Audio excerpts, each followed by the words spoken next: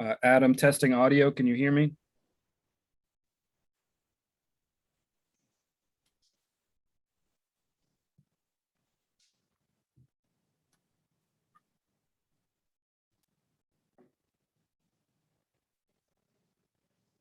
It is Thursday, August the 19th. Welcome to your SAU 39 Consolidated School Board meeting. I'd like to thank the members of the public who are attending this evening, and I'm sure we're going to have a spirited and healthy debate coming up here.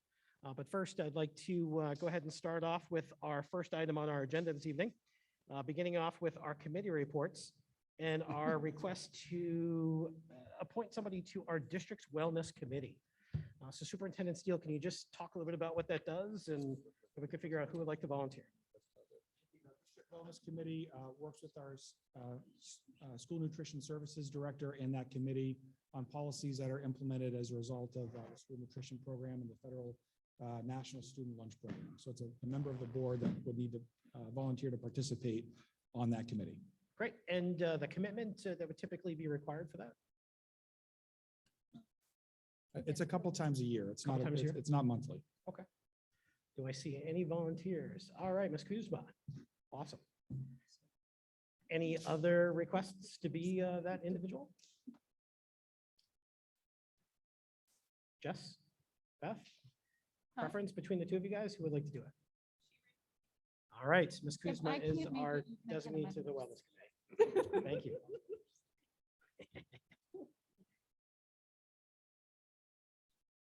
Awesome.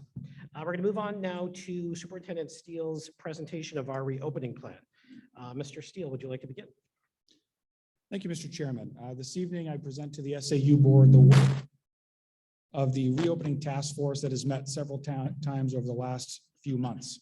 The reopening task force followed the same protocol and process that they did last summer, whereby representatives from several subgroups of constituencies in our SAU were represented and met with as subgroups and then reported back to the main task force. And so what's included in your packet today is a summation of the work of that task force, leading to my recommendation to this SAU board about how we reopen our schools this fall. I want our community, I want our board, I want our students to know that we're going to have a great school year in SAU number 39. We have talented and dedicated teaching staff that are ready to welcome our kids back into the classroom. For those students who've been out of the classroom for many months because of COVID, we're excited to welcome them back and have made special preparations to include those students who've been outside of the in-person environment for a long time. It's going to be a great school year in SAU 39. I'm very confident of that. Over the last several months, the committee that met, the task force that met, wrestled with several issues. Many of the issues that were brought about last summer have been removed either by from experience from COVID last year or as a result of changing state or federal guidance. And so the plan that's being brought forward this evening boils down to some simple mitigation strategies that we'll put in place for our schools. But the key tenet of our plan is that we want our schools to remain open, available to all students while remaining safe for all staff and students. There's a balance that is struck between the personal freedoms that all of our students and parents exhibit and the safety that we need to maintain in our school. And we know from the debates that's happened at the state, federal, and local level, how tricky it is to strike that balance. I believe our plan finds that balance by using a multi-tiered system that's color-coded, but also uses several factors to help us evaluate the relative risk to our community. We know that in all of these choices that we're balancing risk. We all know that driving here to this board meeting this evening, we took a risk by driving our vehicle, but none of us chose to stay home because the relative value of attending this meeting and participating is outweighed by the risk of driving to a school board meeting. We know that in all things, the safest way to keep all of our students and staff safe is for our schools to be closed during COVID. And that's something that none of us are willing to accept or to say is appropriate at this time. And so our plan is doing everything in our power with the mitigation strategies left to us to ensure that our schools remain open and available to all staff and all students. Much of our plan relies on the goodwill of our community, that parents and students and staff don't come to school while exhibiting symptoms without getting tested. It relies on the goodwill of everyone participating to ensure that the safety and the relative health of their neighbors is ensured by the good choices we all make as part of the school community. One key thing that's changed from last year to this year and some of our state and federal guidance is that the quarantine requirements are significantly different from last year. Last year, when one student in a classroom was diagnosed with COVID-19, the entire classroom was required to quarantine for a period of 10 or 14 days. This year, the quarantine requirements are significantly altered, where only if someone lives under the same roof of someone who is positive for COVID-19 do they have to quarantine as a result of that infection. So as a result, if there are positive cases in our schools, it is not likely to result in the quarantining of whole classes, groups of students, or a large portion of the school. Instead, it'll be handled much in the same way other sicknesses have been handled in the past. The student who has COVID-19 will remain home. They'll be followed up with by our school during that time, and they'll return once their symptoms wane. That's a very big difference from last year and should help us keep our schools open, despite the clear issue associated with having less contact tracing happening. As a result of that, the quarantine system changing, we have no need as a school system to even ask the vaccination status of our students. We are not able to require vaccination of our students. That's a state law. But in this, because of the quarantine requirements being what they are, there really is no reason for us to even know the vaccination status of our students. And so our plan does not require that parents disclose the vaccination status of their child. It's just simply information we don't even need to know. Our color-coded system is broken down in levels that are easily referred to by their color: red, orange, yellow, green, and blue. Red would be if the state of New Hampshire or some other entity, some other government entity above us decided that our schools needed to be closed and we needed to be in a remote environment. I don't anticipate us having to do that at the local level unless conditions at the local level are extremely severe and had conditions be even worse than they were at the worst point during the last school year. Our orange status is the strictest of all levels where school is open and in session, where masks would be required of all staff and students, regardless of their vaccination status, and would be recommended but not required outdoors. None of our plans require the wearing of masks outdoors because there's significant data that suggests outdoor transmission simply is not a concern. In the orange status as well, we would bring back the COVID symptom questionnaire and ask parents to do it voluntarily. There would be no access to our buildings for visitors or for guests, and all parent meetings that we could have remotely will be conducted via Zoom or some other modality. There'll be lots of other small protocols in our schools that will be used to mitigate risk, including lunch being in classrooms and building travel limited. The yellow status would require the use of masks for unvaccinated populations. What that means is everyone in our state who's 12 and older is able to be vaccinated. And so the yellow status requires masks for everyone who can't be vaccinated by age. So everyone under 12. Again, it's not at the individual level. We're not going to ask if a child is vaccinated or not. That doesn't matter and is not relevant to us. But for everyone in that status level under 12 would be required to wear a mask. Mask would be required if part of a building has access and part does not. So in the example of AMS, the entire building would need to wear a mask because even though it makes some logical sense that 7th and 8th graders are usually over 12, it's impossible to maintain the safety of the other students in the building if the entire building doesn't wear a mask. The green status will be where masks are recommended but not required anywhere. And then blue is really returning to a near normal operation.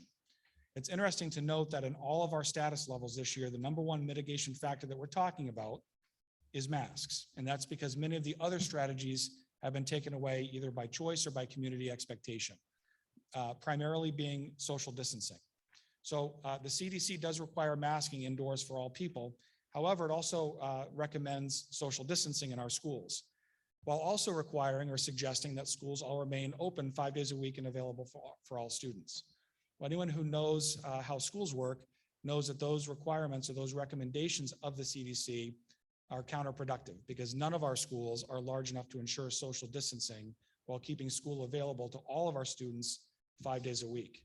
And so those of us at the local level are left to wrestle with those various recommendations and strike the right balance locally. And I believe we've done that in our color-coded system.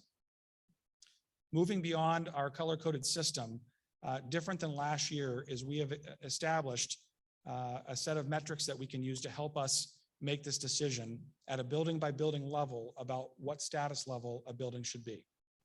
So in order of importance, we've identified 5 variables that can help us determine risk in our schools. The number one and most important is the percentage of our population in that building that has an active case for COVID-19.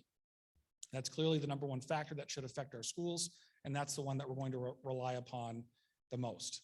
The second is vaccination availability by population. The third is something that I'm going to suggest we tweak as a result of feedback from our community and from the other night at a Sauhegan meeting, but the rate of active cases per 100,000 in our community. Before was number of actual active cases in our towns, but as we know, Amherst is bigger than Mount Vernon, and so the active number of cases by town doesn't make much sense, while relying on cases per 100,000 population as published by the state makes more sense. The next is test positivity rate by public health region, not by town.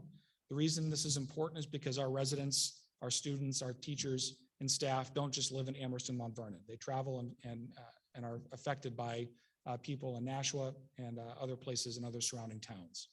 And then finally, the vaccination rate by town. So using those variables that are available and those metrics that are available to us, I can walk through how we look as of today. Regarding school cases, we don't know. We're not sure if there are any active cases in any of our schools except for the Mount Vernon Village School, because the town of Mount Vernon currently has 0 active cases. And so we can surmise that there are no students either in the Mount Vernon Village School who have an active case. Moving down the list, vaccination availability. Both Mount Vernon and Clark Wilkins would both be orange because vaccinations are not available for the students in those buildings. AMS would be yellow because a limited portion of the population has availability and access to vaccines. And Sauhegan would be green because Sauhegan has access for all 9th through 12th graders to be vaccinated. For the rate of active cases per 100,000, again, Mount Vernon would be blue with their current state metric of 0, and Amherst would be green based on the number of active cases per 100,000. It should be noted, while we rely on the state's dashboard and the state's reporting system, we know that our own local data is often more accurate than even what's reported to the state, that the state's dashboard sometimes lags in various metrics, and that we have to also ensure that we're doing follow-up locally to ensure that those numbers are accurate. The PCR positivity rate by public health region is currently 6.6%, which would be orange. And I'm going to suggest that for the test positivity rate, instead of relying simply on the PCR positivity rate, that we combine the PCR and antigen test positivity rate moving forward. Because about a year ago, the PCR positivity rate was seen as the gold standard, but now in practice, after hearing from some medical professionals, they've suggested that we need to really look at both positivity rates in conjunction because they're both used in conjunction with each other for diagnostic purposes. The vaccination rate by town shows Amherst at Mount Vernon at 51.8%, which would be orange, and Amherst at 57.9% as of today, which would be yellow. What that means is if we had to open school today, that I would suggest we would open 3 of our schools in the yellow status and Sauhegan in the green. And as I mentioned, most of our risk mitigation strategies are boiled down to masks. And so that simply means that 3 of our schools would require the use of indoor masks, while Sauhegan would not and would simply recommend them. At this time, I'd like to invite a physician from our community, Dr. Chelsea Dixon-Dion, to speak and share her thoughts on our reopening plan thus far. I heard from Dr. Dion-Dixon, who shared some of her thoughts after reading our plan. And as a hospitalist in the area who treats COVID-19 patients, I thought her input would be especially poignant at this time. Dr. Dion-Dixon. Hello. Hi, is this working? Hi. Hi, everyone. As Adam said, my name is Chelsea. I live in Amherst. My son will be at Wilkins this year. I'm a hospitalist in Manchester, so I care directly for hospitalized patients, including those with COVID-19. I worked in Detroit during the initial surge of 2020. I have worn taped together trash bags as PPE. I have worn the same N95 for 2 weeks straight. I have fortunately seen patients get better and go home. I have also seen far too many people die alone. After everything I've seen, I am in disbelief of where we are today. So overall, I am in support of the proposed plan. In my medical opinion, the level of masking required by the plan is the bare minimum of what we should be doing. I recognize the difficult position you are put in as board members, as there are many people on both sides of the issue with passionate views. But this is when we have to rely on expert advice and data.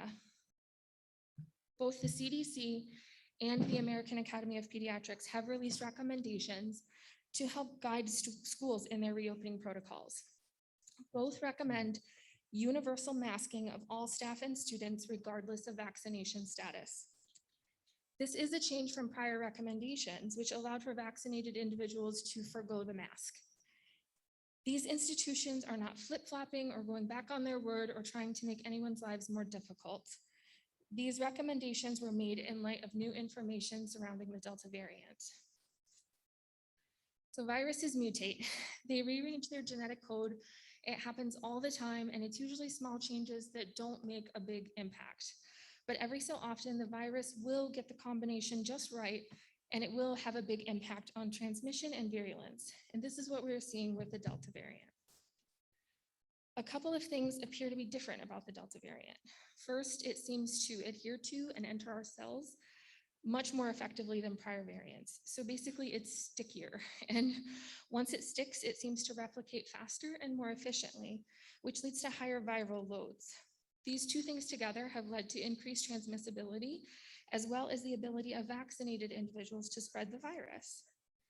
The vaccines are still great at reducing the risk of severe illness for those who are vaccinated, but with Delta, it's not giving us the same protection against carrying and spreading the virus that we had before.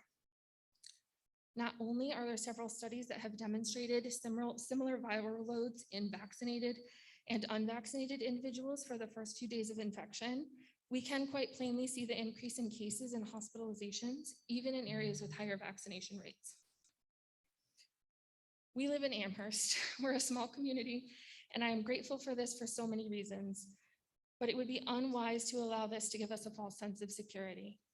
Anecdotally, physicians around the country are expressing that the Delta variant seems to be hitting everyone, adults and children, harder than prior variants. The CDC has some early data to suggest this, that it may cause more severe illness, but frankly, it's too soon for us to have real numbers. Excuse me, Thank you. So, ma'am. Ladies and gentlemen, one person at a time, please. Miss, one person at a time. Sorry, go ahead. Thank you. The unfortunate reality is that some kids who get COVID will get really sick. Thankfully, so far, it's not the majority, but as cases increase, hospitalizations will increase. I'm sure we have all seen what they're dealing with in Texas with running out of pediatric ICU beds. New Hampshire is not immune to this. I would like to kindly remind everyone that COVID is not the only thing that can land kids in the hospital, and it takes much less than you would expect for a hospital to become overwhelmed. I have been a part of both surges of COVID so far, and looking at the exponential increase in cases and hospitalizations in our country, it looks identical to or even slightly worse than the surge that began in November and peaked in January of this year. I did not come here to spread doom and gloom. I came here tonight to express my recommendations. We all want our kids in school and we all want them safe. How we accomplish this is to use all of the tools that we have at our disposal. Hand washing, social distancing when possible, staying home when you're sick, and absolutely masking. Masks reduce the transmission of all illnesses spread by respiratory droplet. We have known this. This is standard of care, period. I choose to live in this town because of the amazing school system. I want my son in school. It's better for all kids academically, socially, and emotionally. They have been through so much in the last year and a half, and we want to keep them in school. So we have to be proactive about infection prevention. Again, overall, I'm in support of the proposed plan. Monitoring community transmission is vital and has been shown to correlate with in-school transmission. So I'm glad to see this factors into decision on status level. My recommendation would be to alter the mask requirement of staffing and status level yellow to reflect the guidance from the CDC and the AAP. Thank you. Thank you, Dr. Dixon-Dion, I'm sorry.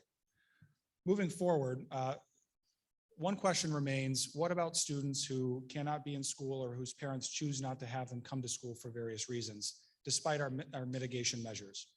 So unlike last year, we don't have the funding or availability to provide remote classrooms with dedicated staffing for those students.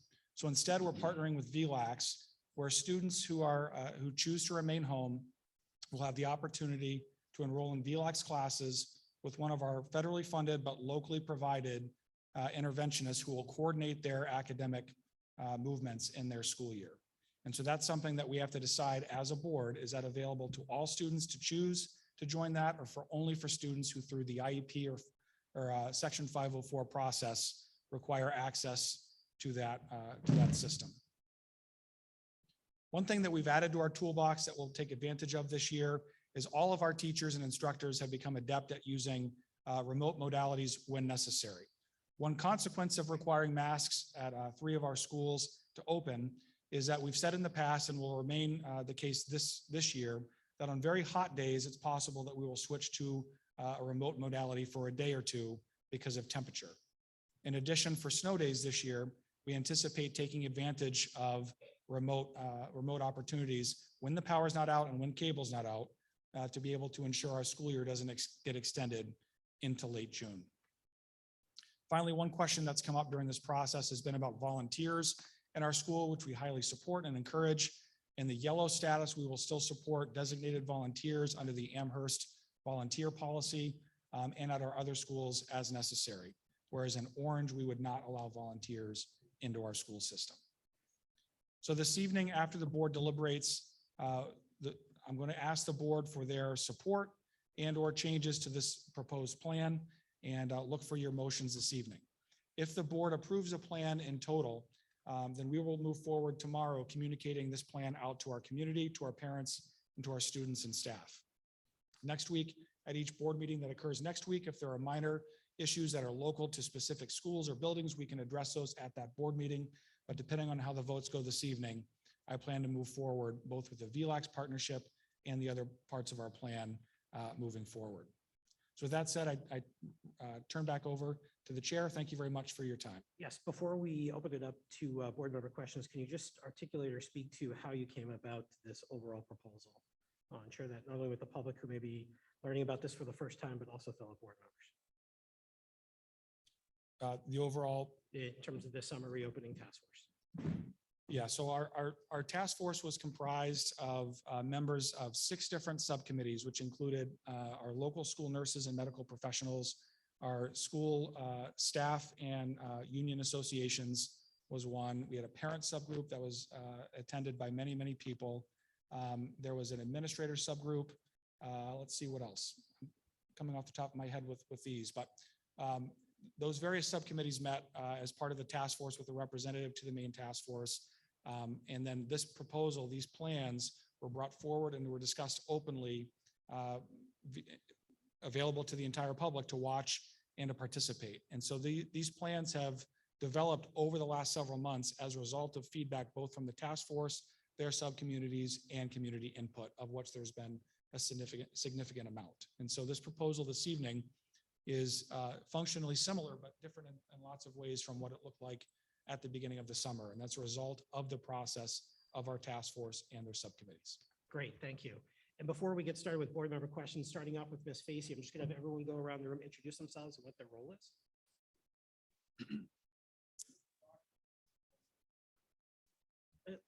Sir, ladies and gentlemen, this is a school board meeting. We are entertaining testimony right now. Please refrain from comments, and we will open up the floor for public comments when we get to that point. And everyone is encouraged Sir, everyone will be encouraged to share their thoughts. Thank you. Thank you, sir. Thank you, sir. Thank you, sir. Thank you, sir. Ms. Facey, Good evening. Amy Facey, Business Administrator. thank you. Steve Chamberlain, Assistant Superintendent, Secondary. Christine Landroll, Assistant Superintendent, Elementary. Stephanie Grund, Vice Chair, Sohegan Cooperative School Board. Laura Taylor, Secretary, Sohegan Cooperative School Board. Tim Gronstra, member of Sohegan School Board. Christine Peters, Sauhegan School Board. Steve Coughlin, Sohegan School Board. Terry Beam, Amherst School Board. Victoria Parisi, Secretary of the Amherst School Board. Elizabeth Kuzma, Vice Chair of the Amherst School Board. Tom Gothier, the Chair of the Amherst School Board. Jessica Hinckley, Secretary of the Mount Vernon School Board. Pete Eckhoff, Mount Vernon School Board. Sarah Lawrence, the Chair of the Mount Vernon School Board. And my name is Stephen O'Keefe. I'm the Chair of the SAU 39 School Board, as well as a member of the Mount Vernon School Board. So now we'll open up the floor to board member questions with regards to our reopening plan. I just ask that you please raise your hand, be identified, and we'll go from there. Starting off with Ms. Grunt. Adam, can you please explain where you got the numbers, the percentages and things you're using, the factors that affecting the status level? Sure thing. What would you like to know? Well, like, how did you get the 1% unless is green, 1 to 3% of school cases goes to yellow? How'd you get the 1 to 3, 3 to 8, where that, why not 4%, why not 5%? Why Yep, not? thank you. Thank you for that. So I went back and looked through our entire last school year and saw the number of cases in our various schools and used how that matched up to our choices during the last school year.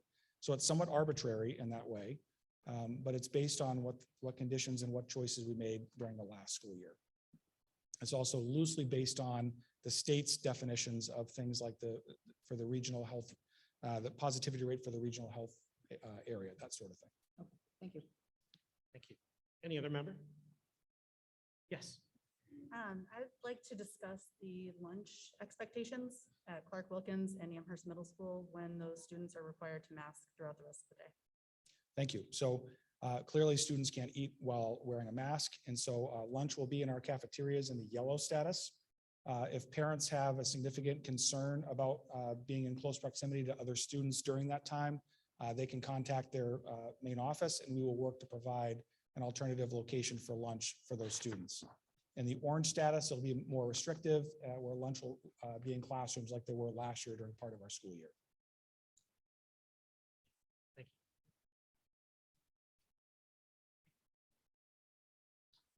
I do have a question. Can you speak to the fluidity of moving between orange and blue and the various sort of metrics? How frequently you're going to be looking at it? So let's say we start off Mount Vernon and they announce vaccination opportunities in October. At what point will we reevaluate and reset that current status for that building or that school? Thank you. So we will be, if this plan is approved, we're planning on publishing this to our website and having a status landing page available for our community that we will update every day based on local conditions and the town conditions and regional conditions. Last year, as you might recall, we had a set of periods of time for our school year that was broken up into 11 different segments. We're not doing that this year because conditions change somewhat fluidly, and so we'll adapt our conditions somewhat fluidly as well. So all parents and our staff, as well as students, need to have some lead time before we make any sort of changes. So whenever possible, if we can give a week's lead time, we will. I don't expect these things to be changing every day. Every week would even be a lot. So our hope is that things change gradually and that we're able to make changes gradually as well. But it's simply, I'm just not sure how well we can predict how quickly conditions will change. Yes. Trying to understand your thought process on the statuses and things like that. Looking at your rubric for the current case, the current statuses for each of the different aspects you've broken out, there's a lot of yellows and oranges, and yet you're still recommending green for Sauhegan. I'm just trying to understand what is the tipping point, Sauhegan is the one that's different right now, so it's a good example. What's the tipping point that would cause you to switch to a yellow status for that one? Well, as we know, the very number one top indicator is local cases, and we simply don't know of any, and judging by the rate of active cases per 100,000 residents in Amherst, I can expect that to be very low as well. So given that as well as that vaccination is available, the active case count is low, that leads me to believe that that Sauhegan is very safe to operate without masks. Okay, so you kind of list them in priority, I guess, is Absolutely. perfect. Thank you. Mr. Gronstra. Adam, so one of the things, as you probably know, over the years is I'm very much somebody who likes to take subjectivity out of any kind of metrics. So the factors table is good for that. But I think to go on, piggyback on what Beth was alluding to go to determine green or yellow or whatever this or the color status is for a particular school based on different things. Personally, I'd like to see some kind of a score. So if you have if school cases is your number one thing, then maybe that gets a certain weight, and then the other ones get weighted, and then you score where each school falls in the different things, and then typically you would have a range. Okay, this range from, if you use the lowest number wins type of thing, 0 to whatever the max is to stay in blue would be blue, and then et cetera, ranges for each color. That way it's not so arbitrary. You're actually picking what the status is for a particular school based on agreed upon weights and metrics. So and relative to that also, the active case count, I know you said you're going to do it per 100,000, I think, which is great. But as we all know, we've seen a number of cases change. They can change quickly from day to day, depending on how they're added and dropped. So one of the things I saw on another graph was utilizing something like a 7-day moving average. So if you do that, then it becomes more of a metric that doesn't jump around as much. So the town could be 2 cases one day and be blue or green, whatever you want to call it, and then jump into 10 the next day in yellow. But really, when you spread it out over a 7-day moving average, it's a 4, which could still be green. Catch what I'm saying? So something like that would just, again, help make it more objective rather than subjective. Thanks. Thank you. Thank you. Mr. Gothier. So we know that students don't have to quarantine in a class regardless of masking situation. If a student comes up with COVID in a class, that student goes home, the rest of it is not deemed to close, the rest of the class is not deemed to close contact. Will this plan mandate extra preventative measures if we're in a green status for that class, or if we're in green, will we say that class had a positive case, we need to mask for the next few days? Is there any desire, flexibility, need, plan to do something along those lines where you can alter it case by, on a class by class basis? I think that makes sense. I think there's probably would be some situations if there was clear evidence of spread within the school, within the classroom, that we would look at making those decisions at a classroom by classroom level. But back to your question about quarantining, the DHHS website is pretty clear that they have to live and sleep in the same indoor shared space as another person diagnosed with COVID-19 in order to be quarantined. So it's a fairly high threshold. Thank you. Ms. Parisi, before we get to you with your second question, I just want to give an opportunity. We've got 3 board members who are remote. We've got John Glover, George Torres, and Josh Conklin. Any comments from you guys before we go around to second questions? Not at this point, Mr. Chair. This is George Torres of Sauhegan. Thank you, George. Mr. Glover? No questions at this time. Thanks for asking. Thank you. And Josh? No questions. Thank you. Thank you. Ms. Parisi, with your second, oh, I'm sorry, Mr. Coughlin, go ahead. Thanks. I snuck in front of Terry. Adam, if I remember correctly, last year, one of the criteria for closure was population in the school. If the students and parents were voting with their feet, that was part of the decision. I assume that's going to happen again, whether you have it in this plan or not. If no one's here to instruct, or a significant portion is not here to instruct, there's no point instructing in person. Indeed, if there was, for example, and there's, we didn't have any evidence that there was spread within classrooms during the school year last year that we're aware of. I'm not sure this year if that would be any different, but if, for example, an entire second grade classroom, if majority of them was home either because they had a positive test and required to be home or something else, we would be flexible to have that teacher teach that class remotely. We would shift simply that classroom, that grade level, that school, if that had to be done. Again, that is not something any of us want. We want all of our kids in school 5 days a week as much as possible. But if conditions warranted it, where it made sense for a classroom teacher to gather the 10 second grade students from 3 classrooms and teach them all remotely, then we would shift if we had to do that. Thank you. Terry? Thank you. I would like to understand a little bit more about our younger children, especially. We know that we want to model and show them the behavior we wish them to exhibit. So if we're asking them to wear masks as a whole, why are we not requiring the staff to wear masks as well? And I love our staff. I don't want to make them uncomfortable. Don't get me wrong, but it's important. Yeah, the task force was split on that very issue and ultimately recommended that the plan require staff in schools where masks are required for students, for staff to wear them as well. But they were split. The task force was split. Our staff is split on that issue. But ultimately, if our children have to wear masks in school, I would also recommend and require that our staff do as well in that school. So are we adding that to the plan? Are we modifying the plan with that? Yes. Okay, thank you. Thank you. Ms. Grant?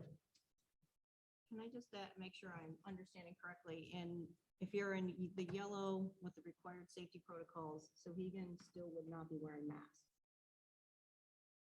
Correct. Thank you. And then I'm sorry, Laura, go ahead. I wanted to thank you, Adam. I think you spent a lot of time preparing it. I have a few questions about your sort of risk assessments and the numbers you've chosen, and you're listing 5 things here. Where have you pulled these 5 things from exactly? And why? So 4 of those things come directly from the New Hampshire, well, 3 of them come from the New Hampshire DHHS COVID dashboard page. Vaccination availability is something that we know is what the rules are for that. And then school cases would be something that we would draw ourselves. We found that the state website last year for school cases in particular lagged significantly behind active cases. And so we would carry that locally as well. And so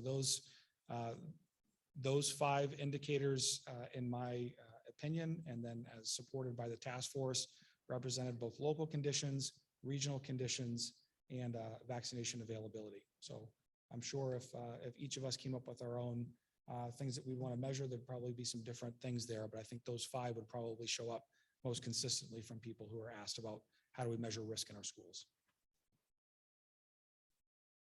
Can you tell us a little bit more of why? I know that the 4 of them are readily available, or 3 of them are readily available, but even in the New Hampshire recommendations for schools, where the cases were in the schools was part of their matrix, and you don't have that in yours. Where the cases were in the school? If they had clusters, like it wasn't just one, but if they were together, it was a lower risk if they were all together rather than spread around the school. And you don't have that in your matrix. No, we simply decided to take the approach of school cases specifically. But as I mentioned before, if a cluster was identified in a particular classroom or grade level, there's nothing that precludes us from doing specific mitigation for that classroom or grade level. Well, I'm just concerned that if the percentages, if there's a cluster in the school, how it might affect the entire school when the state didn't consider that an issue. Got it. Well, I think to Pim's point before about ranking these items as well or scoring them, we have to accept that things change over time with COVID-19. The things that we would have come up with a year ago would not apply today because we would have greatly overweighted school cases, for example. We shut down last March of 2020, when I believe there was less than 10 or 12 cases in the entire state of New Hampshire, none in our schools and none in our towns, but our schools were fully remote. And so things have changed with time. And I think that flexibility has to be part of this plan as well as a result. Thank you, Laura. Any other first questions before we go over to Victoria? Yes, Christy. Hi, I don't know, is this good enough? Okay. I've been looking at the State of New Hampshire School and Childcare Toolkit that came out or was updated last week. And I'm looking at their matrix and it seems to be maybe a little less rigorous than the one that we're proposing. So I'm wondering what the thinking is there. Yeah, the school recommendations are to use level of community transmission and then cases within a school only to make determinations about mitigation strategies. The difficulty with that is that right now, the level of community transmission for the entire state is the highest level. And so that removes a lot of our decision-making because if we were to follow that as our main metric, then we would require masks everywhere and we'd have little hope of not requiring masks in any of our schools, even if vaccinations became available to our young students. And so in my opinion, having additional metrics beyond what the state suggests gives us more flexibility to make better choices for our schools. Thank you. It just seems that initially starting out where they're saying if it's minimal or moderate within the school, that it would be optional and a single cluster would be targeted mask use. I'm wondering why we're jumping so hard into universal with the littles.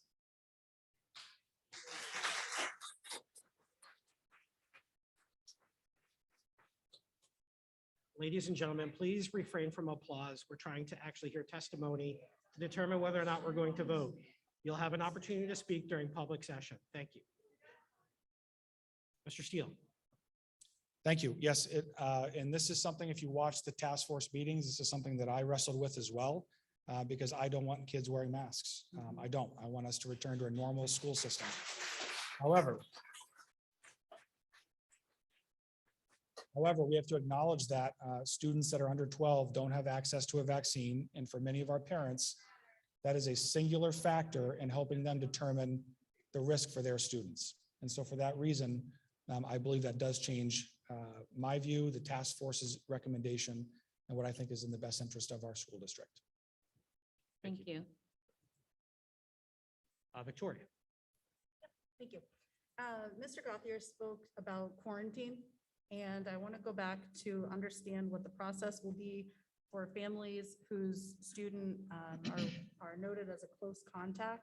I know according to CDC, you're not a close contact as long as you're both masked, but in the situation where students will not be masked at all times, will families still be notified even though they do not need to quarantine?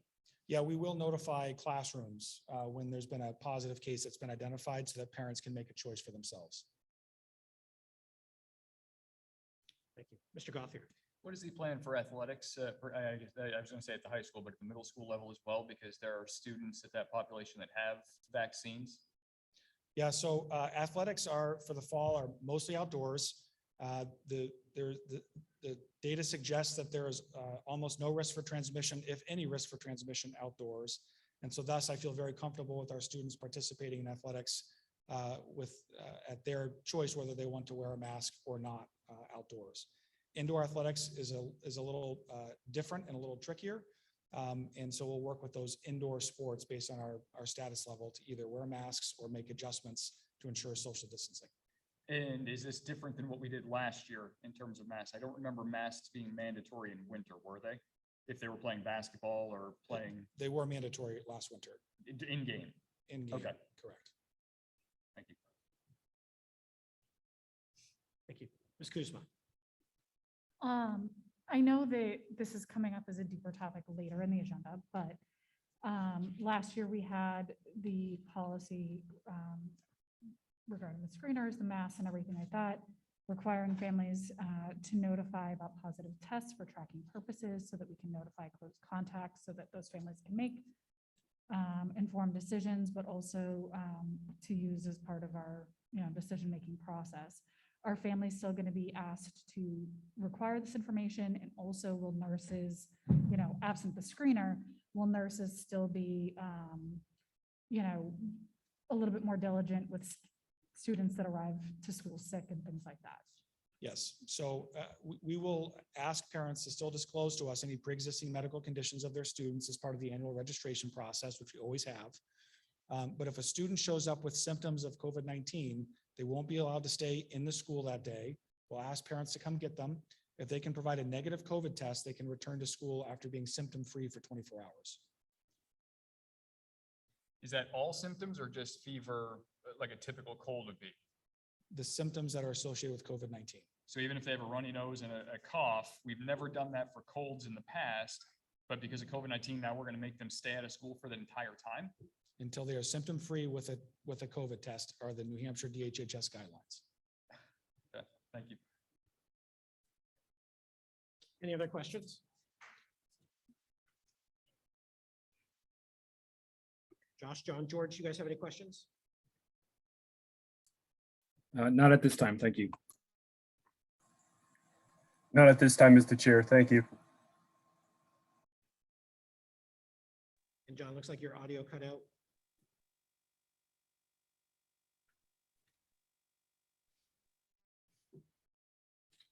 We'll wait for John to rejoin us. Okay, seeing no other comments from board members, we're going to open up the floor to public comment. Just a reminder of our board policy. Public comment is your opportunity to share your thoughts, your feelings, your wishes, and most importantly, what your feelings are about this particular issue that's under advisement, which is the reopening plan. I ask that you keep your comments to 3 minutes.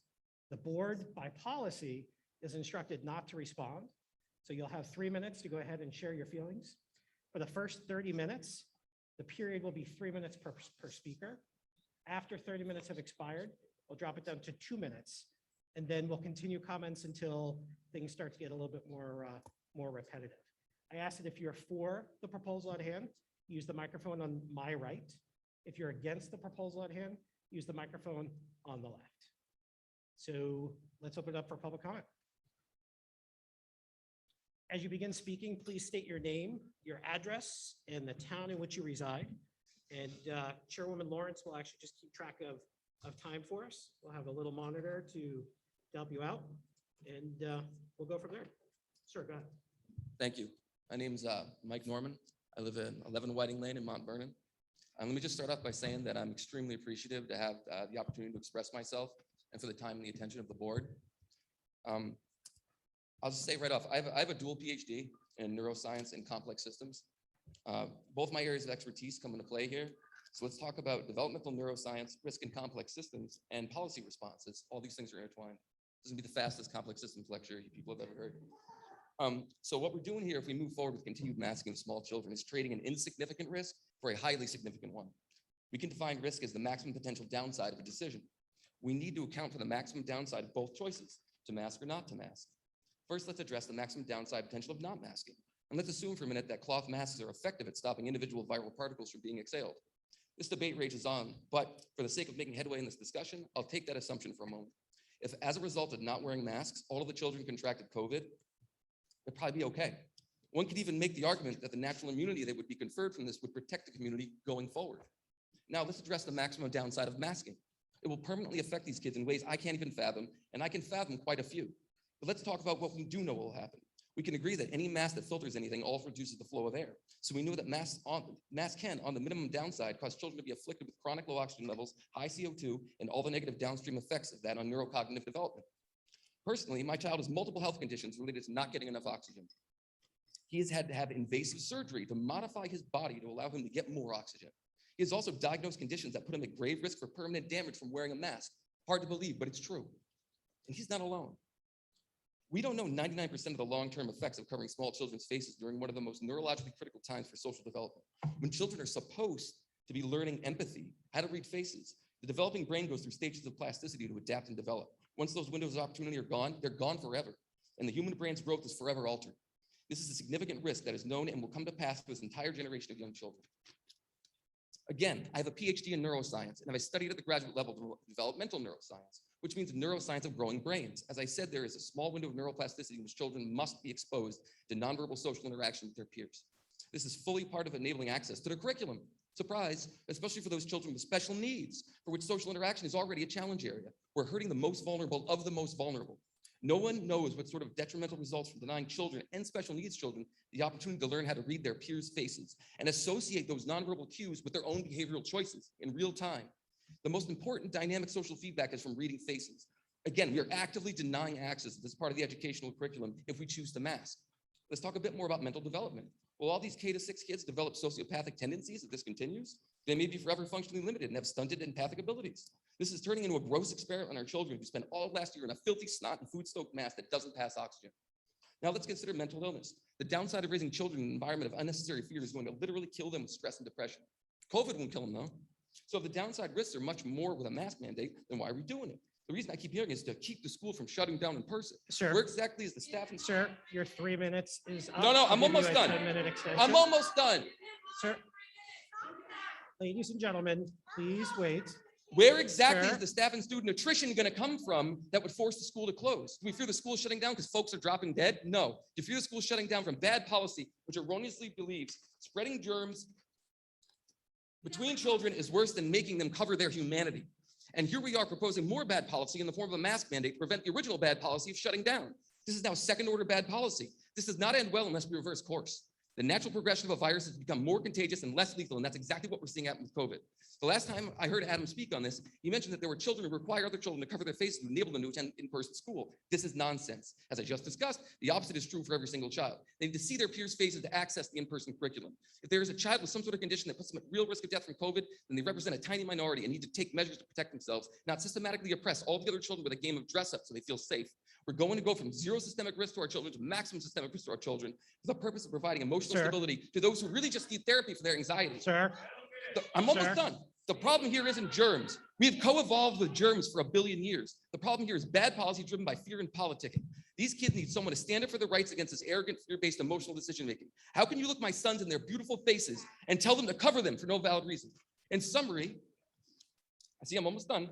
To have a policy where masks are required until a vaccine is available ignores every aspect of dynamic reality, every aspect. This thing will evolve forever. It'll be around to affect your grandchildren and their grandchildren. If we torture our children until we're, quote, safe, our grandchildren's grandchildren will still be in masks. Forcing a reactive policy based on incorrect static assumptions of reality should be criminal. There will always be an evolving threat to be afraid of. Setting this precedent would see us do this for the flu and everything else. So if you're afraid, then mask up your family with N95s, but that's where your power needs to stop. I'll stop there.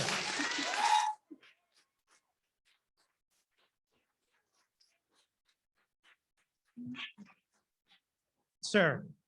Sir, can you do me a favor? Can you please take that printed out copy and provide it to our secretary so she could submit it to the record? Thank you. Ladies and gentlemen, the 3 minutes is there to allow for fairness across all speakers on both sides of the issue. We want to hear all sides. This is Amherst. We respect each other. We believe that everyone has an equal voice here. Ma'am, please, we believe everyone has an equal voice here. And we're asking you guys to actually share your feelings and your thoughts on this particular issue. Ma'am, we're not in a debate here, please. Go ahead. Mr. Chair, can you tell me please how many minutes I have to speak? Yeah, we will give you 3 minutes, sir. I wonder if I might get the courtesy of being able to speak without interruption by my neighbors. Would that be possible? Thank you. We're not interrupting you guys. My name is Martin Goulet. I'm on 22 Veterans Road in Amherst. I wish to speak tonight to remind us all of two of our most precious documents, the United States Constitution and the Constitution of the State of New Hampshire. The very first words in the US Constitution tell us its utmost objective. We, the people of the United States, in order to form a more perfect union. The New Hampshire Constitution starts with Article 1. All men are born equally free and independent. Therefore, all government of right originates from the people, is founded in consent, and instituted for the general good. A more perfect union for the general good. In both of these founding documents, the very first articulated objective of our government relates to our independence as a community. The question of masks or vaccines or any of the risk mitigation strategies discussed tonight boils down to a balance of personal freedoms, which we cherish, and that more perfect union that we are compelled by our Constitution to seek. When we choose personal freedoms while simultaneously ignoring well-established principles of risk mitigation and public health, we choose to ignore that most important element in both our federal and state constitutions. Will we do that? Will we teach our children that their personal freedoms matter more than the general good? That's not what I have been trying to teach my children. And I hope the board will take into consideration whether that is what we want to be teaching the children of Amherst and Mount Vernon. Thank you, and thank you for all of the time and effort you've put into this. Thank you, sir. Can you do me a favor, sir? Sir, can you also submit that to our secretary for the record? It has been, Steve. Thank you. Sir, please state your name, your address, and the town in which you reside. Am I going to have an opportunity to rebut the heckling, or are you going to cut it off maybe? Ladies and gentlemen, we're here tonight in the best interest of our community's children. Cutting each other off, heckling, it's not a part of the discourse that we should be involved with tonight. We're here to listen to your opinions and hopefully change a couple of minds to sway towards your side. Arguing back and forth doesn't help anybody, including you. Sir, go ahead. Please state your name, address, and the town in which you reside. My name is Peter DeBruyne-Kops in Amherst. Got to focus after all this commotion. My view, my understanding of your approach to this was you were looking at the health and safety issue to do with just one particular threat. And I think that there's actually other health and safety issues that come into play here. My experience as a manager of people, as having children, dealing with other people, is that when, maybe it just be me, but a direct action tends to produce side effects that are more significant than the direct action that I'm trying to do with people. I mean, that's why I like beekeeping, because the bees, it's easier to figure out what they're going to do sometimes and how they're going to react to me. So I'm concerned about the social, the emotional, and psychological effects that you have from any type of a policy. And with this masks thing, you can have I think you can have some strange effects in some kids, and I mean, I don't have kids in the school's age right now, but there are some cases where parents are upset by the effects of their kids by this fear-based environment and the wearing the masks. And they cannot see the faces of the people, they can't get the smiles. It's a very important part of development. And so it's going to be very difficult for you to sort of weigh these social, emotional, and psychological effects. But my understanding is we have some potentially some very serious ones in the past year that you can argue with exactly what the cause is. But I really do think you need to pay attention to that. And on the other side, in terms of masks, the type of mask that's used and the way they're worn is really quite a minimal positive effect. And it's really tough to see how that can I mean, there's a symbolic effect and it might make the parents feel better, but it's hard to see how that can compete with the social, emotional, and psychological components. Thank you very much. Thank you. And sir, if you have any prepared or written comments, if you can also submit that as well. If you had any written comments? No? Okay. Go ahead, sir. Please state your name, address, and the town in which you reside, and then you'll have the floor for 3 minutes. Thank you. Seth Smiley, 20 Holly Hill Drive in Amherst. It's obviously a very emotional subject for a lot of people. And when the first wave of COVID hit, it was really stressful for my family and I. And to be frank, I was one of the doubters. I didn't go on Facebook, but I contacted Adam, really doubting the hybrid schedule, not thinking that it was going to be successful. And I'm so happy that I was wrong. And I let Adam know that I was wrong. You know, I trust that our administration is making the right decision. I do believe that the lack of spread around Amherst is because we took the right type of precautions.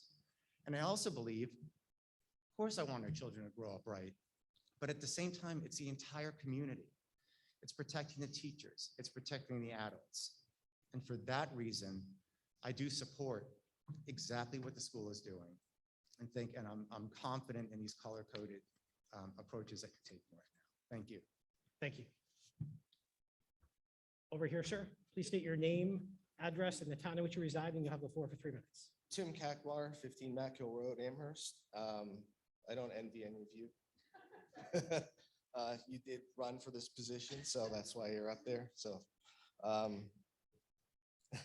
yeah. So my job is working to get drugs approved with the FDA. I have a master's degree in biology. I've gotten 24 drugs into clinical trials myself, and I've gotten 3 drugs commercially approved. There's a lot of bad science going on right now, both at the government level, at the medical level, in general. At Tuesday night's meeting, I talked about the PCR test, and thank you, Adam, for listening. The PCR test does not detect if you have a virus or not, detects particles of the virus, the messenger RNA. It can't tell you if you have the Delta variant or not. And it is a very high rate of false positives and false negatives, actually. It's actually getting taken off the market and getting removed and replaced at the end of this year. So to base a lot of these decisions on something that has such a bad and low hit rate is pretty appalling. The other thing too that I want people to think about is that if the PCR test tests for pieces of messenger RNA from the virus, the vaccine is synthetic messenger RNA from the virus. I don't know, maybe that's why all the positive tests are coming back now. I can also tell you that the vaccine companies did not do the normal development work that's necessary to get a drug into pediatric patients. They didn't do any juvenile tox studies. They did not do segment 1, 2, or 3 toxicology studies. We don't know what impact this drug is going to have on our children, ability to reproduce, ability to grow, ability to develop in the womb, or to what genetic issues are going to be passed on to their children. We don't know that because they didn't do the studies. If I actually went down to Beltsville to try to get a drug approved with the information that these companies have provided, I would get laughed out of the city. But I'm not here to talk about that. I'm obviously here to talk about the masks. And these Orwellian guidelines that's due to a virus that has almost no risk to kids at all. 4.2 million children have tested positive for COVID. Out of the 610,000 deaths, 423 of those were for children. That's a 0.07% death rate.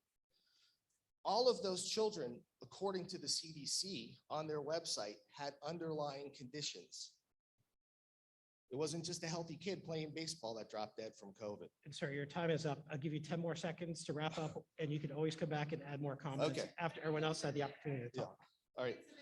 Basically, what I want to say is that if you want to end COVID, stop getting tested for COVID.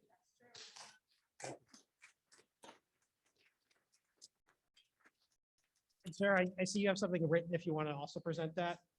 I encourage you to just pass it over to our board secretary. Thank you. Ma'am, go ahead. Please state your name, address, and the town in which you reside. My name is Madeline. I live 30 Mount Vernon Road in Amherst. And so I just want to say I'm really grateful for this proposal because it's giving us students hope that we will be back in person for it as normal as we can have school year. You could have easily just made us all go remote last year or all go remote this year. And I'm really thankful that that hasn't happened.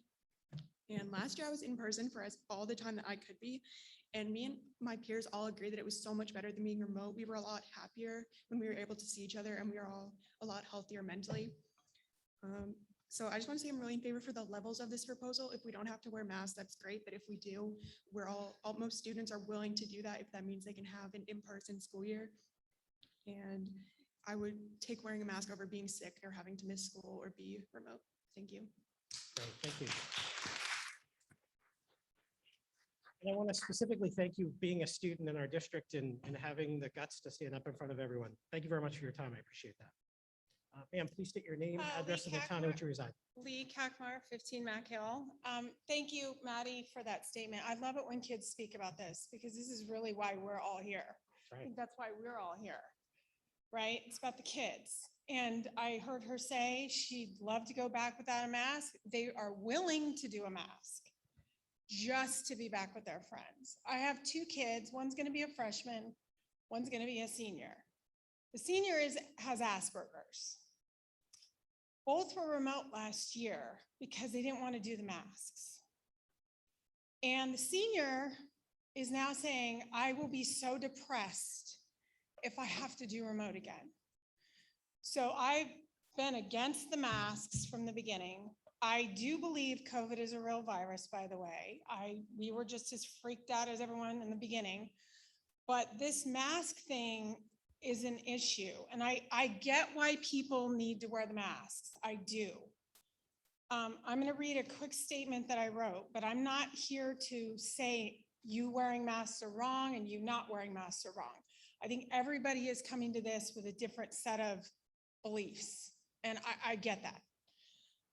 But I do notice that people calling for mandatory mass vaccines and testing demand that everybody do it in the name of public safety.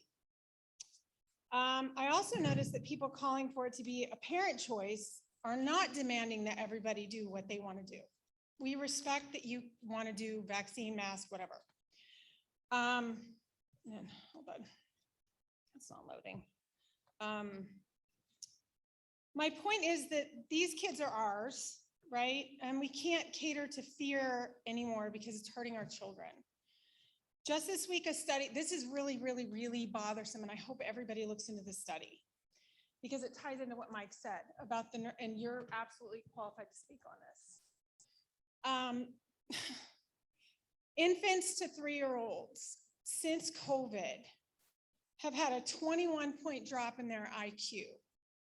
This was a Brown University study, and I have an epidemiology background. I'm not sure if everybody knows that, and I did work at Johnson & Johnson on the COVID vaccine.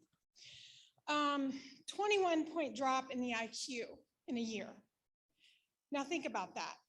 We've heard from the beginning, masks don't do it. They're not harmful, right? COVID is way more dangerous than the mask. Now we have proof the masks are retarding the development of our children, literally stopping brain development. And I think the fear of them getting COVID is not warranted because one, they're not at risk. This is the bright spot of COVID. It is not the flu. The flu actually kills kids. The flu is dangerous. COVID is not.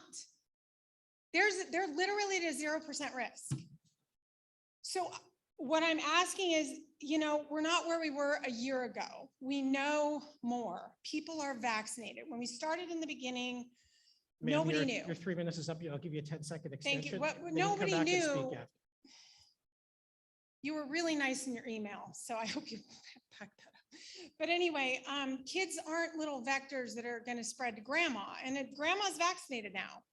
So with the littlest ones, please read that study. because a drop of IQ below the 70s means they may need help just with basic tasks. And I think you can back me up on that. Thank you. Thank you. And if you have written comments as well, you can submit them to our board secretary. We'll be happy to include them in the record. Autumn. Autumn Gardena, Mount Vernon. I don't have a written statement. I just felt compelled. I have a fifth grader and sixth grader. And I have to say, in line with the student who spoke, I have so many friends and family across the country whose children were remote all last year.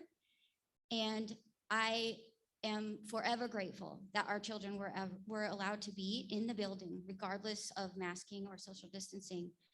The short time that our children were remote was devastating to them. Being in school with masks and distant was worlds better than sitting behind a computer screen for them, socially, academically, mentally. So I applaud you for all of your hard work. I am an avid volunteer in our community, and I know you guys work diligently to make the right decisions, and you take it all very seriously. So thank you so much for protecting our children. And I do not want my child to be in the 0.07% who dies from this. So thank you for protecting them. Thank you.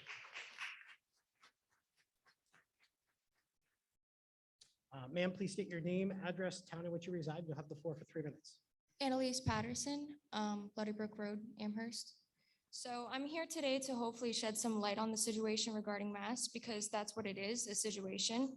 My name is Annalise, and I'm a young 22-year-old mother to my daughter, and I can tell you if you guys mandate masks, a lot of people will pull their children out of school, as I have decided to homeschool my child because she will not be growing up with masks around her face. So we already know that the risks for children to get COVID are quite low. In the cases that people like to talk about, although they matter, they are quite marginal, these cases. And so we should stop bringing that up as a statistic, because I'm sorry, it doesn't merit here. The majority of children would be fine if they even had COVID. And the majority of children will not catch COVID, sorry. So let's talk about the science for a little bit of a minute. In terms of medical credentials, I'm just a community college student finishing up my health science degree. But even if I can see holes in the basic science surrounding masks, although you can only cite some promoted hasty studies, why aren't people paying attention to all of the studies, even by Stanford, that point to masks not only being ineffective, but harmful for kids? Everyone knows that cross-contamination exists. And what about the constant recycling of CO2 for 8 hours a day? Or what about the psychological effects, which he so awesomely spoke about, that affects our children? They cannot socialize normally. They can't even see each other smile. So, and if one of the children pass out or have health conditions, lung conditions, heart conditions, you name it, there are children with conditions that cannot wear masks for 8 hours a day or however long you want them to wear it for. Also, the children that have to do athletics, do not make them wear masks. That is absolutely illogical. That's absolutely illogical. We all know the smart thing to do is to leave it up to the parents, because you are not co-parenting our children. Let me say that one more time. You are not co-parenting our children. So if there are parents that are scared of COVID and you want your child, and your child is scared of COVID as well, please wear a mask and vaccinate as you believe in that. And we will send our children to school without a mask for no CO2. Thank you. Thank you. And then Miss, I noticed you have something written. If you'd like to submit that as well, please feel free to do so. Seeing nobody at the other mic, sir, you have the floor for 3 minutes. Please state your name, address, and the town in which you reside. Yes, my name is Kos Klevunos. I live on 26 Dream Lake in Amherst. I came here as an immigrant, and one of the first things that I learned was life, liberty, and the pursuit of happiness, and what made this country so great, which is the individuality, individual freedom, and choice. Now, I didn't come here prepared with a speech because I'm not a scientist, and I don't work in the medical field, but I do have a little bit of a common sense, okay? And I also have a computer and I can look things up. And for one thing that I've figured out is that you can't count, it's hard to argue with a fraudulent test. As Kerry Mullis himself says, this cannot be used for a virus or disease. And he was the creator of the PCR test. Now, I'm here to let you know that I do not consent to any of this.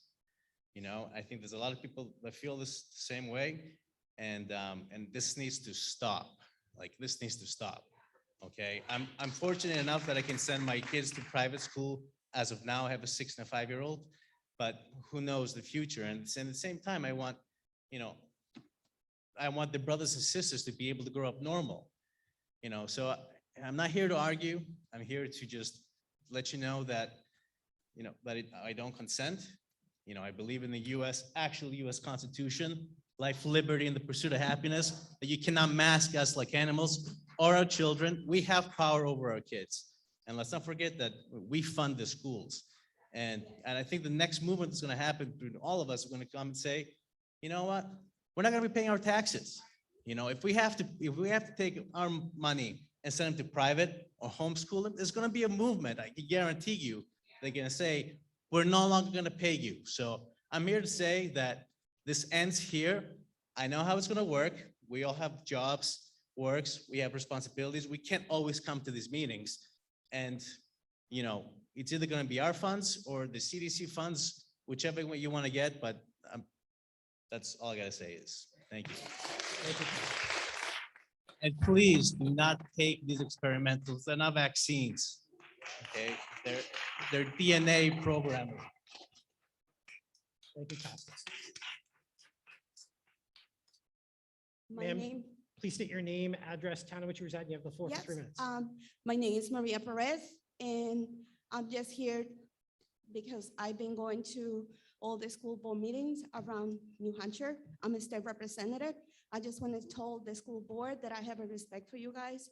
I have a respect for all the work that you guys doing, and hopefully the parents learn how to respect the school board when they talking and respect the other parents when they speaking. Thank you so much. That's all I need to say. Thank you.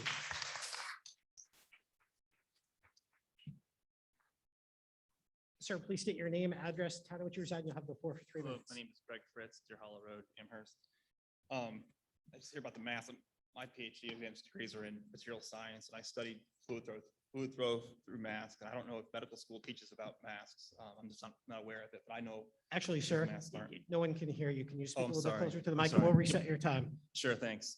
My name is Greg Fritz, Deer Hollow Road, Amherst, and my PhD is in material science engineering. So I studied fluid flow through masks, and I don't know if medical school teaches that or not. I just don't know. But I don't think that the testimony had anything to do with demonstrating that masks are effective against the spread of the virus. We do know they have droplets. That's great. But an infected person has between 2 and 3 billion viral particles per milliliter. And when they cough, it only takes about 1,000 particles to get somebody sick. So I don't understand how anyone's ever shown that masks are effective against the transmission of the disease, not droplets. And I'd really be curious, someone could enter in the record so I could see it. Any study showing that masks are effective. I'm very curious, just as a scientist. But that's not my comments. I wanted to try to find some common ground tonight, and I know I already burned some time, so I'll speak through some stuff here. But I know it's all different takes, but I do think there is some common ground here. I think it's important to keep in mind the problem we're trying to solve. What is the least burdensome path to fully reopen the schools? You say you want to open schools, you can do it. All of us here want to send our kids to schools. I hear people that want mask mandates, people that don't want mask mandates. We all want to send our kids to schools. Okay? I think that's because deep down we know that schools are safe for our kids and our kids are safe in schools. Is there anyone here who really believes the schools are a biohazard zone and you want to send your kids to school anyway? Is that the kind of parents we are? That's the kind of school board we are? You really think it's a dangerous place for kids and you're going to make our children wear PPE correctly in schools to keep them alive? I don't think we have those values. Maybe I'm wrong. I invite a speaker to correct me. I think we have that in common. We both deep down know this. If there was a radiation leak in schools, would we send our children to schools with radiation PPE? Or keep them home? We know there's no danger. Stop it, okay? It takes a little bit of bravery to overcome this media hype, and I know you saw a scary movie on CNN, and it is scary, but we don't have demonstrated that the disease is dangerous to kids. We haven't demonstrated that the suggested measures are effective in any way. And until we do that, this is all silly.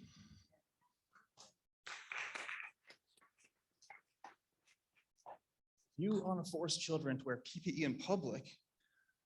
If you really think that another kid in class has to wear his or her PPE correctly in class to keep your kid alive, I got news for you. The kids are not going to wear it correctly 100% of the time in your kid's classroom. So please do what Bob did last year. Put your kids out of school and homeschool them. Find some safe way for your kids. Don't put them in a biohazard zone. I would never do that to my kids. Okay, so we should open the schools like you want, Adam. We should have no masks like you want. We should have no testing. We should have no more fear. We should not only know ourselves that schools are safe, we should tell our kids, your schools are safe, children. What time? What time, please? A time, please? It unfortunately, it failed, so. Oh, great. We'll So, let you finish your minutes. I appreciate the fact that the board cannot interrupt me and talk back. This is great. So yeah, so no masks, no testing, and no more fear. It's really important to me that when we open the schools up the first day or first week with no masks and no nonsense, we hold an assembly and we talk to all the people in the school, the teachers, the students, and we tell them, you're safe. There's no danger we can find. There's no mitigation for this. And it's fine. We're back. Okay. Make friends, look at your faces, have a good time, and have a good time here. Okay. This is school. It's safe. So tonight's about your decision and what you believe. Are you sending kids to a biohazard zone PPE, or are you opening up the schools? There will be a day for us to make decisions about you, and your decision tonight affects ours. So thank you very much. And I know you can't talk back, but I have a couple questions that I just want to leave for the record, and I hope we can get an answer at some point. If your, or something like your proposal passes, kids will be required to wear masks in certain situations.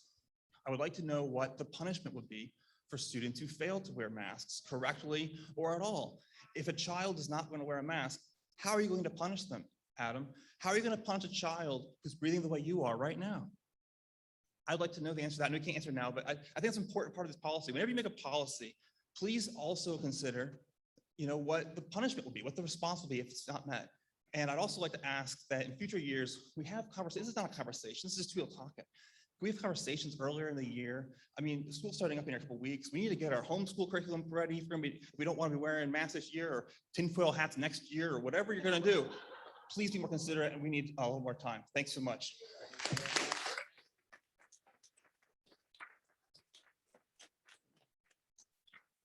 And Ms. Gardenia, just because the way we practice our board meetings, everyone gets to speak first, and then we'll invite people after they're done for a second attempt, if that's okay.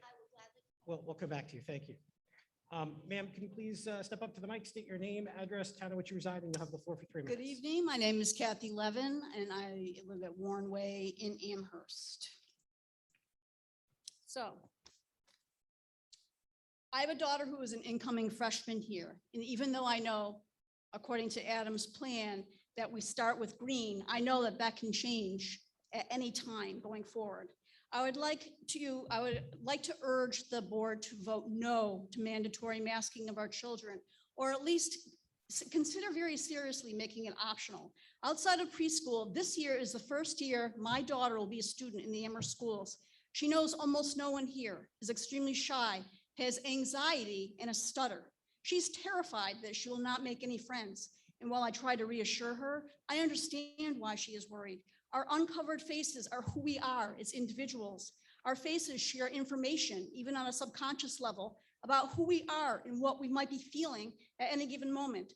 A smile has the ability to convey so much, but if people cannot see our faces, how are we to convey nonverbal information? How will my daughter and kids just like her be able to identify a potential friend? It is no small thing to cover the face. Psychologically, it is dehumanizing. It is unhealthy to not be able to breathe freely. It negatively affects the immune system. Masks create hypercapnia in the body, which is an elevated level of carbon dioxide in the bloodstream. This in turn can cause dizziness, headache, confusion, and drowsiness. This is not creating a healthy learning environment. How are the many negative aspects of masking worth it? We have known from nearly the beginning of this pandemic that COVID is not a serious risk to children. The survival rate for children is 99.995%. More children die every year from the flu than from COVID. Not only are they not at serious risk of COVID, but they are not sufficient efficient spreaders of the virus due to their much lower viral loads. Yet it appears that many children are being conditioned to walk around in fear, to see everyone as a potential viral bomb, to view themselves as carriers of potential death. And this is wrong to do. And that is what the mask represents, that fear. We are now 18 months into dealing with COVID. If masks actually work to mitigate transmission, and there are still no randomized clinical trials that prove they do, then where is the proof? If COVID were a bacterial infection instead of viral, then masks might be useful.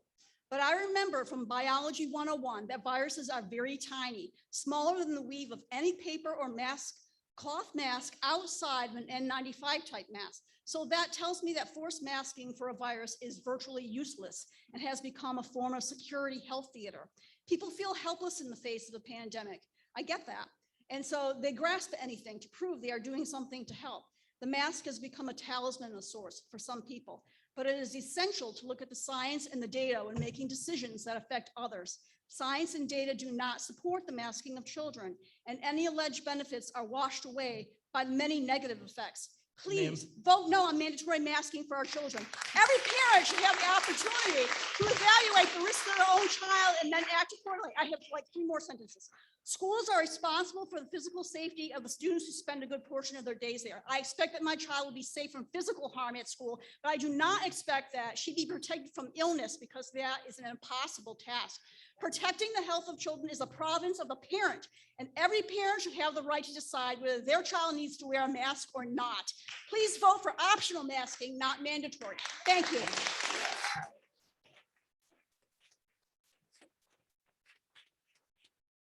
And ma'am, as I said to everyone else, if you'd like to submit your written comments to our secretary, we'll include them in the record. The gentleman here in the Red Sox hat, they'll be the last person at the 3-minute mark. So everyone that gets in line after the gentleman in the Red Sox hat will have 2 minutes to speak, just to allow everyone an opportunity, ample time tonight. Ma'am, go ahead, please state your name, My name- address, and the town in which you reside. You have the floor for 3 minutes. My name is Allie Norman. I live on Whiting Lane in Mount Vernon. And mask mandates for children are absurd, illogical, nonsensical, and dangerous. Have you ever seen what a 7-year-old does with his mask throughout an 8-hour period of use? It's on the desk, it's on the lunch table, it's used as a tissue, it's on the bathroom floor, it's stepped on, it's touched hundreds of times with dirty hands. My son has come home from school wearing his friend's soiled mask. The way a young child wears a mask throughout the day goes against all guidance from the WHO and the CDC, for what it's worth. Masks have been shown to increase the risk of viral transmission for the wearer, and a soiled wet mask is a biohazard. My next point is that I believe I've identified some bias in the way the community data from the latest survey results was instrumented for collection and subsequently analyzed, which has resulted in a misrepresentation of the vast majority of the community's desires, the community you are elected to serve. Let's start with the false conclusion in the community values being used to justify the community's support for masking that has been conjured up via selective application of biased data. Most parents, over 75%, support the use of masks on a temporary basis if the requirement for masks enables more students to attend the in-person school environment. That's what was said. So we're going to now show that this does not represent the feelings of the community for multiple reasons. Firstly, only 1/6 of the community responded to the survey. So the first word of this alone is false. Where is the qualifier in this statement? Now let's examine the responses to the first survey question, which provides a much clearer data point and has been ignored. Another example of bias in this planning thus far. If you had to make a choice today and masks were not required for any students or staff, what modality would you choose for your student to start the school year? The results show that only 8% of families who responded would choose remote with a maskless environment. That tells you everything you need to know. 92% don't see the need to force masks. Since the default for all of American history has been to not wear masks, this should be case closed, but apparently there was some concern that this simple and clear survey question needed some confusing and conflated augmentation. The second and third question are highly biased in their phrasing and basically drive at the same thing, so I'll just read the third aloud for brevity. Even if you are comfortable with your child being in a mask-free environment at school, would you be willing to have your child be placed in the classroom where masks are required for all students and staff until vaccines are made available? The 2 major points of implicit bias here are that these respondents have the optionality to remove their kids if they aren't willing to accept the oppression that is masks. That's false. and masking is a default mode of operation, also false. The only valid conclusion here that one can draw is that approximately 25% of the community can afford to keep their kids home or send them to a private school that won't require masks. This is a measurement of financial capability, not community desire, which the previous question clearly drove at and showed the community doesn't desire masks. What this is measuring is how dependent the community is in the public school system. To interpret this as suddenly 92% of people who took the time to fill out the survey and answer that they don't support the non-default masks are now apathetic to whether or not masks are in place is criminal. Was I supposed to answer that I'm going to take my toys and go home because I'm so privileged that I don't depend on the public services that are provided to me by my tax money? How could you ever think that a majority of respondents would come back with that answer? It's almost Ma'am, as if this your time is question up. was designed to I'll elicit extend the you 10 response that would seconds. continue If you to could place wrap up your power comments. with certain folks who want it.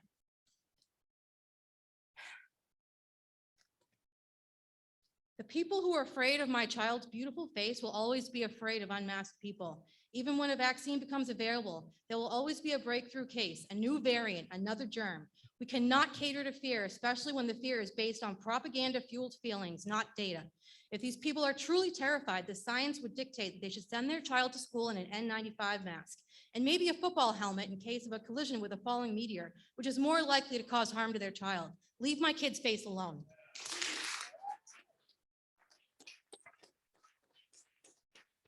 Thank you. And I see that you've got written comments as well. If you'd like to submit those to the board secretary, we can add them to the file. Sir, your name, address, town in which you Sure. reside, and you'll have the floor for 3 minutes. Sure. My name is Adam Johnson. I'm from Amherst, 5 Sawmill Lane. I don't have a prepared statement. I'm just standing up here to encourage the board to vote for masking policy, especially for the younger children. I have a rising second grader. We were remote last year. I'd want to say that the Amherst School District did an outstanding job with their remote program at the first grade level. It was a wonderful program, and it was really well done. I would just like to encourage us to follow the recommendations of the CDC and the American Medical Association and mask those children, especially at the low level where we can't get them vaccinated yet. We don't have an option to pick anything else, and we're looking for everyone to try to protect each other. That's my statement. Thank you. Great, thank you. Ma'am, please state your name, address, town in which you reside. You'll have the floor Yeah, for my 3 name minutes. is Tanya Brandt. I live on Cricket Corner in Amherst. I'm gonna kind of go on what he said with follow the CDC recommendations. I have them printed out here. I have highlighted that they have done research and updated May of 2020. It is all with insignificance to the usage of face masks. It says we found no significant reduction in the transmission with the use of face masks. And it just goes on and on. I won't repeat myself.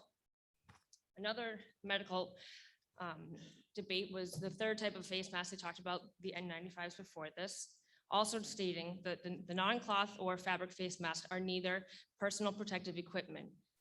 The case fatality rate is less than 1% for COVID, therefore not needing to panic everybody. And the deaths were among older, not younger, older and chronically ill individuals. Breathing is one of the most important physiological functions. The human body requires a continuous and adequate oxygen. This is something that the masks restrain us from. The physical properties of medical and non-medical face masks suggest that face masks are ineffective to block viral particles due to their differences in scale. If you want more, there's more there. How about the Title X Public Health, Chapter 126U, children who are not of the age or not of 18 years of age. The Section U4, prohibition of dangerous restraint techniques. Section A, it obstructs, no school or facility shall use any of the following restraint. Section A, something that obstructs a child's respiratory airway, impairs a child's breathing that is required for normal breathing. It also involves pushing on or into the child's mouth, nose, eyes, or any part of the face, or involves covering the face or body with anything, including soft objects such as pillows, blankets, and washcloths, which we can all admit most of these masks are washcloths. Personal experience where I work, we were not required to wear masks until November. Spoken with management, there was not one single COVID case. Guess what happened when they forced us to wear the masks? COVID broke out in our entire office and we're about 60 employees. So just going by facts on that. A couple questions, and I know you can't answer them, but just food for thought. Let's see. Are we allowing any of the students to be remote? Was one of my questions. And just as a food for thought, if these are our own children, my body, my choice, equality, why are we making this decision? If you feel comfortable with a mask, by all means. I'm not against mask wearers. I just personally feel that it's our children. We know what's best for them. And if they mentally can't handle it, which if you've tried to call any mental institute, it's hard to get an appointment because the mental capacity has gone through the roof. So thank you. Thank you. And also, I noticed you have some written comments, ma'am, if you'd like to submit those to the board secretary. Thank you. Sir, please state your name, address, town in which you reside. You'll have the floor for 3 minutes. Thank you. My name is Mike Corrigan. I'm at 35 Christian Hill Road here in Amherst. I've worked for AstraZeneca and Sanofi now for almost 25 years altogether. Two of the largest manufacturers of vaccines around the world. I think I know how to read a clinical trial. I think I know what a vaccine is and what a vaccine is not. And it struck me tonight. And I don't have prepared remarks, but when I heard the policy, it struck me just how much of it centered around the availability of a vaccine or whether or not one was. We are basing all of our policy based on how it's shared tonight. And it's not just this board. And by the way, I got to commend this board. You guys had, all of you had a very difficult challenge last year. You had to assess a threat, react to it, and build a plan, and you built a good one. It took into account any potential danger and handled it quite well. This year is different. This year is different because now we're heading into a second year of addressing a situation where we know a little bit more, maybe not as much as we need to, but we know a little bit more. And this isn't quite a zero-sum game. While when we turn on the TV or get on the internet, it's all about COVID. There's so much more to our lives than just managing a potential threat tied to this disease. So that said, we're sending a message to our kids. And when in my house, and like many of our homes, actions speak louder than words. We all talked a lot tonight, but actions speak louder than words. And within the school system, your policy is your actions. What are you telling the kids at this point? Are we operating in a reactive way? Are we operating in a submissive way? Are we operating in a myopic way where we only have one solution to a problem? Is that the message we want to send? Or do we want to empower them? We're raising our kids, and I have to applaud this audience tonight, all of them, every opinion that was shared, because all of them very thoughtful. Our kids are strong. They're resilient, and they can make the choices. I've got 3 kids in school, all of whom could be impacted differently by the existing policy proposed. How can I tell one kid getting off the bus that he has to wear a mask by mandate while others can choose? Children aren't at risk by what's handled. They're at risk by how we handle things, and we need to be courageous. We need to set that example. They're strong.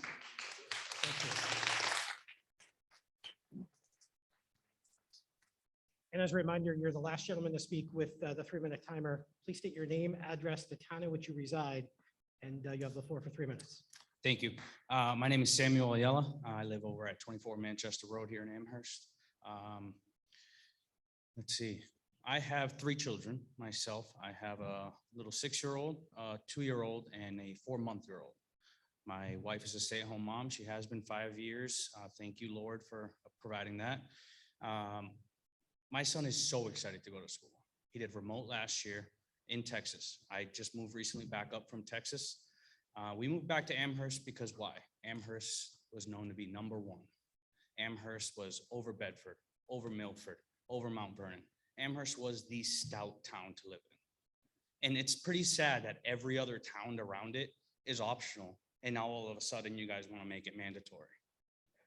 My son, he gets it. He sees kids with masks, he sees kids without masks, but guess what? He's still the same. He's completely fine playing with whomever. He's at the park, he's playing with kids at masks, he's playing with kids without masks. We all had COVID all at our house. My wife was pregnant at the time. My baby was a year and a half. My son was 5, and myself. We all had it. We all stayed home 2 weeks, yada, yada. You know, we pretty much the natural way, and we were completely fine. Our natural antibodies pretty much kicked in, and we're able to live a normal life as I see it.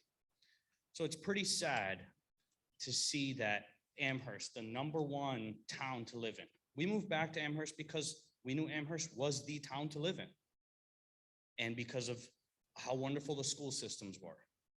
But now, why not just make it optional? Just make it plain and simple, make it optional, and there wouldn't have this debate. And I don't know if you've noticed, but everyone on that side of that mic has just been saying thank you and I'm for it. And everyone on this side has been providing facts and actual numbers. So if you want to be a numbers person and follow the CDC guidelines and all that stuff, then listen and look at the numbers that actually are true, not the numbers that you want to believe in. That's all. Thank you. Sir, the only thing I would disagree with you on, Mount Vernon's a pretty cool town too. Your name, sir, your name, address, the street in which you reside. You'll have 2 minutes, but I just need to reset the time. Sure. Thank you. My name is Chris Ager for Edgewood Run in Amherst. First, I'd like to thank the board and the administration. You guys put in a lot of effort and it is appreciated. Even though I disagree with this finding, I do appreciate the effort that you put in and the thoughtfulness. I would like you to reconsider using the vaccination availability for the 12-year-olds and lower as a criteria.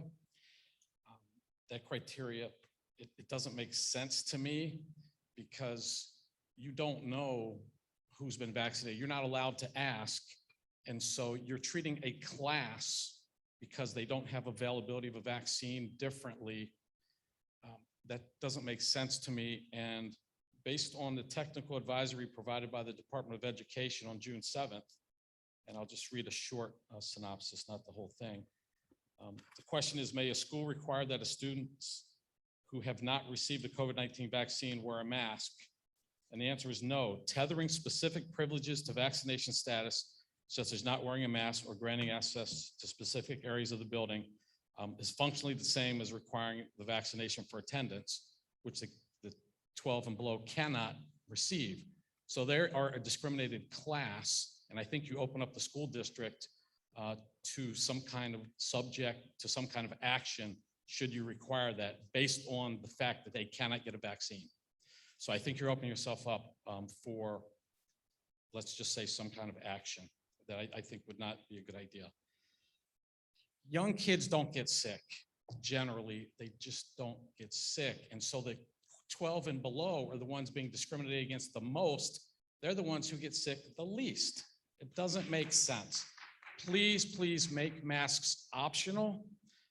That way the parents can deal with it.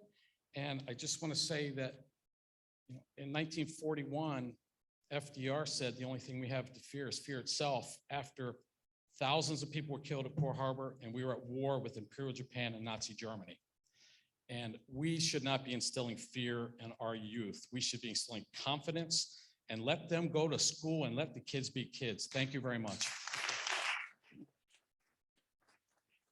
And sir, it did look like you had written comments. If you wish, you can submit them to our secretary as well. Thank you. Sir, please state your name, address, town in which you reside, and you'll have the floor for 2 minutes. Sure, thank you. Tobin Fisher, 6 Sunridge Way, Amherst. I've got a student at AMS Middle School, and as Mr. Steele had mentioned in the last task force meeting, there is no denial that there are negative effects of masks. No denying it. I think you've seen the data here. I think there's peer review studies out there to look at, but there is some question on whether there's any help with the masks. So I don't need 2 minutes. I mean, it's pretty simple here. Just make a choice. I mean, if people want to wear masks, let them wear masks. The bottom line is what we do now is going to affect this next school year as well. I mean, this thing's not going anywhere. Just like the flu, this virus is going to be with us for years to come. We are in a long-term relationship with this thing. So I'm asking you, what we do right now, is it something we want to do long-term? Because I'm not masking my kid up long-term. Florida's looking real good right now. Looking real good. So I am asking you to give them choice. The parents that want to mask their kids, please do it. With all due respect, please do it. And my kid will respect yours. But I am tired of my kid being stopped in the hallway, being talked to by some of your teachers or your volunteers and saying that he is endangering their lives. Those folks are uneducated and have no idea what this thing is about. I am frustrated. Choice, you guys are in a rough spot. I know you are, but you are overreaching on this thing. I promise you that.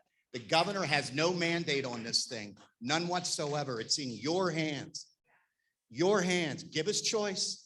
Give us choice. You gave us choice in the last week of school. What was the stats on that? Does anybody have it? I know it's a rhetorical question, but I guarantee you the overwhelming number of kids came in with no masks on. None. And they were happy and they were smiling. My kid, and I wrote you, Mr. Steele, and thank you so much for your responses back. You've been wonderful. My kid has been dealing with headaches. He's been dealing with fatigue coming home from school. Thank God the summer rescued him from your nightmare, because that's what it was. I go to his doctor, God love her, I won't see her again. She said he needs to learn how to breathe in a mask. Nonsense, nonsense. I have read study after study after study. This is a mistake. Please, I love you all. Wake up, please. Choice, choice, choice.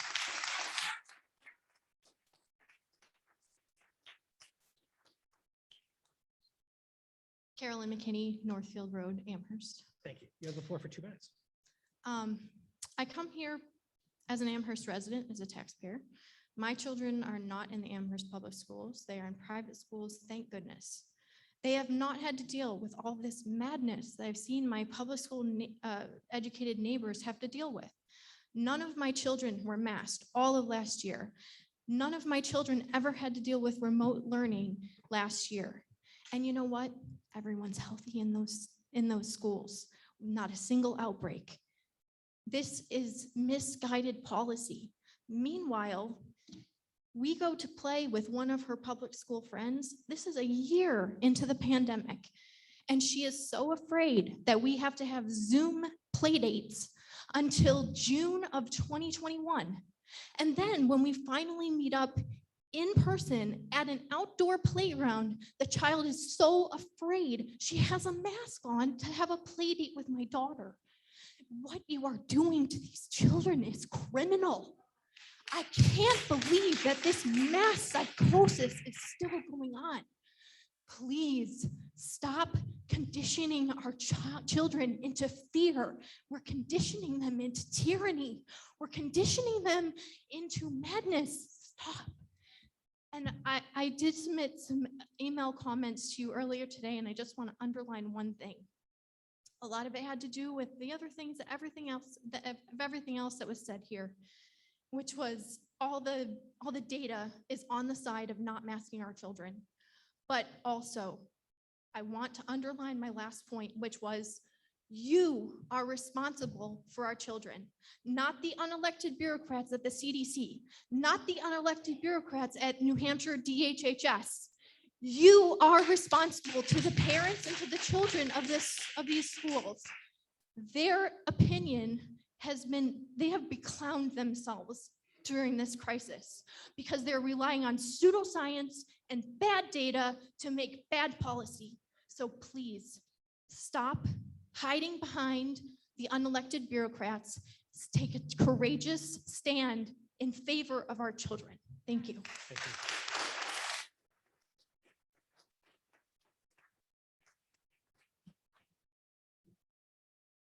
Sir, please state your name, address, town in which you reside, and you'll have the floor for 2 minutes.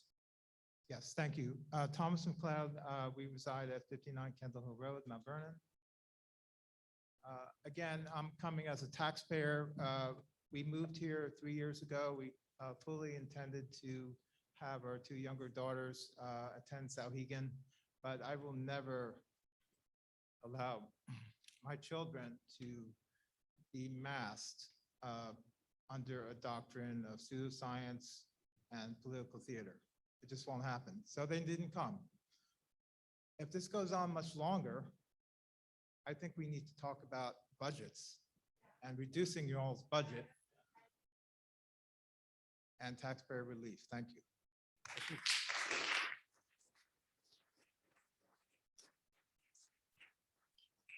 Sir, step up to the mic, state your name, Sure. address, town in which you reside. You'll have the floor for 2 minutes. My name's Pete Maresco. I live on Mosswood Circle in Amherst. I basically just came here tonight to remind myself why I'm happy I'm not on that side of the desk anymore. But, no, but being serious, this, I don't know how it happened, has become a very emotional issue. I don't want that to cloud your judgment because you still have to do what is best for the students. You have to take the information that's available, make your best choice, and live with whatever the consequences are that come out of it.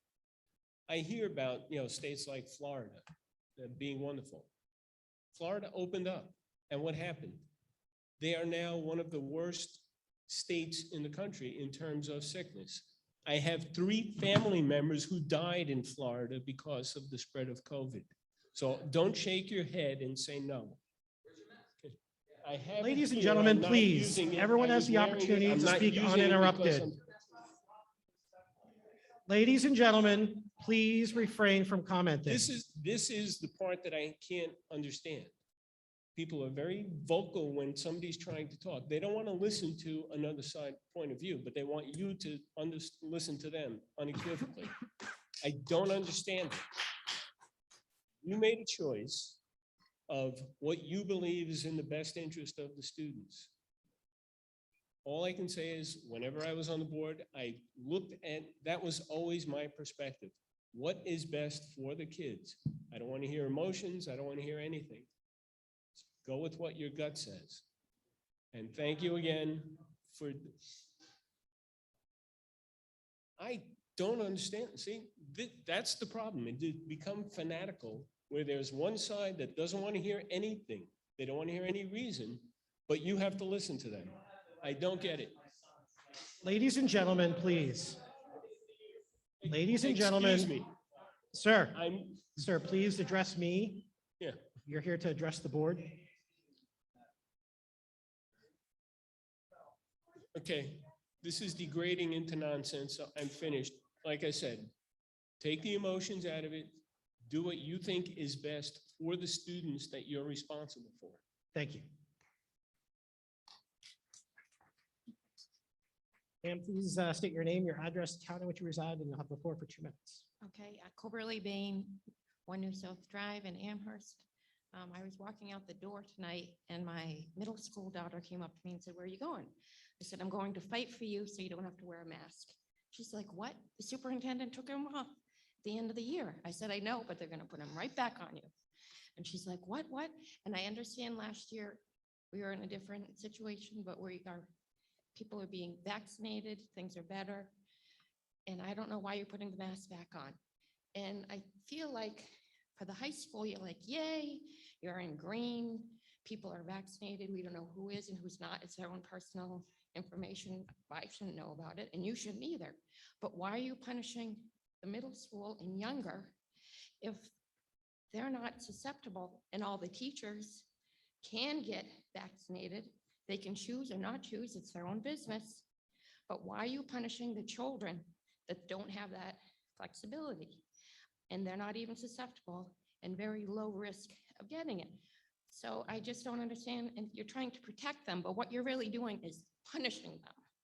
And we need to celebrate our children and let them go to school without fear and in a comfortable, safe setting. And if people want to wear a mask, then go for it. I'm not going to say don't wear a mask or wear a mask. It should be a person's, family's own personal selection, and keep it open. Don't mandate it. Leave it up to the family. Thank you.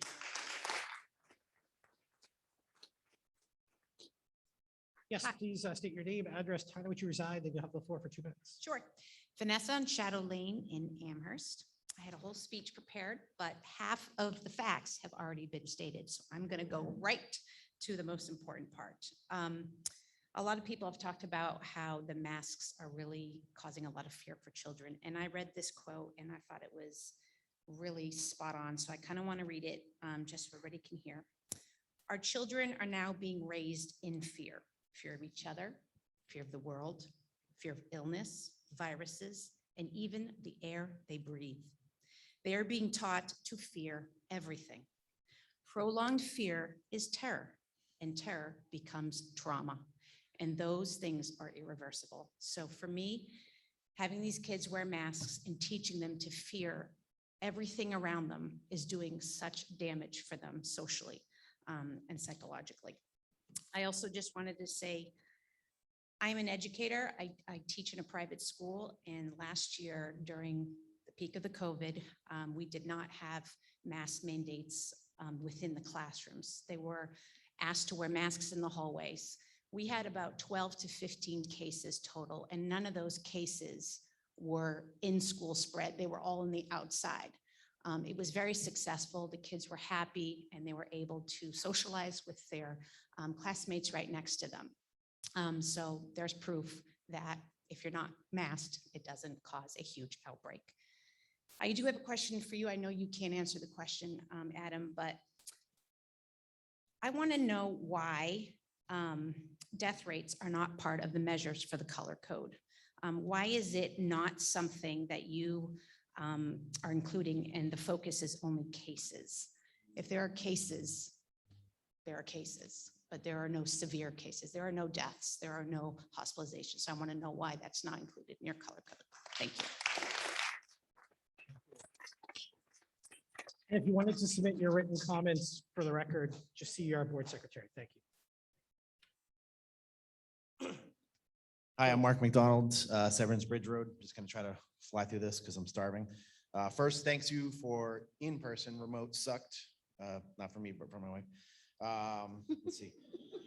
The runny nose point, consider that more like fever and all those symptoms, absolutely. But my 9-year-old with a runny nose, yikes. Thought it was weird a doctor was asked to, or a specialist, whatever, nurse, whatever, speak on that side, but not this side. Whatever. As far as the staff, you know, the boosters are coming for the vaccines. So, you know, if you believe in that and you want to, I know we want to keep the staff safe, let's, you know, consider that. Optional, say it one last time, no masks. Or one last time, but also rhetorical question to consider. What do you all say to the parents who for the first time, I moved here from Manchester because your school district is way better and that's why I'm here and want to stay here. But what do you say to the parents who for the first time are looking into private school? We did homeschool with one of our kids last year for the first time. We didn't want to, but because as you guys can tell, some of us are very passionate about no masks because we don't believe in them and don't believe that they should be forced. So just in all this decision-making that you're doing, you know, consider we're thinking about moving to a different place or homeschooling or private schooling. We're looking, you know, financially looking into these options. So if I have any time left, you guys can have it.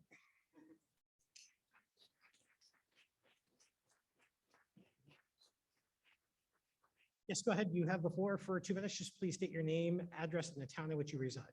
Okay, thanks. Jeff Davidson, Amherst Street in Amherst. And I hope that there aren't as many people against building the school that we're going to be talking about next year. That's something that's worrying me right now because I moved here for the schools. We moved here from Rhode Island. I'm really happy about it. And I just jotted down a few notes here.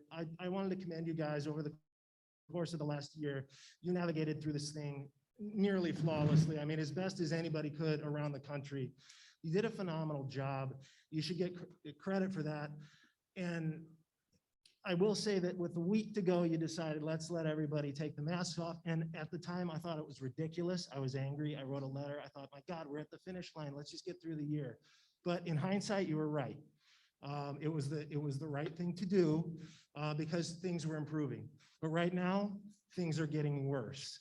The Delta variant is much worse than COVID we were dealing with a year ago.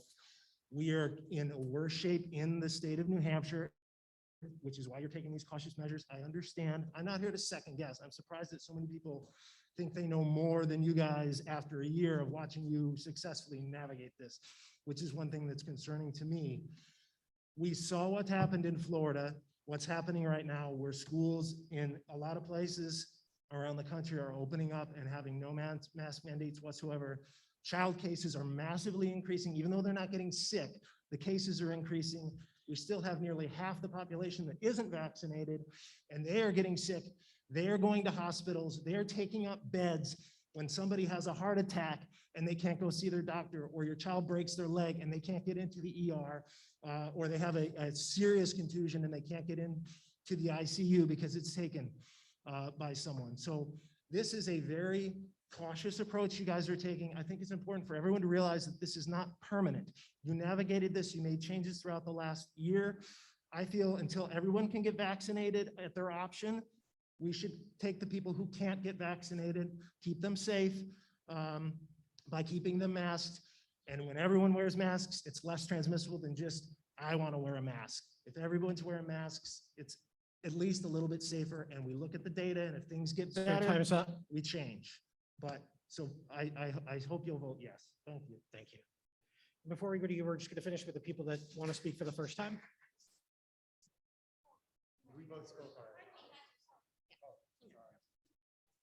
Hi, Kelly Schmidt. I live on Patricia Lane in Amherst. I actually have a hard time picking which mic to go up to because my opinion is torn on the whole mask debate because everyone puts statistics forward from one thing or another. I come from a family where my mom's a statistician and she worked for medical companies getting things approved with the FDA. So I kind of know a little bit about what she has gone through in terms of a lot of those studies and where statistics come from and all of that. They really can be swayed one way or the other. So facts from what people call facts from either side, I have a hard time with. However, what I did want to come up here and ask about, because it wasn't discussed at all in the presentation, comes from my hat that I wear of being the Amherst Ways and Means Committee Chair. And I had heard it talked about in some of the reopening meetings, but it wasn't part of any of the presentation today. The aspects that relate to funding for this plan. I know there is the VLAX option, and there had been discussion at the some of the meetings that that would require another position potentially, or multiple positions to support that, and that extra staff would definitely be able to be covered under whatever COVID funding is out there. I think that's just important for everyone here to hear. There's more to this discussion than just, and it has been talked about by all the people on the reopening committee, than just the most important thing, which is the health of our kids. But there is more involved, especially because everyone likes to bring up that we're taxpayers and we're paying everybody and stuff like that. I would like to know if there's any part of this plan that is not really going to fall into what could be COVID funding, and that will therefore have to come out of the budget. And Kelly, That's your it. Thank you. time's up. If you'd like to submit those questions or your written comments It's to. just the one Renee. question, but yeah, Okay, thank you. Thank you. Sorry, I believe you haven't spoken yet? I have. Oh, you have? Okay. Go ahead, ma'am. Again, please state your No, name, address, town in which you reside. Lee any other- Kakmar, 15 Mack Hill Road again. I just want to say to the person, I don't know who you are, I think, was it you? I don't know. Somebody mentioned 3 of his friends died of COVID. That is not something to laugh about at all. And I hope that you don't think people are dismissing that. The problem I have with it is, are they older? Did they have comorbidities? What I'm noticing is people will use the COVID deaths and extrapolate them to the least vulnerable population, which is our little kids. You can't, that's using emotion to scare people. And I don't like that because you have 3 dead people who shouldn't be dead and you're using them to hurt little kids. They're not at the same risk level. The other thing I want to say, none of these vaccines are approved. None of them. I worked on one. I guess my mic just went off. But none of them are approved, okay? They're all emergency authorization use. And guess what? None of them studied children. They are doing that now when you march your 12-year-old to get vaccinated. Under normal clinical trials rules, you have to have informed consent and you are presented with the risks. I want to ask how many of you have vaccinated your children have gotten a risk list to say, yeah, I think that's okay. That outweighs the benefit, or the risks outweigh the benefits outweigh the risks. That's fine. No, you're just lining up and partaking in a trial. It is true. This is what I do. Ma'am, please. Well, We're going to allow the but speakers it's to still a talk. clinical trial. It's not approved. Please address your comments to me. Thank you. It's still a clinical trial. I've been in drug safety for 20 years. I look at adverse events all day. I lasted 3 months on the COVID vaccine. The one that made me leave was an 18-year-old healthy who died of a massive heart attack with no underlying conditions.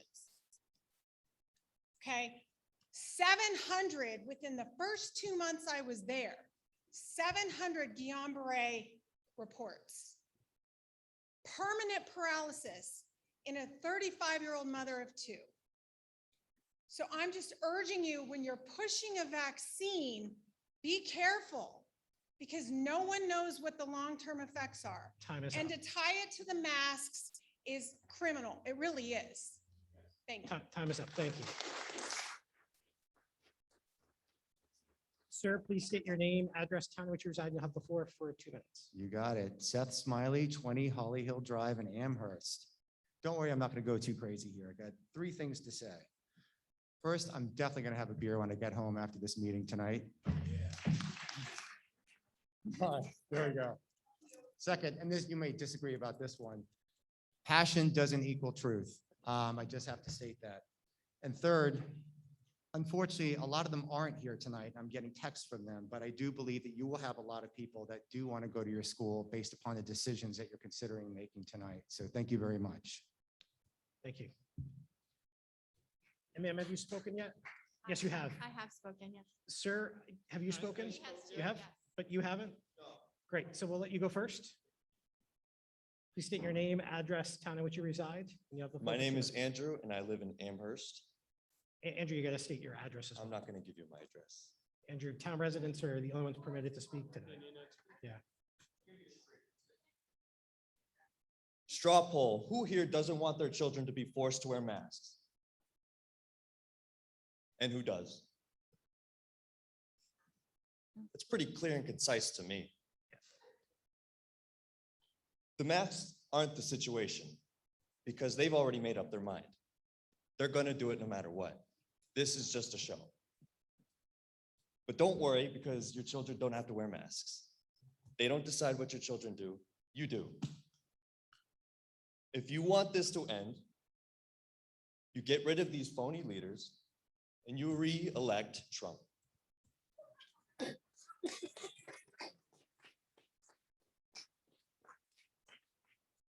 That's it. No. All right. Sir, over the other mic, your name, address, and please state the town in which you reside. Sure. Pete Maresco and Sir. what a clown. Okay. Pete Maresco, Mosswood Circle in Amherst. I just want to clarify, I was not playing on emotions before. I tried to mention Florida as an example that opened up freely and got people sick. When I was rudely interrupted by people saying that's not true, it didn't happen. And I was just telling you it happened and it's still happening. I worry about schools that I've read about. What was it, in Minnesota or Wisconsin or somewhere, where they opened up and in 3 days had to shut down because of the spread. So yes, the emotions come into play, but they can't impact your decisions. I hear about making it parent optional. But then I think, well, what happens if I decide my kid wants to wear a mask, has to wear a mask? Then they get to school and their 4 friends, aren't wearing them. Are they going to keep it on? And is it now up to the teachers to keep a record of which parents want the kids to wear masks and which don't, and they have to enforce it throughout the day? It doesn't make sense to make it optional. And also, when people question, how do you tie in the availability of the vaccine? Well, they've already complained that you can't ask if somebody's been vaccinated, which would impact whether or not they need to wear a mask. So you're choosing to use that as a way to avoid the mask. In my opinion, if you wanted Sauhegan to be safe, you would have those kids wearing masks too, because you don't know who's been vaccinated and things will spread. So, like I said, I wasn't trying to make things emotional. I was trying to counter a rude interruption that I was getting. Thank you, Thank sir. you.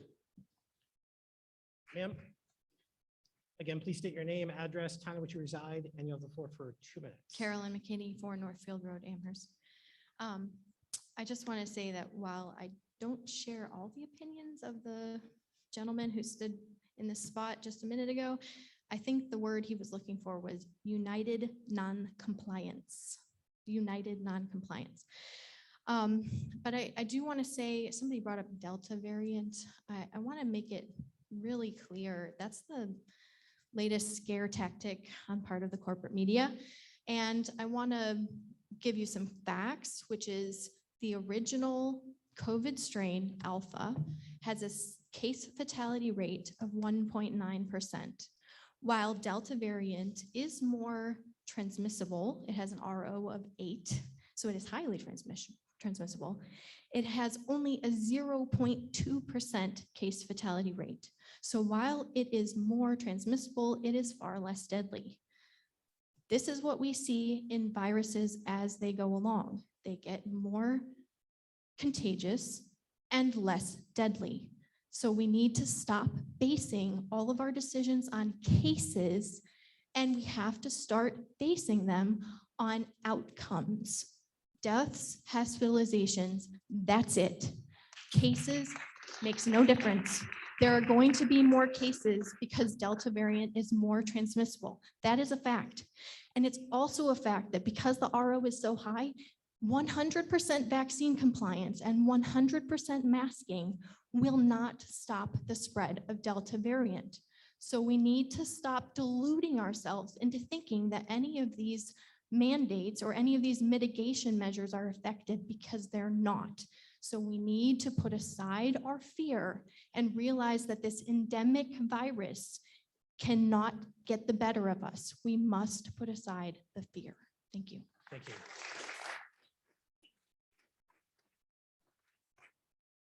I just want to add too, one thing is we need to get over that unvaccinated equals sick. Ma'am, you just got to follow the procedure, state your name, Lee your address, Cadmar, town in which you 15 reside. Mack Hill Road. Thank you. Yeah, so nice to meet you. Good. Yeah, It's great to important be for our here. note taker to know Um, this. But unvaccinated does not equal sick. So I was at the board meeting, I don't know which one that was, but it was for the, and the chair came sick, stated, and I know, John, you're probably on the phone, feel free to rebut, but said, I'm sorry, apologies, I'm wearing a mask, I am sick, it's not COVID. That bothered me to no end, because that man is advocating my child wear a mask. Yet he sat about 3 feet. I'm worried that Adam's now going to get sick, because that mask, if you're feverish and sweating and salivating, and the other thing is his test really negative? Because we had a demonstration from my husband that if it's using the standard PCR, it could be all over the map. So we had a chairperson pushing masks show up, and I'm glad he's not here. I hope he's home resting and recovering. But the hypocrisy is just outlandish. I mean, it's weird. So again, One thing that changed with COVID for me, I never was one to drop my kid off at school 6 because I was lucky to work from home. I understand a lot of moms had to go put NyQuil and ZQuil in their kid and drop them off to school because they had a meeting or deadline or whatever. I get that. That is not happening anymore, and I'm grateful for that. Now we probably can truly stop the spread. You know, I think it's far better to say, rather than masking, because we've heard that it actually makes people sicker, you know, fever. You know, the whole COVID questionnaire is, what is it punitive if I answer my son's going to school without a fever and then he gets to school and has a fever? Did I just lie on the questionnaire? Because I don't know what that's used for. I think we need to go back to logic and just, you know, I get, again, there's lots of people here who want my kid to wear a mask. And one thing I noticed was the social pressure for the non-mask kids to convince the mask kid to take his off. Well, you know, then you're a parent, tell your kid, maybe, I don't know, who knows, maybe those kids their parents don't want them to wear a mask, but I want you to, because I think it keeps you safer. I don't know why we have to start doing things to make other parents have their kids feel better. So again, unvaccinated does not mean sick. And that's really one thing we need to understand. Thank you. Thank you. Sir, you're the last one in line here, so please state your name, address, town in which you reside. You have the floor. Yeah, Tobin Fisher again, 6 Sunridge Way, Amherst. A lot of good points that were brought up here. Again, I just want to go back to, we got the representatives here of the community. You got some folks that aren't here. I would go back to the data. I'm just going to say it one last time because I said a lot in the first couple of minutes. Go back to the data and what the family said on the last week of school. How many kids showed up with masks? I think the families made their choice for you at that point. I think it's actually an easy choice for you all. I think you're taking on way too much pressure on yourselves. Governor's not taking that pressure on. Why are you taking it on? I don't think it makes any sense for that. I think you need to take that weight off your shoulders and let the community decide. And I'm pretty certain the community already decided the last week of school. Choice. Again, I just go back to choice. The kids that want to wear masks, and I understand the pressure, and I have mine on and you don't have yours on. Well, you know, there's a lot of things that kids do in the neighborhood that my kid doesn't do. And so I have a way of working around that. I'm not concerned about that part. So again, the choice has been made for you. I know it has been made. The community made it. The governor's letting you do it. If it was that important, the government would have stepped in and would have made a mandate one way or another. He never mandated you last year. He didn't mandate you this year. And next year, I hope to God I'm not back here having the same conversation. Thank you.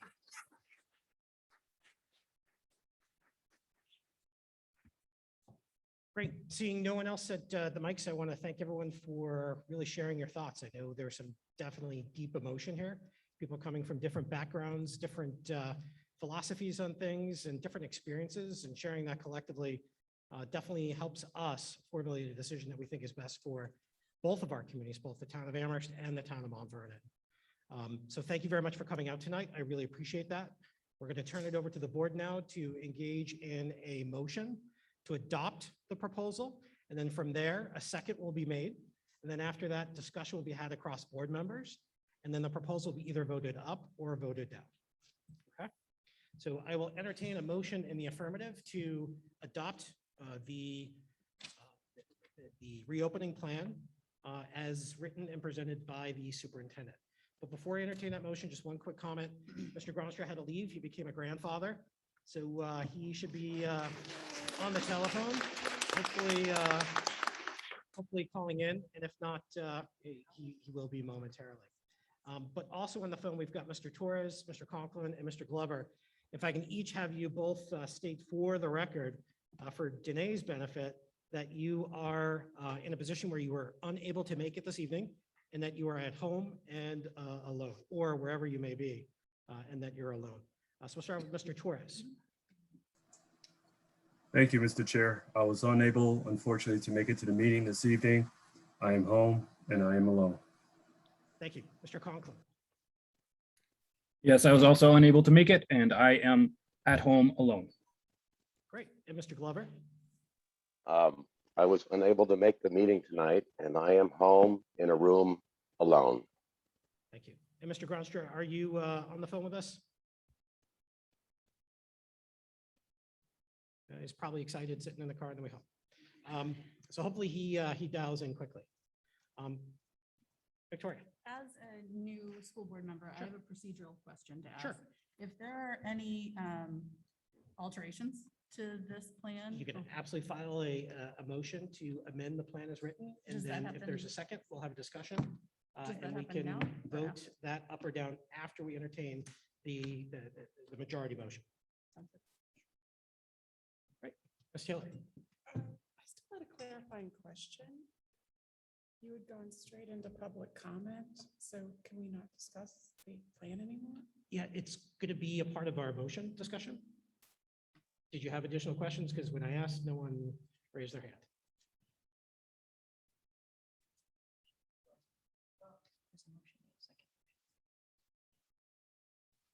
It can wait. I can ask it after you pass your motion, but. Well, the motion's not passing. Yeah, We're you just have to passing make to the talk about the motion. Right, after you agree to.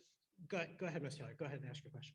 Well, my question it was also brought up by one of our parents in town, but it's part of the New Hampshire Department of Health and Human Services, their school guidance from July 21st, where it said specifically, there are persons who legitimately have difficult time wearing a face mask for prolonged periods of time, and there should be exceptions made for people with a health issue that might prevent them from wearing face masks without stigmatization. Are you going to address that in the schools? And one of the parents was suggesting, like, is there a form that parents can fill out? And what is the legitimate, what's that threshold? Could you describe what that might include? Sure. So our existing policy on the emergency policy on personal protective measures that was passed last July includes under the mask and face covering requirements that on page 104, it says, no person, including a student, shall be required to wear a mask if their disability or medical condition prevents them from doing such. That's already our existing policy. Okay. Could you expand on what that threshold would be and what's the process for a parent trying to classify their student? In general, a doctor's note is what makes it known to us if a child has a disability or medical condition that prevents them from wearing a mask. Okay, thank you very much. Thank you, Ms. Taylor. So we'll entertain the motion to Mr. Steele.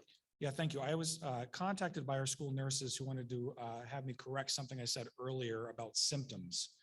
And so the state guidance, the only two symptoms that require someone to remain out of school, even post a negative COVID test, would be fever or diarrhea.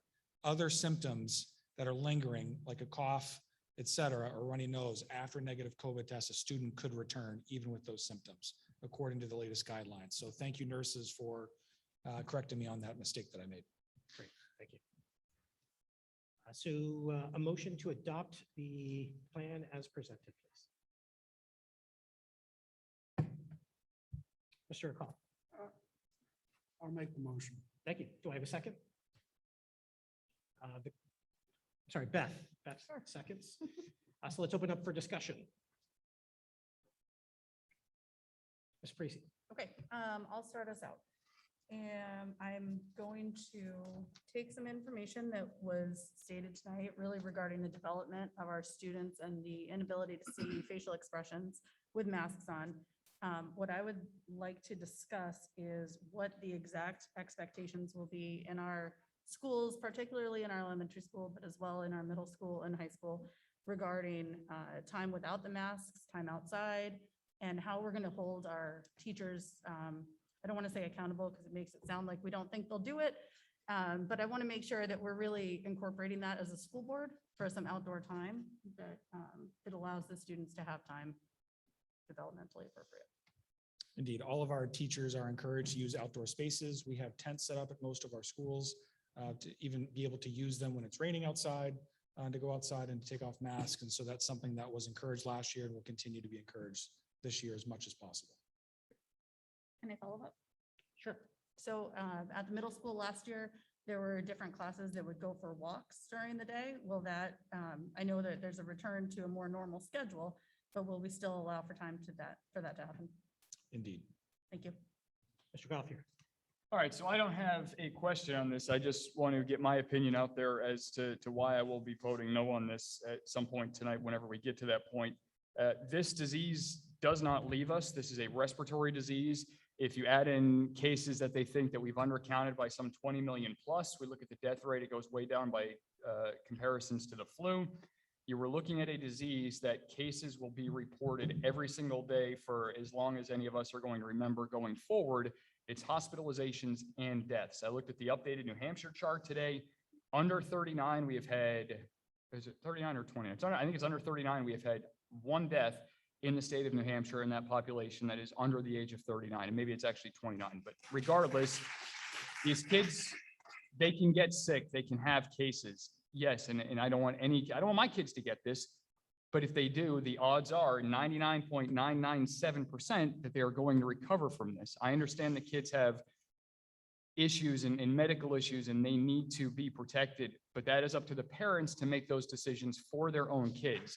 If masks, my thing with masks is there's not a single study that I can find, and I've just spent time looking tonight, that the statistical evidence says this mask works. We've had control studies where these kids masked, these didn't. It's an anecdotal.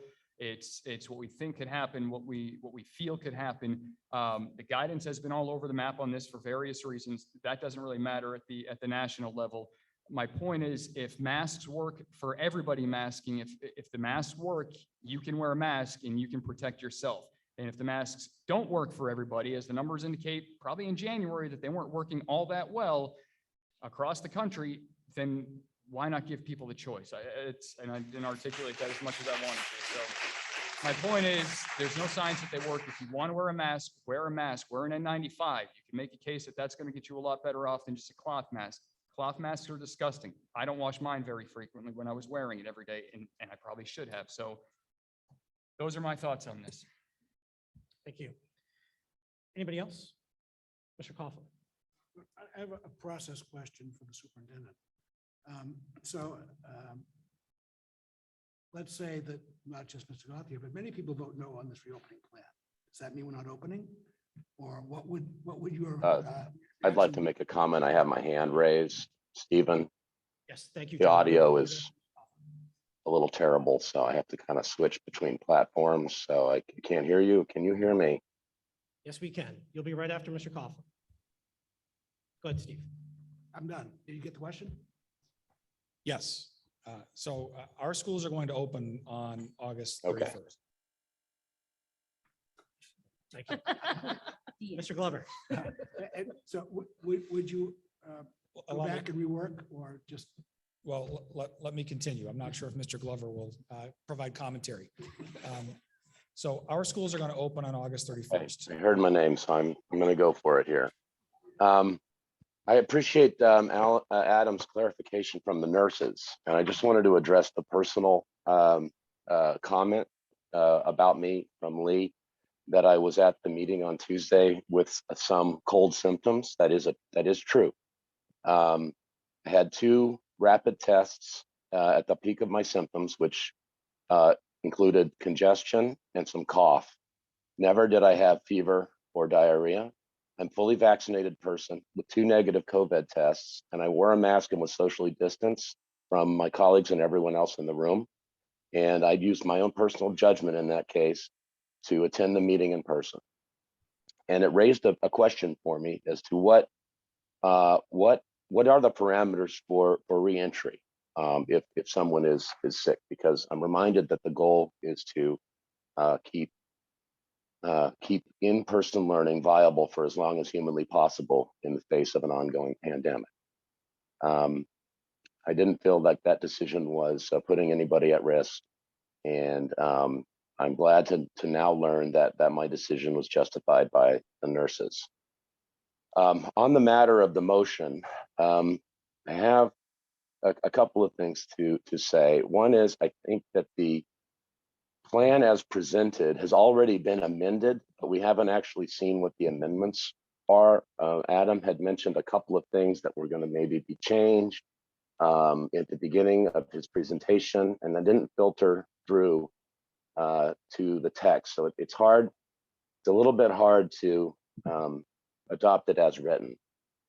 Number one. Number two, the yellow status for the high school is difficult because it's almost non-effective because the entire population has the ability to get vaccinated with some limited exceptions for medical. So I don't know really how yellow status would work at the high school, and it's a little problematic if you have a status that's ineffective in terms of communicating the status of the school. So that might need a little massaging to make that consistent. I will say on the matter number three, we have to be protective. One of the public comments I wrote underline said we have to take a cautious approach, and I think that's our duty under the law to provide a clean, healthy, and safe environment. And we are in the midst of a lot of uncertainty. People and from the public, God bless them for coming. I really appreciate that. I wish we had such vibrant participation for more of our decision making. But there's a lot of variations in guidance, evolving science, studies here, studies there. It makes your head spin. And our state government has put this decision on us and what we're going to do. And we would be remiss if we didn't look to guidance from our health agencies, with both at the state and the federal level, even though people clearly, vehemently disagree with them. But what are we left with? Are we left with taking the advice of people in our community who believe that they know better? Or are we going to rely on the expert advice of our government institutions and the experts therein? I think to the extent that we veer away from those recommendations and guidance, that we risk opening up ourselves for liabilities on other fronts. And personally, I can't justify taking an approach that does not seriously consider as a governing guidance those experts at this time. So those are the extent of my comments for now. Thank you. Great, thank you, John. Anybody else? Ms. Grunt. Can I finish? Thank you. Thank you, Mr. I'm not going to say his name again. I almost said thank you to somebody, but I'm not going to mention. So from a legal perspective, last year the board passed a policy, and that policy gave me the authorization to make those decisions that were made during last school year. And that policy remains in effect until it's rescinded by this board or by the individual boards underneath the SAU school board. So technically, this board has to do nothing in order for the plan I presented to continue to be in effect, because your emergency policy is still in effect. If you were to withdraw that policy as of this evening, which you certainly can, because the conditions by which the duration are specified is until the governor rescinds his emergency order, which has been done, or the board determines that there's no longer a substantial risk, et cetera. So if you do nothing this evening, then the plan as presented will move forward. However, I suggest that the board continue with their motion and vote so that we know where our board stands. And so I have confidence in moving forward with the plan that you folks support. If you did not support what I brought forward and did not want me to continue making those decisions on your behalf, you should rescind that policy, and at which time none of that policy would be in effect. I would not have the ability to require masks of anyone. I would not have the ability to ask parents to submit their test results, et cetera. Everything included in that policy would no longer be in effect. Does that answer your question, Mr. Coughlin? Great. Thank you, Mr. Steele. Ms. Grunt, sorry, go ahead. Yeah, I think my only hesitation right now, because at the high school, if we're in green, their masks are optional. If we're in yellow, masks are optional. But moving from 1 to 1, so when you're in green, we have like 7 kids with 7 cases. To be in yellow, we're 7 to 21. When we moved to orange, we're 22 to 56. We could have like 6 kids in each class. We're automatically in orange and moving up. I just feel like that number might be even low if you want to make masks needed. Required. Yeah, because Sohegan has the option to be mask optional for so long. You know, for me, it's not as big of a deal. I just think those numbers are a little too low. I appreciate that. Again, I looked at last year, at no point did we, I believe, I'd have to double check, but I believe at no point did we have 8% of any of our schools have an active case at one time. That's a relatively low threshold if you look at last year's numbers. But I would support whatever the board's direction would be there. If you want a higher threshold for those things, that's fine. It really is something that you have to be comfortable with as well. And to be clear, that would not automatically trigger the school going into that status level. Right, so because there's other factors involved, that's not a singular factor. Thank you. Ms. Lawrence and then Ms. Keller. So Adam, I just have a question. Is there a process for exemption built into this current plan? For mask exemption, if the status would recommend or require a mask? Yeah, so again, this plan hinges on the emergency policy passed last summer, which includes that exemption process by medical exemption, essentially a doctor's note, by disability or medical condition. Okay, thank you. Ms. Taylor. So Adam, the policy for the emergency policy, I'm not an attorney. It just says that it's in place until the governor rescinds his emergency order. I don't understand how it's still valid, the way I read it. Well, it's an or, it has an or there. It says, or the board determines that there's no longer substantial risk, et cetera, whichever event is the latter. So this policy remains in effect until both of those things occur.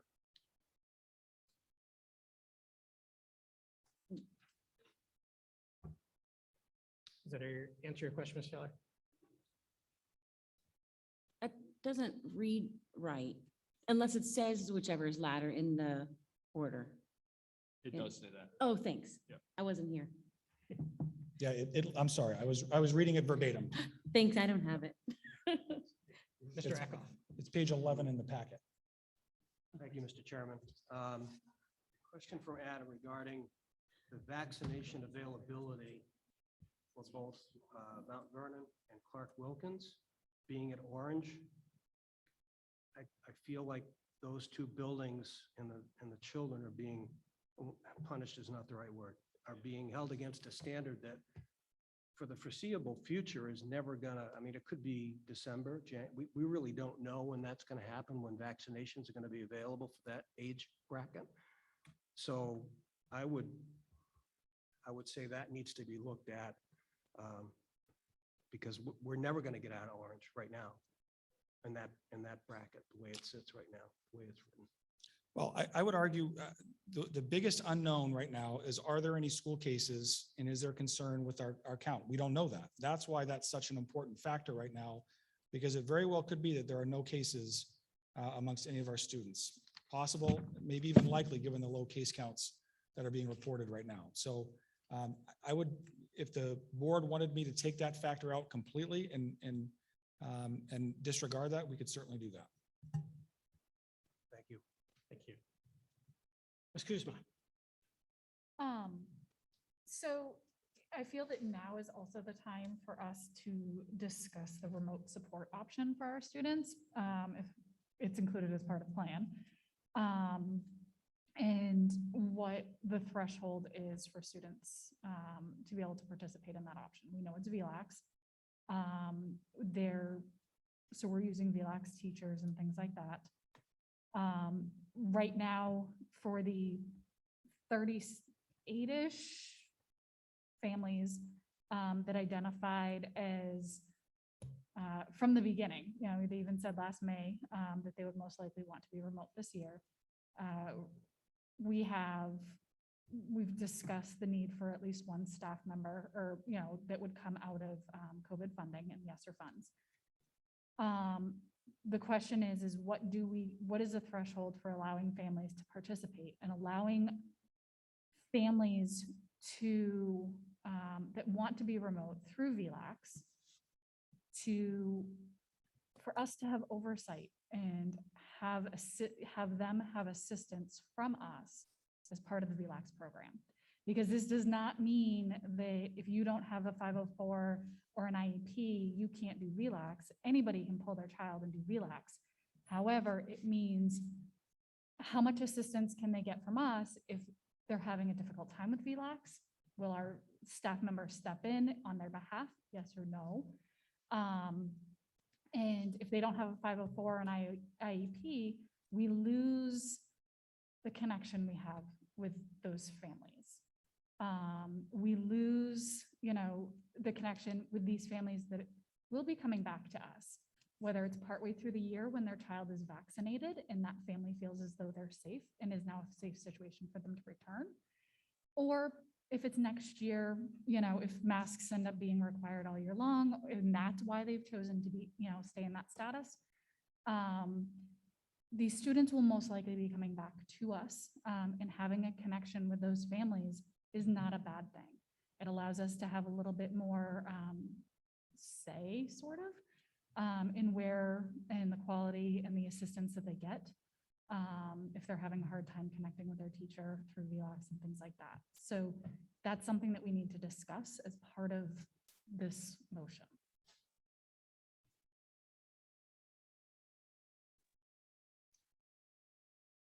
Procedural question, can I? Yes, go ahead. Is if I want to discuss on the topic that Beth brought up, is there a certain thing that I should be doing? to be able Yeah, to so discuss you have the opportunity to discuss anything you want. Everything's on the table. that? Okay, If you want to make a motion to modify the reopening plan, that will just actually come from you and say, I'd like to make a motion to modify X. Okay. And then that motion gets seconded by another board member, and then we'll open up discussion about your motion to amend. We'll vote that up or down after that discussion, and then go back to the original motion of discussing the reopening. okay. Yeah, so if I can go ahead Yes, go and ahead. make a motion to amend this, this portion of it. I'm looking at it right now to see exactly what I would be amending. I want to make sure that we are including an option for families to make this choice throughout the year. And I would like to make the motion that becomes a third bullet in that area. And then I'd like to open up the conversation for that. Sure, can you just clarify? So your motion would be to modify the reopening plan to offer choice for mask usage? Choice for VLAX usage. throughout the VLAX year. usage, okay, thank you. VLAX usage throughout the entire school year and then carry forward January through May or Sure, June? through the school year. So the motion's on the table to go ahead and modify the reopening plan to include VLAX options for families going through the end of the school year 2021, 2022. Do I have a second? Second by Ms. Kuzma. Let's open up for discussion on the amendment. Ms. Parisi, would you like to just talk to the Sure. rationale? Sure. We've received some emails from families that want to know what their options are if they don't feel comfortable with whatever is decided. And I think that it's something that the Amherst School Board had discussed, if VLAX should only be available for those with a 504 or an IEP. And after receiving emails and discussing this with other people in the community, for all different reasons, I feel like we need to be able to offer something to those families. And I also feel like the reason why I would say throughout the school year is that we just don't know where we're going to be in 2 months. So a family might feel comfortable now. What if they don't feel comfortable in November? What is our option? And speaking where Beth spoke to families leaving the district, I don't think that forcing families to leave the district because of their comfort level with this, when we have an option, is the best option for when those students return. Thank you. Mr. Coughlin. I only have questions for Adam. I'll have more to say later. But, so how low does VLAX go? Every time I talk to them, it seems like they've added another lower grade level. So I don't know where they are now at minimum grade. It's K-12. Sorry, what? K-12, K? as in kindergarten, The yes. mask has completely eliminated my ability to hear things. I just do not believe I'm hearing K. Okay. Kindergarten. Thank you. Kindergarten. I'm shocked. Mr. Coughlin, did you have another question? Was that it? No more questions? Okay. Ms. Peters? Just curiosity, I'm familiar with the middle school and up, but Adam, what does it look like on those lower levels? I just can't imagine littles doing what we do with the big kids. I'm actually going to ask Ms. Landwell to speak to that as she's worked with VLAX directly on this issue. For the little students, they make sure the student has one teacher for all 4 content areas so that it really streamlines and helps to support that student. The students are still given, they're given access to the online program that they use, and all of the curriculum is delivered through that online program. They also have meetings set up with their teacher, at least 1 meeting a week they have as a full group, and then 1 meeting a week as an individual check-in with their teacher. And if I can ask a follow-up question, what about students who need special needs services? Like, so for instance, I've done a lot of tutoring and reading and math for little ones. And one thing we usually do really quickly is cut the computer So do they have paper books and things too, or is it just screens? I don't access their curriculum. We're not able to. Yep. It's very possible. There's a lot that they print out. I know that in speaking with VLAX, they also shared that they do enrichment activities with students that are things like get outside and count something or go on a nature hike. So they do try to separate students as much as possible from the computer to ensure that it's not all of the time that they're on the computer. I'm just not sure if there are things that students do print out or if a lot is done on the computer. Okay. But they do have those enrichment pieces because they know developmentally that students shouldn't be sitting on a computer all day. Thanks. Great, thank you. We're going to go to the phones with Mr. Gronstra. Thank you, Chairman O'Keefe. So comment and a question. So my comment is, imagine my surprise when I rolled into my house and I get all kinds of texts congratulating me. I have no idea how people are finding out about this kind of stuff. I guess this meeting is more popular than I anticipated. So my question for, I'm not sure who, but so I apologize for missing part of the meeting.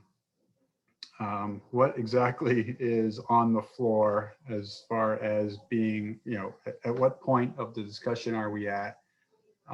Obviously, you don't need to reiterate everything, but just like, is the original proposal, I know I did hear Victoria's proposed amendment, but I don't know if anything occurred prior to that, other than the original proposal. So if I could get a quick little synopsis of that discussion, that'd be great. Absolutely. So the motion to adopt the reopening plan was first and seconded, then discussion opened up, and then there was a motion to amend to add VLAX as an option for all students K through 12, beginning at the beginning of the school year and ending at the end of the calendar school year, 2021, 2022. And that's Okay. the matter that's under discussion right now. Yeah, great. So that's as far as we've gotten. So if I want to make a different amendment, I have to wait until after Victoria's amendment. Is that correct? You can make an amendment to Victoria's motion, but No. the bigger proposal, you'd have to wait. Yeah, okay, I'll wait. Thank you. Great, thank you. And we're going to Mr. Glover and then Ms. Taylor.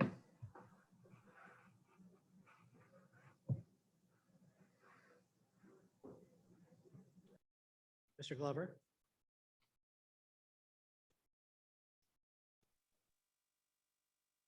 Okay, I heard my name. I'm going to assume I'm up. Oh, there's Josh telling me I'm up. Thanks, Josh. I have some personal experience with VLAX with my own children. Again, I'm going to make some statements, and I'd like Adam or his team to correct the record if I make a misstatement or confirm this. VLAX is already available all year round to anyone who wants to participate. So to that extent, the amendment would just be restating what is already available. And if it makes people feel comfortable to have that, I wouldn't stand opposed to it. I think what people should know, however, is that VLAX is 2 things. Number one, it's remote. You're not going to be in person in the school with VLAX. So if being in person, which is our SAU goal, is important to you, then you just need to know that going in, except maybe what Christine said, there's some limited exceptions for some field trips from time to time. Number two is you can't just roll into VLAX one day. It's a program, it's a course. It has a beginning and it has an end. And if you don't start at the beginning of it and finish it, then you haven't actually done. It's not available to just roll in the middle. So it's a choice that needs to be made up front with the expectation that you'll complete the course so that you'll get the credit for taking the course. So that decision for families needs to be made at the beginning. And what families would need to know is when are those critical decision dates about when courses are beginning and how long they're going to take and what the expectation is for successful completion of those courses. And that's the end of my statement. Thank you, Mr. Steele. Thank you. Yes, VLAX is available to any student who would like to withdraw from our school and technically enter either a homeschool program or enter the VLAX program directly. What we're speaking of is something slightly different. We would have a dedicated staff member that's federally funded that would be guiding those kids during their time in VLAX and maintaining a connection to their home school, their local public school during that time as well. Thank you. Ms. Taylor. I have a couple questions for Adam. The dedicated staff member, is that the ESSER 3 funds that schools would be receiving anyway? And you're choosing to use them on that staff member? So we get that money whether there's a staff member or not. Yes. It could be used for other things, because at the high school, as you know, this year we have extra administration at the high school because we're going through a transition of administrators and a different philosophy. I don't know if the high school would need to use that money. They could use it for something else. And I'm wondering how applicable it would be for the 3 districts to be voting on one plan that might not be working for a universal application. That's certainly a board prerogative. Ms. Grunt. And Is then Mr. there Cole. a person you're talking about having for the high school to help also watch the kids? You're just talking for the middle school, elementary school? Our plan is for one person that will cover our students primarily at the K through 8. We don't expect there to be many students at the high school level who are uncomfortable coming to school with our current plan. We're not sure about that. We have not given parents the opportunity to disclose to us what they would choose because we don't have a plan in place yet. Once we have a plan from this board, we'll advertise to our community and have our parents officially make that determination. We just don't know how many parents will choose that option and how many will not. Until we know that, we can't make that final decision. Ready to go to Mr. Conklin on the phone? Mr. Conklin? Yeah, that's actually a good transition to my question, which is if we have 38, this one person may cover them. If we end up with 108, would we be able to allocate appropriate resources to keep those kids connected to our schools through VLAX? It's possible we would be able to allocate up to 2 positions for this purpose if we needed to, again, with the ESSER 3 federal funds.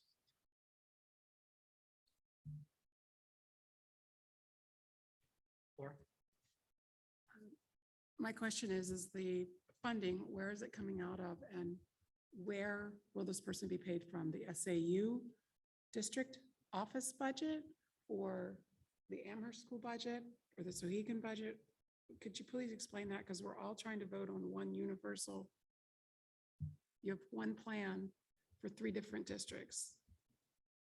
Indeed. So, and Christine and Steve, correct me if I'm wrong, but our plan will be all 3 districts have ESSER 3 funds.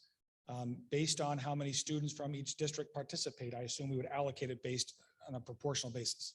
So if there was 1 student from Sohegan and 37 from Amherst and Mount Vernon would pay their collective share of the 37, and Sohegan would pay 1/38 of the cost from the federal funds. So it'd be proportional.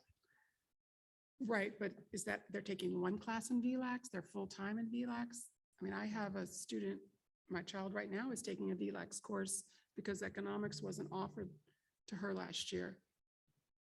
Yeah, so you'll be happy to know that federal funds have significant oversight and are audited carefully, and our proportionality will be tested to make sure it is fair and accurate. So if a student was only accessing at Sohegan a quarter of a typical full-time student, I assume, correct me if I'm wrong, that that would affect how much is allocated from the federal grant. Great. Thank you, Laura. Steph, I'm just going to go real fast. Two questions. Number one, the capacity of the VLAX program, is there capacity to absorb a sizable contingency from both of our, or actually all three of our districts? We're told yes. And then the cost associated with it, is it an escalating at a bulk price? There is no cost to our school district for the VLAX enrollment because we're providing that local person who's helping to shepherd the kids through their courses. So it's very low impact on the VLAX program itself. And as a result, they don't charge us for our students who enroll that way. Thank you. Stephanie and then Laura. So we have multiple students who use VLAX throughout the year for courses on and off. I do not think that any cost should be associated with those students accessing because there's a course we may not offer at Sohegan or because it doesn't fit to their class. I think the cost that only should be associated if there is a student who is identified as someone uncomfortable coming into school and is choosing VLAX. But if a kid's just taking a VLAX course because they can't fit it in, absolutely not. It should not come out of our budget. So we agree that the purpose of this is to provide support, given we don't have a remote program like we had last year with dedicated staff supporting students who are fully remote. This is to support kids who are choosing to be remote because they've decided they don't want to come to our in-person environment. That's it. Okay, so not the one-off. Correct. Yeah, a student that's taking Mandarin Chinese because they want to add that to they don't need that support. That's a different situation than a student who's fully at home and remote because of COVID. Thank you. Thank you. Ms. Taylor? VLAX last year, because of COVID, the Department of Education paid $6,000 or whatever per VLAX student. And then for a remote VLAX student, full-time, and then they paid $6,000 or something to the school district as well. Is that continuing this year? Usually the state only pays for the VLAX fees and they pay it to VLAX. Students who go full-time remote, will our school districts still be receiving the money from the state, the $3,000, $5,000, $6,000, whatever it is that we get each year from the state per pupil? Yeah, my understanding, and Christine, the answer is yes, that we would still receive adequacy aid for those students. As long as they stayed enrolled with us and participated and were supported by our school system. So if a student withdraws and does VLAX on their own, then no, they're technically either a homeschool or enrolled in that charter school directly. But if they stay enrolled with us, are supported by the interventionist or interventionists that we hire under the ESSER 3 funds, we still also get the adequacy aid from the state. So they're double paying again this year? I don't know how it works on the VLAX side of things and how the state covers the cost on the VLAX side. I don't know that answer. Okay, thank you. Mr. Steele, I've got a question with regards to costs. So if we adopt Ms. Parisi's motion, would there be any additional or added costs above and beyond the current reopening plan? None that I can foresee. Again, I don't know how many students truly will take advantage of this opportunity. It's hard to know or even to ballpark. But at this time, I don't foresee any additional costs that I can discern. Even if we had an entire school enroll and one of our buildings basically closed up? Well, we'd save on electricity. There'd be probably that's a hypothetical example, but if an entire school wanted to enroll in VLAX, say the Mount Vernon Village School, for example, and all 200 kids wanted to do that instead of coming to our in-person environment, we would likely say, if that's really what our community wanted, we probably would have a meeting to talk about it and decide to have all of our instructors teach remotely that year, as opposed to requiring all of those students to go to VLAX. Thank you. Any other comments or questions on this particular motion? Yeah, so I guess I missed something. I don't understand how this motion is different than what is currently on the suggested actions for tonight. I don't understand the difference. We're offering VLAX. What's on here now is we're authorizing Superintendent Steele to enter into a partnership with VLAX Won't be of any charge to our school because we have this federally funded position that's going to work with the kids, however much they need that assistance. But VLAX, by my recollection and what the website says, is free anyway. So how does this, it just means that the state is going to continue to give us money for that student inadequacy aid. But what is Ms. Parisi's motion? How is that? It seems redundant to me. So the key differentiator there, Mr. Gothier, is that with Ms. Parisi's motion, it makes clear that any student can take advantage of this local VLAX option as opposed to being restricted only to students who have a 504 or an IEP. But they can do that anyway because they can do VLAX on their own as it is. Is this just the difference, meaning that they're going to be assisted by this one interventionist? Correct. So if we have 300 students that want to take 3 classes each to boost their way up, that's going to be a lot for an interventionist to deal with. And I don't know that I'm okay with students that want to do extra work through VLAX being paid for by anything that could be going to the school system. To me, that's counterintuitive to what we had talked about at our individual meeting back in July, maybe, or June, that any remote options cannot cost the taxpayers additional money because the taxpayers are clearly supporting and the parents are supporting a full-time in-person learning environment. So I don't see how that's keeping with that standard that we had talked about. And we didn't vote on that standard by any means, but I'm trying to understand this. Yeah, and I'm going on the assumption that there's not going to be a majority of one school, a significant number. I don't know. I could be completely wrong. There could be hundreds of children that want to take advantage of this option. If so, we would need to regroup at that individual district's level to come up with a new plan, because a couple hundred kids want to do remote.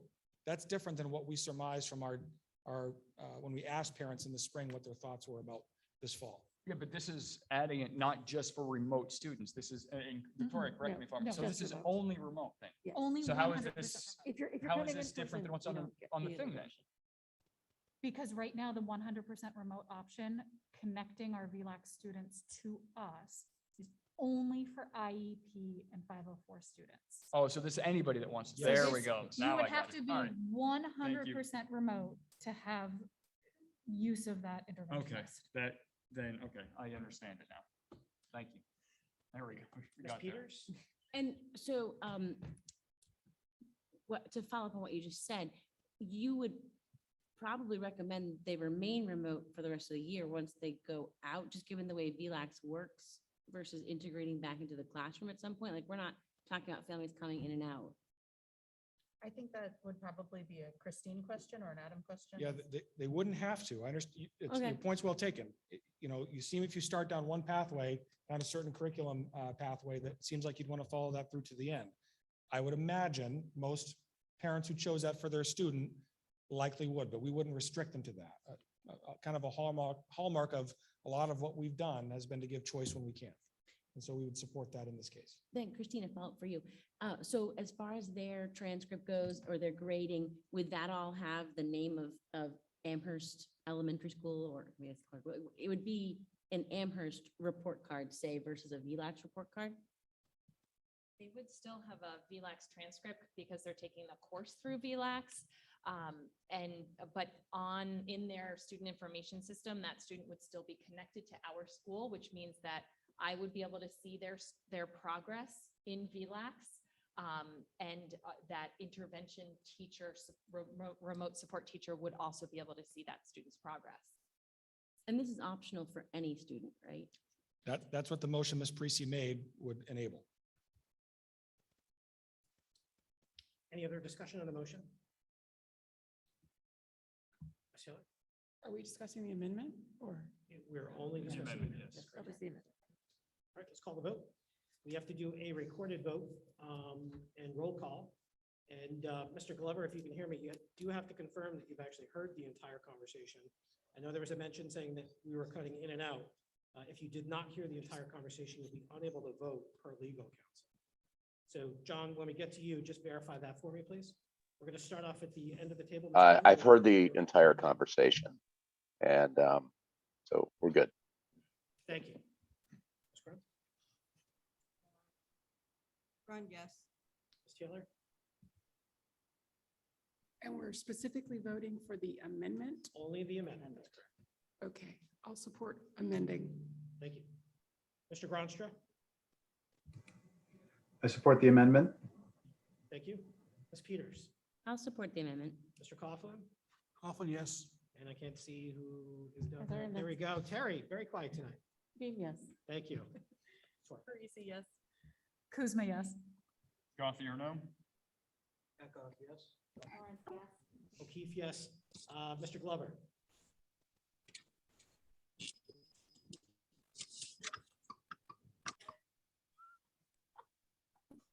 Mr. Glover. Glover, yes. Thank you. Mr. Conklin, Conklin, yes. Mr. Torres, Torres, yes. and Ms. Hinckley. You are now. Hinckley, yes. Were you able to hear the entire conversation on the motion? I was, yes. Great. And can you confirm that you are alone and unable to be here because you're on your way to work to deliver a baby? I am alone and I am in my car. Thank you. And Ms. Hinckley, how do you vote on the motion? I vote yes. Great, thank you. So that motion passes. So now we're back to the original discussion on the reopening plan as amended. Mr. Gronster indicated that he wanted to make a motion to amend. Mr. Gronster. I just want to make sure that I'm talking about the right thing. So is it the other motion about just approving the school safety mitigation plan? This is we're back to the reopening plan as amended with Victoria's motion that passed. Yeah. Okay, so because I'm just looking at the Adam's presentation where he's got the two suggested motions. So we essentially just took care of motion 2. And are you saying that we still are now in discussion of motion 1? That's correct. Okay, I just want to make sure. And so what I would like to do is motion to amend the plan to, and I don't know if, and I'm gonna I don't have an exact amendment wording because it's more question kind of at the moment. So can we amend, or can somebody like myself amend the way the scoring is done, or is that something that's going to be figured out as appropriate? I guess that's a question for Adam first. So again, the emergency policy that's in effect gives me latitude to make these adjustments as needed as situations change. If you wanted to restrict that in some way, you could make a motion that would require me to follow a standard that you would set forth in the motion. Okay, thanks for that. That is helpful. So I'm not going to do an amendment at this time. Is there, I'm assuming, and correct me if I'm wrong, that there's going to be additional discussion, or is it discussion already happened when I was out? We're back in a discussion. I just Okay. to make an amendment. That's why we jumped to you. Yeah, okay, sorry. So if I can make a couple of comments instead of making an amendment, then I'll shut up for a while. So I would the questions then would be, and some of the public speakers kind of stirred some thought process within me. So instead of pull this up a little bit, one of the factors being active case count, as one of the public identified, that case count is not necessarily indicative of the worrisome problems of hospitalization and worse, of death. So if that's really what we're worried about, then maybe we should have those either in addition to or instead of the case count. I know that Adam talked about doing a case count per 100,000 to make it more equitable between the towns, and that makes sense. But I'm thinking also, to the person's comment to put in the severe categories, so to speak, and maybe that would be something that would be a higher weighted category as well. So that's one comment. And the other comment I have is just from the orange level specifically, because that's the only area where it's mentioned, and having, just gonna move up to that section, where it mentions the daily COVID symptom screening questionnaire will be required. So I heard from parents last year that was difficult to do on a daily basis when we were in the orange status, because they don't have necessarily access to internet every single day, or some of their mornings start very early before the kids are off to school, and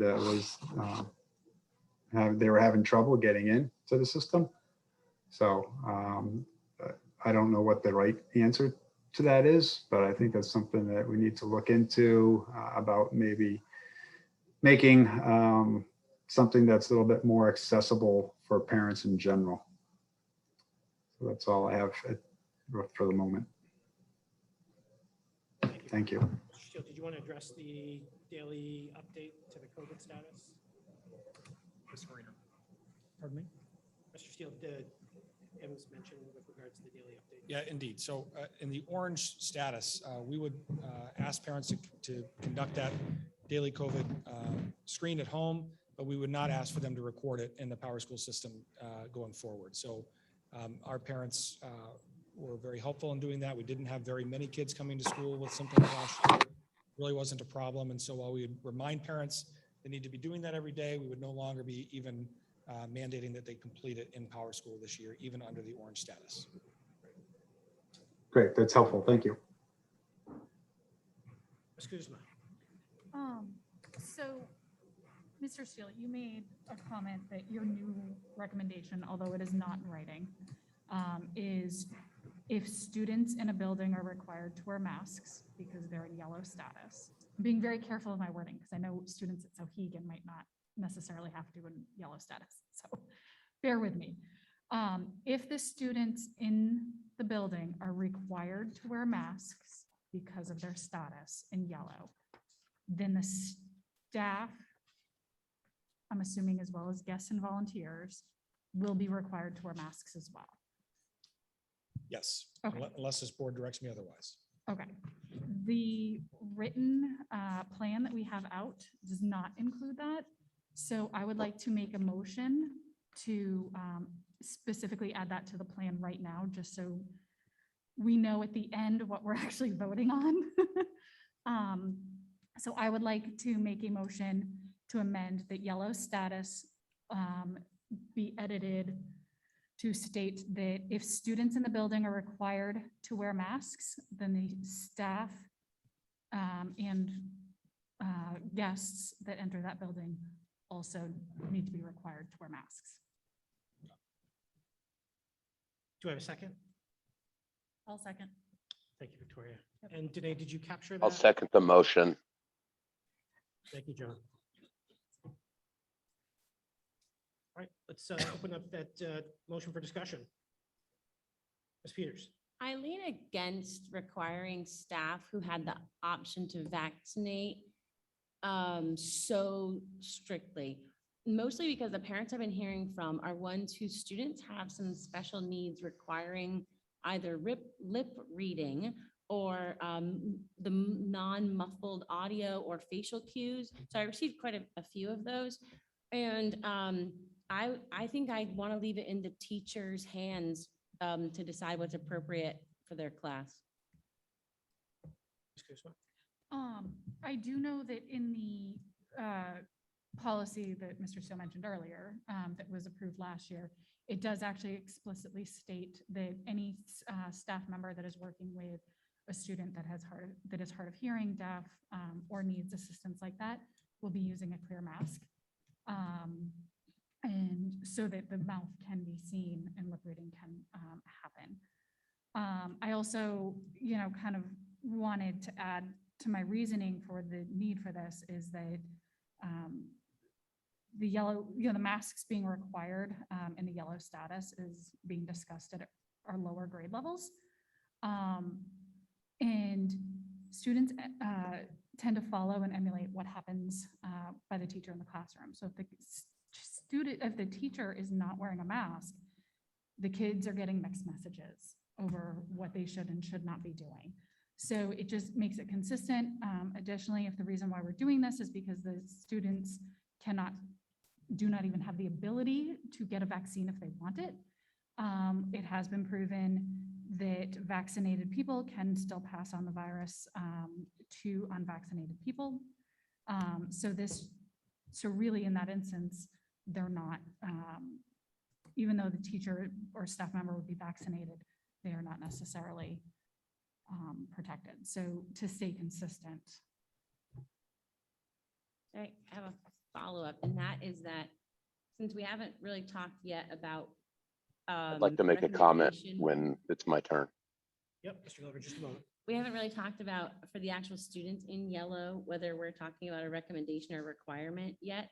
If we decide to make yellow a recommendation and let the parents decide that, would we then revisit this? Because I would think then that staff should also have the ability to follow a recommendation versus a requirement. I think it sounds like it's tied to if it's mandatory for the one population. Thank it's mandatory you. for the other. Thank you. Okay, so that helps. I had another question, but it's gone, so It's a maybe John causal has it. relationship. Mr. Glover, go ahead.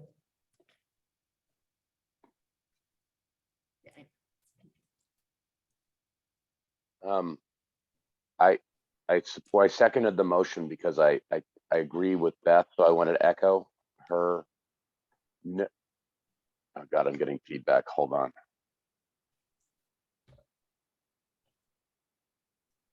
Hold on. Okay. The status yellow is really fraught. I think why I supported that was because if masks are on, in my view, if masks are on, we haven't even gotten to that question yet, then masks should be on for everybody in the school. So status yellow the way I look at it is green is masks are optional, yellow is masks are on, orange is masks are on, and there's some other little things that we can do. And then red is we're done for now.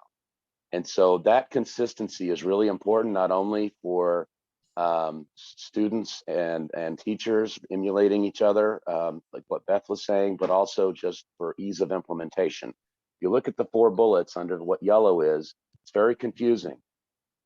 Masks will be required indoors for populations who do not have access to vaccinations. That's also okay. So that's everything but the high school and half of the middle school. Masks will not be required for faculty who disclose their vaccination status. Well, that's also fraught. How are we going to enforce that? Masks will be required of all school building if part of the building has access to the vaccine. Okay, that's the AMS situation. And all parent meetings that can be done remotely will be done remotely. I think that whole thing needs to be reevaluated. For example, I think you could do parent meetings in person if you were masked. To me, yellow is masks only. So to that extent, I would almost broaden Beth's amendment to revamp yellow for the difference between green and yellow is mask optional versus mask required. Otherwise, business as usual. And then orange becomes all the other little things we can do by limiting access to parents, limiting access to guests, having one-way traffic, lunches in the classroom, and so on. So I don't know if that's an amendment or a motion to amend the amendment. Maybe it is. Maybe it should be, or we can take it piecemeal and be here all night. But if maybe we could talk about the broader concept of what the statuses are, and then hone the language or empower Adam to hone the language accordingly, so that we don't nit and pick on each little bullet point on the status level situation. So That's John, the end of my comment on that. John, we are here and we will be here as long as it takes to get this right. And we owe it to our community to have this conversation. So if you want to have a motion or put a motion on the floor to modify Ms. Kuzma's Absolutely. motion to include some of that language, please. Absolutely. Language, and we'll see if there's a second. What's your motion, John? Point of order. Okay, Mr. then I'll Chairman. put a motion on the floor to amend Beth's motion to, Just a moment, John. Mr. Coughlin. You have your own rules. You can do what you want, but generally it's very poor Okay, I'll practice wait. to amend an amendment. I'm sorry? it's very poor practice to amend an amendment. It's better to just shoot Beth's down and start from scratch. Okay. Rather than go down an infinite Theoretically. series of amendments to amendments. Okay, thank you. So John, now I'm going to take that point of order, and Well, we can what we'll do is we'll hold off on your amendment and we'll continue. the Agreed with conversation Steve. Beth. Beth,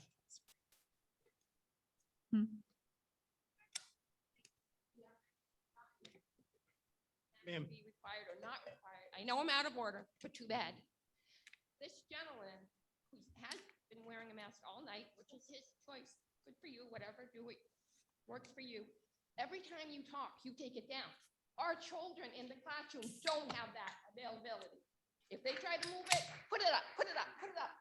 But you have that Ma'am. flexibility. I don't care. Ma'am, we're trying to create a conversation around these But issues that are very, I'm just saying. that are very important that to has you be and taken everyone in this into room. account. It has to be taken into account. He Please. has this freedom to take it down. Ma'am. Our children don't have that freedom. Ma'am, can we get back to the business at hand? Thank you. All right, conversations with regards to Ms. Kuzma. Any additional conversation with regards to that amendment? Mr. Goff? I will wait till we discuss Mr. Glover's amendment. Mr. Steele?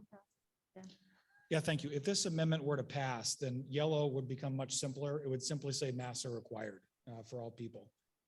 Because that clarifies there's no need to differentiate between staff. And it's really just masks are required for everyone in the building. So all of those bullets would be consolidated to masks are required for the building. I don't agree with that. Because the very first bullet says that masks will be required indoors for populations who do not have access to vaccinations. Currently those under 12. So I interpret this section, and maybe you meant something different when you wrote it. I interpreted this as yellow status, and because of the conversations we had earlier about Sauhegan being a different yellow, if the building is in status yellow because they do not have access to vaccinations, whereas Sauhegan might be in yellow for a different reason. So I interpret it as, we might be in status yellow for different reasons, I guess you could say. For the Yeah, buildings. and so I don't think there would be a need for that anymore, is what I'm saying. The reason it was written that way was to make it clear that the way it was originally written, that staff would not wear masks, but students would in those really in the three lower schools. So if that's no longer a requirement, then yellow becomes very simple. Masks are required for everybody. Can I follow up about that? Not needing the other. From a Sauhegan standpoint. I'm confused from a Sauhegan standpoint about what Mr. Steele said. Could you? If Sauhegan was yellow, then masks would be required at Sauhegan. But Sauhegan right now is scheduled to start at green based Correct. on our current numbers. Correct.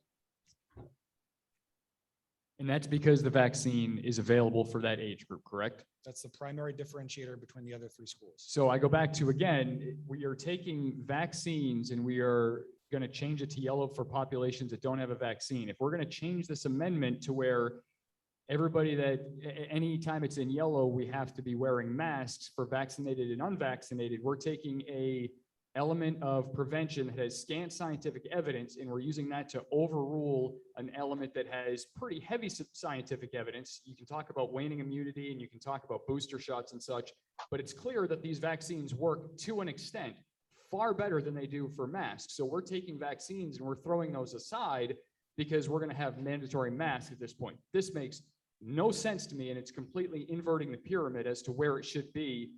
We can talk about masks in yellow at a lower level, but to say all yellow is masks for everybody without any vaccine exemption, it's eyewash at that point, because it doesn't matter if you're setting an example. It's either you need it and you have a vaccine or you don't. So I don't think that's necessary at this level, and I don't think it makes it easier. It makes it less scientifically supported. Any other comments about the motion on the table? I have a comment to Tom, if I may, when it's my turn. Go ahead, John.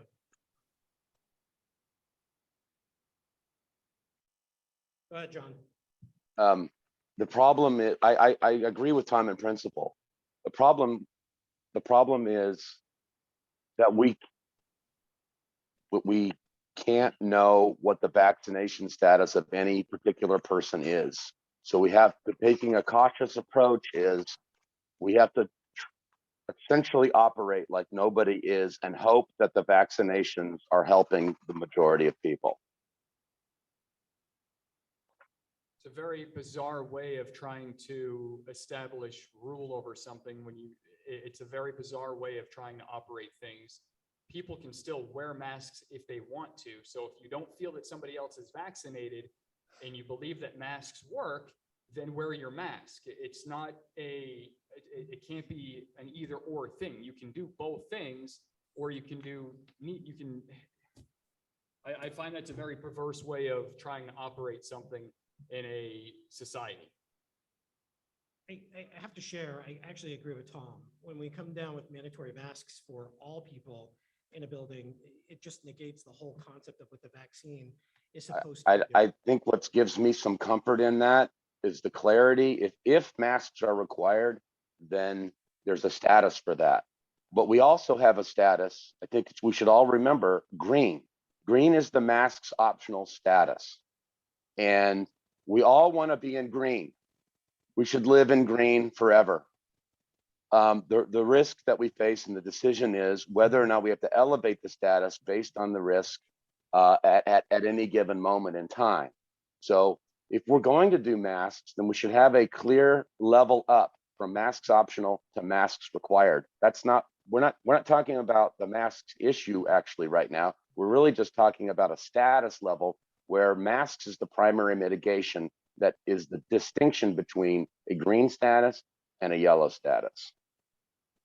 That is directly a mask versus vaccine issue. I mean, that is at the crux of this, a mask issue, because that's the only difference between yellow and green for all intents and purposes. The masks really are the only mitigation strategy that we are debating on this entire plan tonight. It's either masks mandatory at certain color levels or it's masks optional all the time. And I can't find anything else in here other than campus close, which is an entirely different thing. And if we get there, then we're all in a whole heap of trouble. But that's the only difference I can see anywhere along here, other than maybe a parent meeting over a Zoom or a parent meeting in person. Some parents probably like them over Zoom, maybe more convenient to work schedule. So this is the crux of the issue. We can talk about other things, but this is the masks and or vaccines. Excuse me. So, yeah, I'm going back. We can to control the masks. We can't John, control the John, vaccines. just a moment. So the reason for my motion, in looking at this plan, and Okay. especially because AMS is different, AMS has a mixed population. It feels, reading this plan, it feels as though yellow is the bridge until our younger students are able to be vaccinated. Otherwise, we'd be in orange, right? And it feels, so that's why I made the motion that I did is in the buildings that require masks for all students, despite, no matter what the vaccination status is, or, because they don't have the ability to receive the vaccine, staff need to be wearing it. Because it feels as though with this plan, yellow is the bridge. Because otherwise, once we have the ability for our kids under 12 to be vaccinated, there is no purpose for yellow because it's optional for everybody. And in which case we would be going between green, where it's optional, and orange. Because there's not, other than that,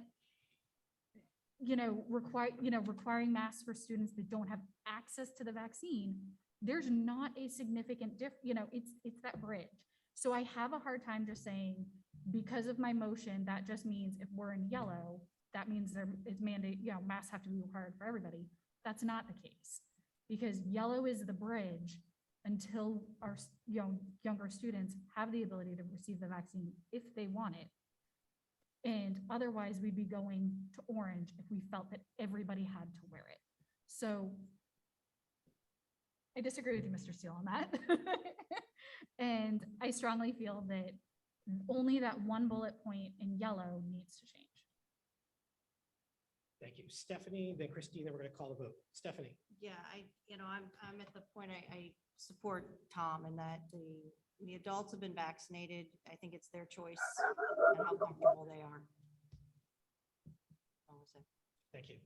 Christine? I'm gonna rescind my hand. Great, thank you. So let's call the vote on Ms. Kuzma's motion to amend Class Yellow to require, if students are required to wear masks, all staff and faculty and individuals in the building will be required to wear masks. Ms. Grunt? Run no. Ms. Taylor? Taylor, no. Mr. Gronstra? Gronstra, no. Ms. Peters? Peters, no. Mr. Coughlin? Coughlin, yes. Terry? Yes. Ms. Parisi? Parisi, yes. Ms. Kuzma? Kuzma, yes. Mr. Gothier? Gothier, no. Mr. Eckhoff? No. Ms. Lawrence? Lawrence, no. O'Keefe, no. Mr. Conklin? Conklin, yes. Ms. Hinckley?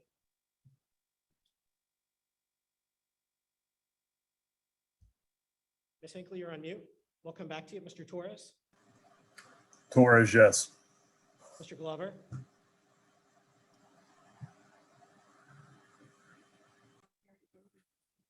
Mr. Glover? Glover, yes. Hold on. Shit. Mr. Conklin? I already voted. I thought, Stephen, I can vote again if you want. I voted. No, thank you. I voted yes. Great. And George, did you vote yet? I can vote again. Yes. Yes. Ms. Hinckley? I think we lost. So Danae, what's that vote? Yep.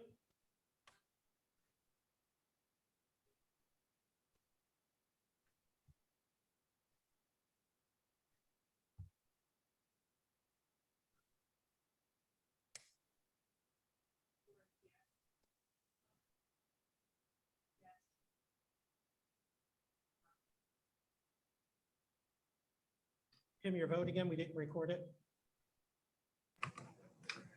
Okay, sorry, I voted no. Thank you.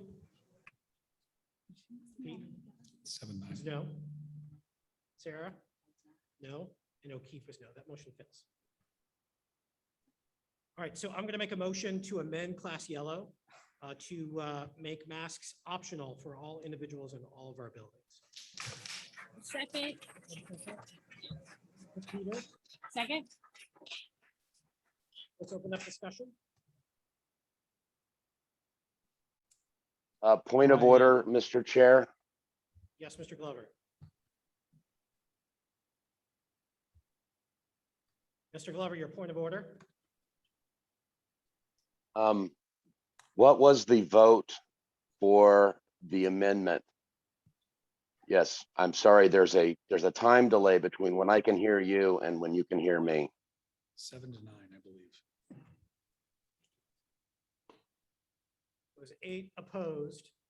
And 9, I believe it was 7-9, I believe. I want to remind everyone that the SAU school board is not a school board, and that it should require majorities of each individual school board to pass a motion at the SAU level.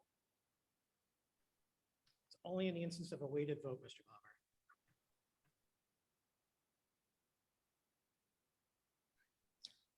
Discussion at hand on the motion to remove masks from the yellow status. I did second it. Yep, it was seconded. So we're gonna open it up. Yes, Terry. Any discussion? Yep. All right, so I have not spoken a lot tonight, which I know is really unusual for all of y'all. It's been probably grateful for it. Because I really have tried to do a lot of listening, and I sincerely appreciate the people who've shown up and tried to make sure that we know how you feel. And I know that you feel passionately. And I would like to counter that, so do we. And whether we are in agreement on certain points or not, please be aware that we don't do this for the money. We don't do this for the joy. It's not for the power. It's not for any of that. It truly is that we are trying to do the most good for the most. The whole thing with public education is that you are trying to take care of everyone, including the ones who have difficulty, the ones who come to you with fantastic talents, the ones who come with incredible challenges. And we take them all. We're not a charter school. We don't get to pick and choose, and we will do our best to make sure that everyone has access to learning and is able to thrive. We want everyone to thrive. One way that we don't thrive is by making an us-them atmosphere. And even discussing this tonight has been an us-them. You love your kids, you don't? No, we all love our kids. The last 2 nights, I've worked all day. And then I've worked till 4:30 in the morning writing a court report for the CASA case that I work on for an abused child, because I care strongly about children, and especially those who need someone to be a voice for them. You can look at me and say, she believes in masks. She believes in CDC recommendations that right now, and it is right now, and it has changed. And as circumstances change and the Delta variant has changed this for us, right now, this is the recommendation, and I respect that. So I am wearing a mask indoors, and outdoors, I will gladly take it off quite quickly. For the last year, I've barely left my house because I have a teenager who knows that mom is really bad at social distancing, really crummy at it, because I want to be up close to people. I want to be with people, but it made her a nervous wreck and gave her anxiety. So guess what? I stayed home because I wanted to respect her comfort level. There are sometimes you can make a personal choice. There are sometimes you can't. To be able to, at a glance, be able to tell and have kids have that divisiveness between them, that is not good for their social emotional. That is not good for anything. They get to go outside and have their mask off. They get to have as many activities as possible with them off, but yet we are protecting them with the only mitigation thing that we have at our disposal, really. This is the most effective thing we have. And no, there have not been a lot of deaths, but I would argue that one preventable death is a death too many. If it were a death in your house, you would certainly think it was one too many. And I'm not saying that as a scare tactic. I'm just saying, to me, that's really true, preventable deaths. And this is the only really effective mitigation factor we have right now. And to still have them in person. It's the one really effective tool we have. Ma'am, we're having a discussion.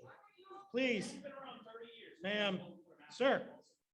And even Sure. when they don't die, there's something, the long haul effects in children, there's something called brain fog. I mean, that's kind of the colloquial name for it, but brain fog. So if my job is to make sure that every child can learn to the best of their ability, and I'm going to remove every barrier I can to help them learn, that would require making sure that their brains are as functional as possible. So, don't tell me to roll it up, because guess what? I don't have a 3-minute limit, but thank you. And I will be here until 4 a.m. if we Terry, need to get this right. Terry, So thank you. Terry, just a moment. Ladies and gentlemen, we want you guys to participate in this process. That's why we had a Thankfully, we don't have very, any Terry, 3-year-olds in our Terry, just a district. moment, please. Terry, just a moment. Ladies and gentlemen, the reason why we wanted the public here and we actually had an extremely long public comment period is because we actually care about what you say. Now is an opportunity for us to go on the record, share our thoughts, allow us to share amongst each other about where our views are on this particular issue, so we can actually get it to the point and get you guys informed about what the decision of this board's going to be from a mask mandate standpoint. So please bear with us as we go ahead and we engage in this dialogue, because believe it or not, it's quite helpful. Thank you. Terry, go ahead. Yeah, I'm sorry. I mean, that's really what I wanted to say is that, when I get in the car, I try to be a safe driver, but I still put on my seatbelt. And you as an adult don't have to, but your children are mandated by law to wear their seatbelts.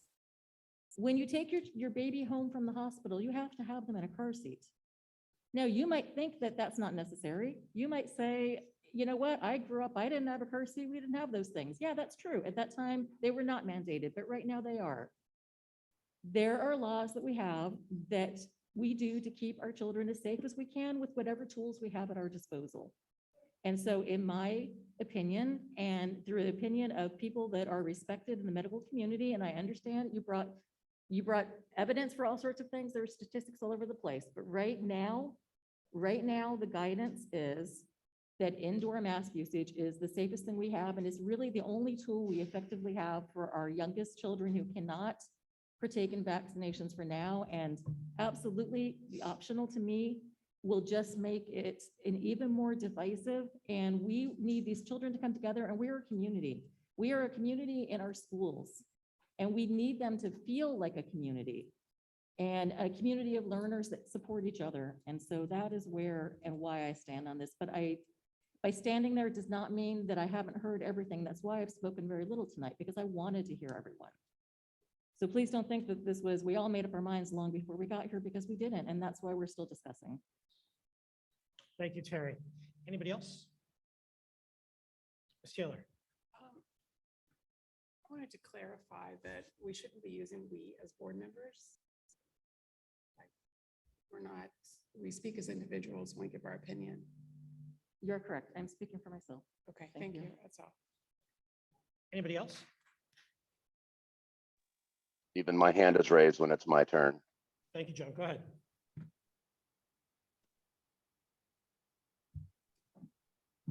John, go ahead.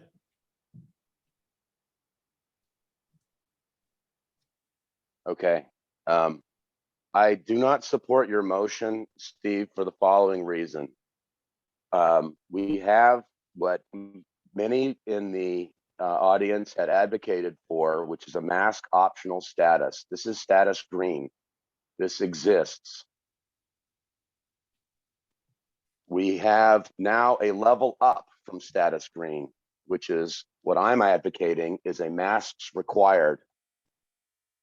Then we have a level up from masks required to all the other little things that we can do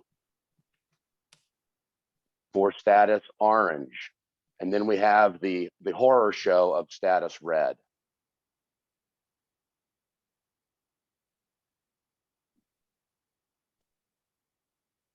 Thank you.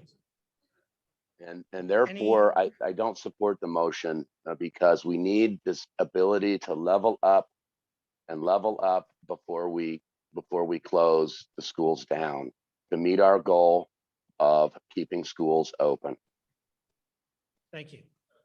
Any other comments or questions?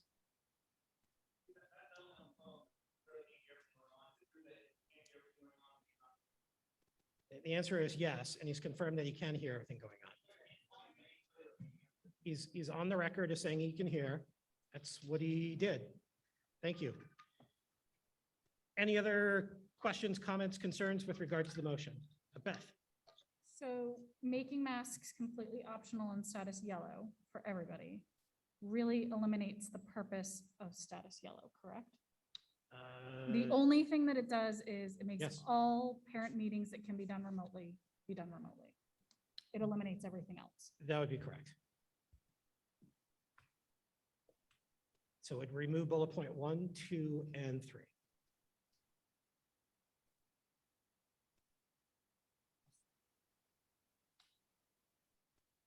Any other questions, concerns, comments? Great, let's call the vote. Ms. Grunt? Grund, yes. Ms. Taylor? Taylor, yes, I support the amendment to have mask optional and status yellow. Mr. Gronstra? Gronstra, yes. Ms. Peters? Peters, yes. Mr. Coughlin? Yes. And Terry? Team no. Parisi, no. Parisi, no? Ms. Kuzma? Kuzma, no.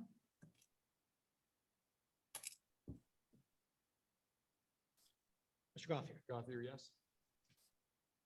Mr. Eckhoff? Eckhoff, yes. Ms. Lawrence?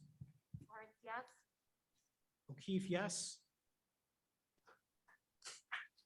Mr. Gronstra? Mr. Gronstra?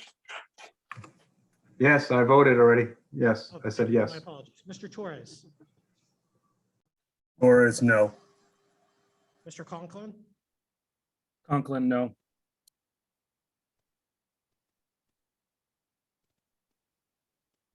And Mr. Glover?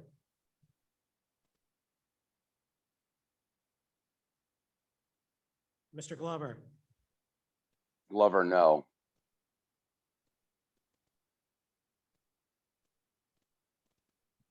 So that's 8 yeses and Glover, no. Thank you, John. Steve, I had 10-6. Thank you. Yep, 10-6. Oh, and by the way, before we proceed, could I just address the people who are claiming that I cannot hear?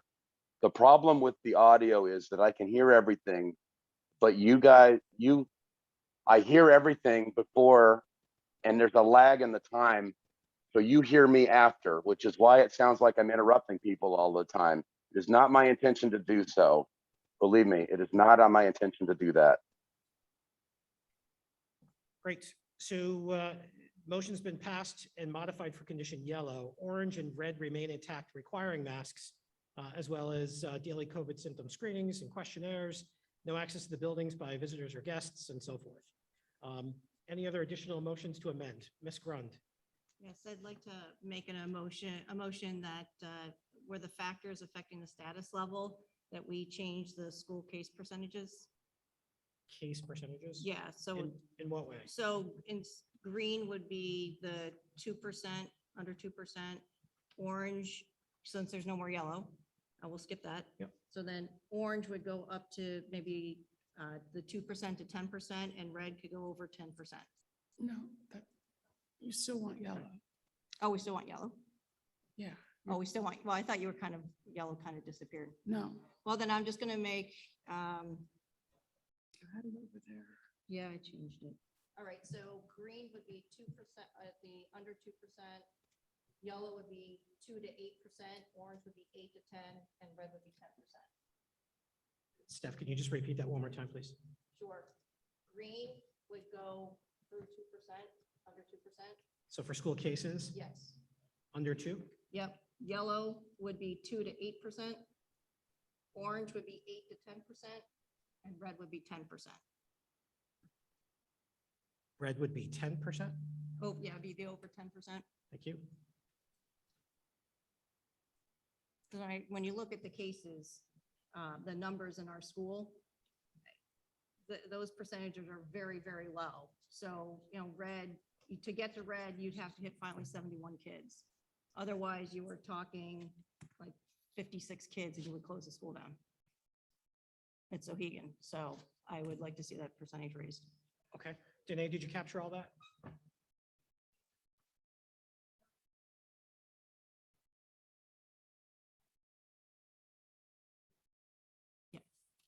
Yes. I'll second. That was a motion. Sure, perfect. Thank you. Seconded by Ms. Gothier. Any discussion?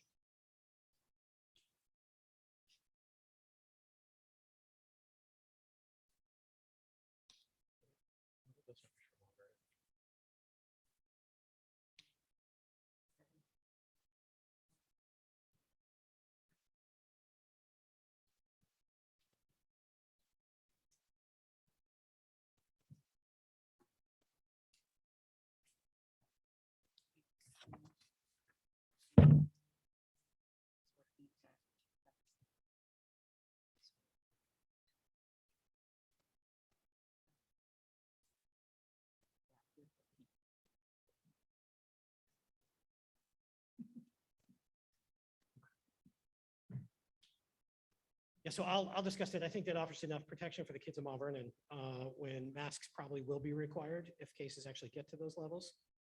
And just creating an extra barrier of protection at that point. I do agree with that. But any questions or comments? Mr. Steele. Thank you. So if I just want to point out for that last motion that it broke across school board lines. And so I am left with, I'm going to need clarity from the Amherst School Board directly because 4 members voted no and only 1 voted yes, whereas the other 2 boards both had a majority voting for that motion. And so either we're going to have different plans for our different boards, which is fine, but I'm unable to announce to our community tomorrow what's happening in the Amherst schools.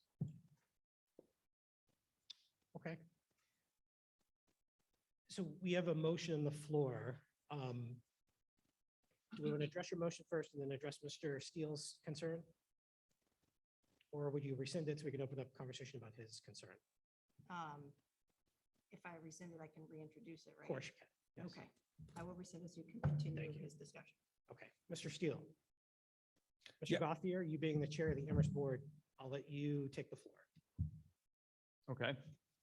Mr. Steele, what do you need out of us? You heard our vote 4-1. I made I think for the most part, I think the five of us with our votes tonight have made our stances on this perfectly clear. So I think we are at an impasse where I think it's going to be all but impossible and why can't I speak? We're going to have two plans I think that is the way that you're looking at this, because I don't think that the five of us are going to be persuaded to change our vote. And I'm speaking for myself. I'm not going to use we. I will not be changing my vote with what I just did. I don't want to speak for the other four board members. All right, so just to be clear and to carry forward even to Ms. Grunn's motion, as I communicate things to our community, the message is going to be, as of tomorrow, based on this vote, and I'm making sure I'm getting this right. This is important to me, that at Sauhegan and the Mount Vernon Village School, masks will not be required of students. They'll be recommended, but optional for the parents' discretion to choose what to do. And assuming Ms. Grunn's motion around the percentage of cases required to go into orange, it's unlikely anytime soon that we would have a need for masks in those schools. Conversely, the Amherst schools, Clark Wilkins and AMS, will be starting with required masks for staff and students. I need to make sure I'm interpreting that vote correctly, because that, in the past, this SAU board has voted together and largely been on the same page, but you're not. And I just need to point that out, because the Amherst School Board next week is going to meet, and they have the prerogative to make their own motion and to separately adopt a plan that's distinct from the other two school districts. That's fine, but that's the consequence of that vote. I think it would come across better if this entire district were operating off one plan. I think it makes it easier for administrators. I think it makes it easier for all of the personnel involved. So I will leave it at that. And I will let somebody else from our board speak and share their thoughts, because I don't speak for this board, and I only speak for my vote. Given the break, I might suggest that we wait for our board meetings next week before I communicate anything, because you folks have not met as the Amherst School Board tonight. Correct, but school starts that following Tuesday, so we have 1 week for parents to decide what they need to do at that point. Indeed. And to do an emergency meeting, we need 24 hours. For a regular meeting, you need 24 hours. For an emergency as declared by the chair, there is no time limit. You just have to make a reasonable effort to notify the public. And does it have to be, can we do something? I'm leaning that way, because I don't want to have unless we're going to come to some sort of consensus tonight. And just to give you the thought where I was going was, after Stephen made his amendment, I was going to motion and make an amendment that we get rid of make masks optional in orange as well. And so at that point, we scrap the color coding system and make masks orange at every single level. So I don't know if that is an appropriate time to do that now, and then we revisit this. And then as chair, we sit down and it may be something where we need to call a meeting for either I don't know if we can do it for the weekend. We can meet on weekends, correct? I believe there might be restriction about Sundays, but. Okay, and I can't make a good faith meeting request for tomorrow because I'm not home. So unless we want to stay and have a meeting after this meeting tonight, the only other option is Monday, and I don't think that does you any favors for communication purposes. So it'd be Saturday or Monday at this point. So I think I will make my motion to make masks optional at all levels, which may just blow up this entire plan. But I think that's the way to try to get consensus on this. And if it gets shot down, then we're back at the same point, and we can have that conversation about an emergency meeting next, because that's going to be the only way that we get this resolved, unless we do two plans. And I think it's important to have consensus when you do have kids that are coming from Mount Vernon into the Amherst School District, they're not going to have any restrictions like this in that yellow status at home, but they will when they get on the bus and they come down here. So my suggestion would be, if that would be the motion that the board entertains, I would perhaps suggest instead that you simply withdraw your emergency policy from last year and then let each board take up the issues on their own, because there is no other part of the plan that is necessary beyond that point. So essentially what you'd be saying is that we suggest masks despite what the case counts are in town, despite any of the metrics that we measure. And if we need to go remote only, then we would require a board meeting in order to do that. If you rescinded that policy, that's what you'd be saying, because there is no other part of that policy that remains in effect or needs to remain in effect. I just want to clarify, rescinding that policy, though, it's each individual board has to individually rescind that policy. It would not be the SAU rescinding it for each individual board. So Correct. that I don't think that, So guessing by how the votes have gone, I'm not sure that will actually help you. Well, the SAU passed the policy last year, and it was a unanimous vote at the time. And so it was clear that all three boards adopted it as well. And I don't remember if the individual boards took it up at their individual board meetings as well. So it could be rescinded at the SAU level as well. Mr. Gothier, did you make a motion? I will make a motion to make masks optional at all levels of the mitigation system, which in turn gets rid of the mitigation system, and it's a mask optional school district. Although let me say, in fairness, I do think that you can still keep, if you wanted to have remote meetings with parents and teachers and not allow volunteers into buildings, I'm not opposed to that necessarily. I think you could still keep some of those elements, but I think, again, we're talking primarily tonight about masks and then whatever impact vaccines have on this system as well. So I will make that motion. Do we have a second? Repeat the motion, please. The motion is. The motion is to make masks optional in SAU 39. And I know I make masks using the current matrix, making masks optional at all level of SAU 39, keeping the other elements of the plan involving remote parent-teacher conferences, visitors allowed, visitors not allowed, et cetera. To clarify, are you making that motion so that you can rescind the emergency policy? Or are you just making that motion, but not touching this policy and leaving it on the table? It's a fair point, because this policy allows the superintendent to implement masks.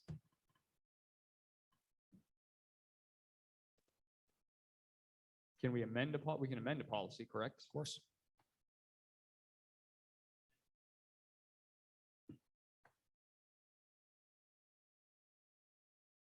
Tom, before you do that, let's vote up your original motion first. Is there a second on Tom's original motion? Seeing no second, that request. I'll second it for discussion. Okay. Ms. Peters, second. We will open it for discussion on the mask mandates, removing it from all sections of the reopening. And I'll tell you why I seconded it. It's not because I think that we should not ask our students to wear masks or ask and educate our parents about masks. So I don't want to be confused as I want to open our children up to further harm in any way. There were enough parents who reached out to me because of educational concerns and health concerns that didn't stretch all the way to an IEP or a 504 might be.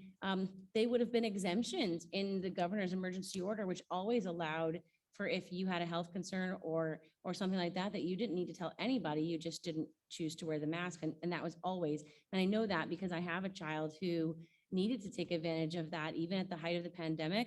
When she went to Walmart, she would be very careful if she came by anyone, she would put the mask on, but as soon as she was not near anyone, for her health, she needed to not do that. And I know people have gone back and forth about CO2. I don't know. All I know is that she became ill after about 15 minutes.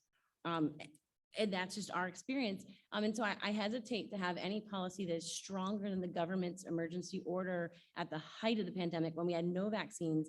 We were all very fearful. We didn't know what was going on. I think we can trust our parents.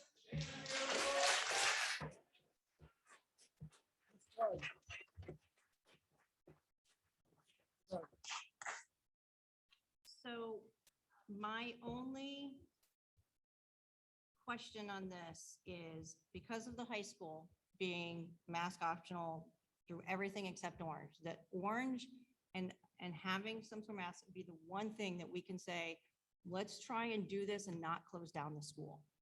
That is the only reason I'm a little opposed to what Tom's motion is, because that is our one stopping point that we can do at the high school before we have to close the campus down. So I'm hesitant on voting for this right now. And I will go on the record, I'm actually not in favor of your motion, because I do believe mitigation efforts have to exist. Because if things do actually go south, which I hope they don't, and things are not as bad as things are down in Florida and Texas right now, we have to empower our superintendent to make decisions on the fly. And if we eliminate that option, it creates a situation where there's chaos.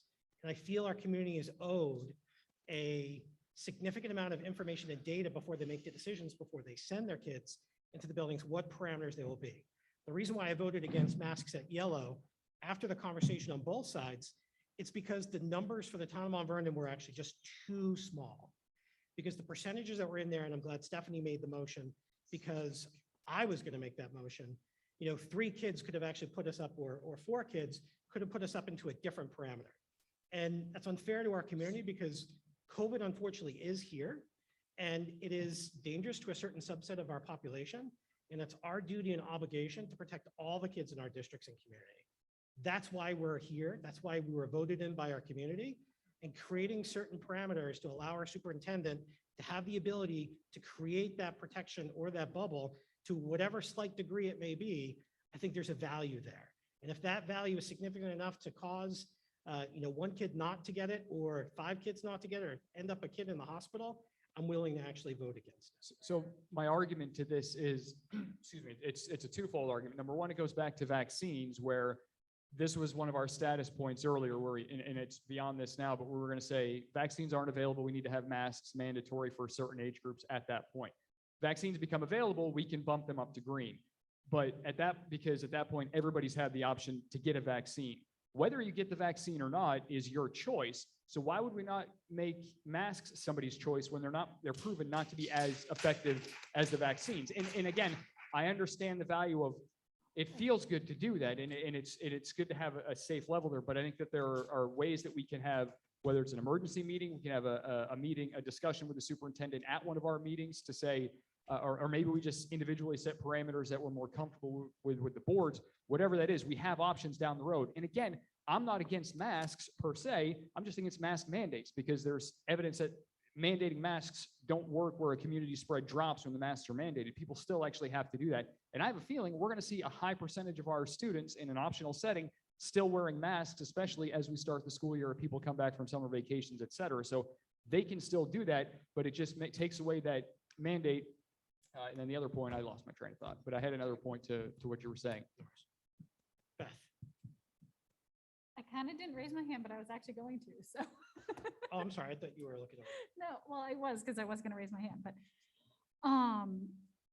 it sounds to me as though all 3 of our boards are very divided on where we need to go for each individual districts. You said yourself, the parameters are very different from Mount Vernon than they are for Amherst, than they are for Sauhegan. Sauhegan has very different needs because you guys are in a very different situation than the rest of us.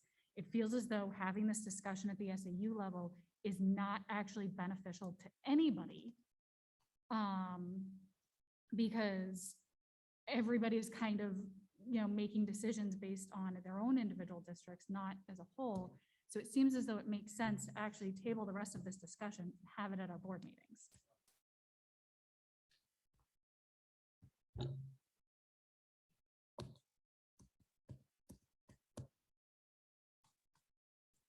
I respectfully disagree.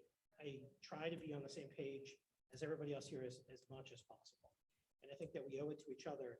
I do not want our senior leaders to be doing 3 different plans. I really don't.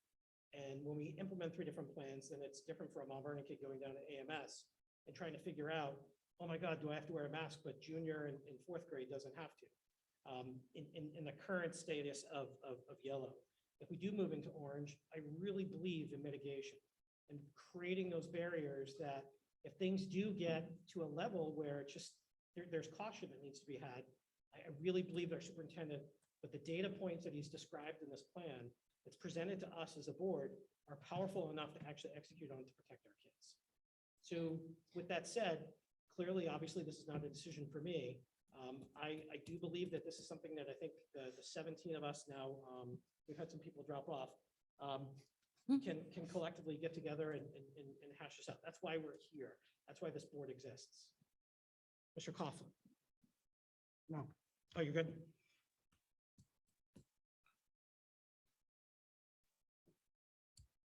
And Josh, did you have something? Yeah, so Stephen, I tend to generally agree with you. There are factors in this decision that make it harder, right?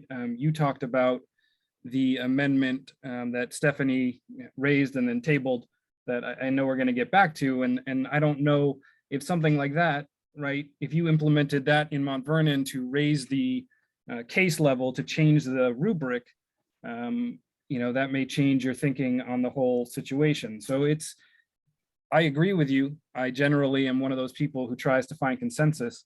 It seems like that is a hard thing to do this evening.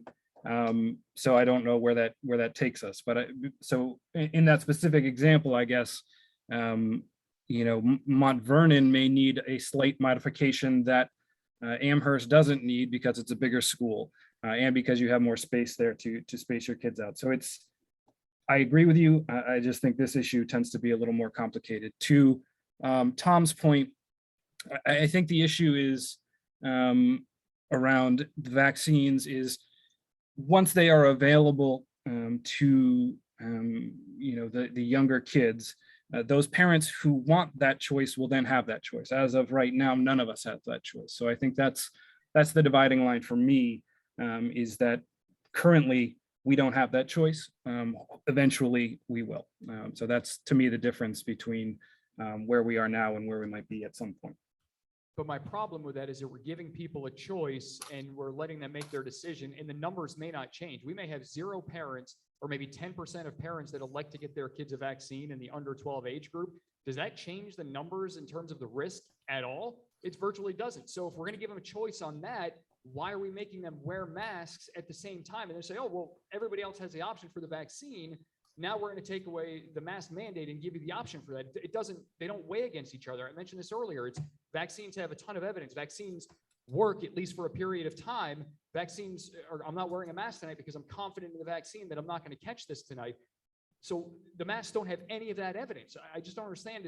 We're going to give people the choice on something that's scientifically proven, but we're not going to give them a choice on something that has scant evidence and it's anecdotal and it makes people feel good. And I know I hate to say that way, and I don't mean to be rude by it, but that's essentially what we're talking about. And it's become this political weapon that gets bandied around because people feel good about this. And it's been going on for 18 months at this point.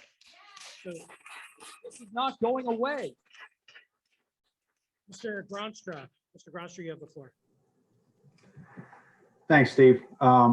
So one of the notes that I jotted down prior to me leaving the stage earlier was that all categories should have optional mask usage. I understand what you were saying earlier about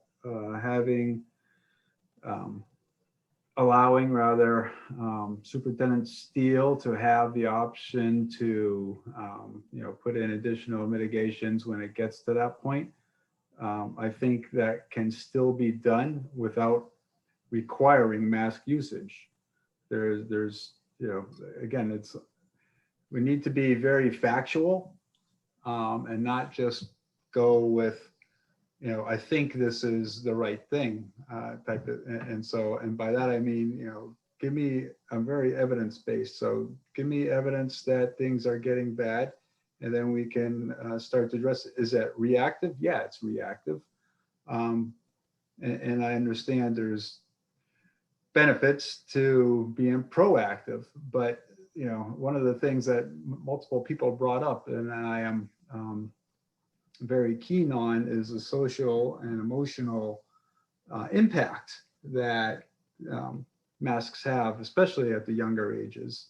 I know several educators that teach at the lower levels that have said, it's difficult to teach my students when, we can't see each other's faces, or, if their smiles or their frowns, or, other than, from the nose up, or not nose up, but the bridge of their nose up.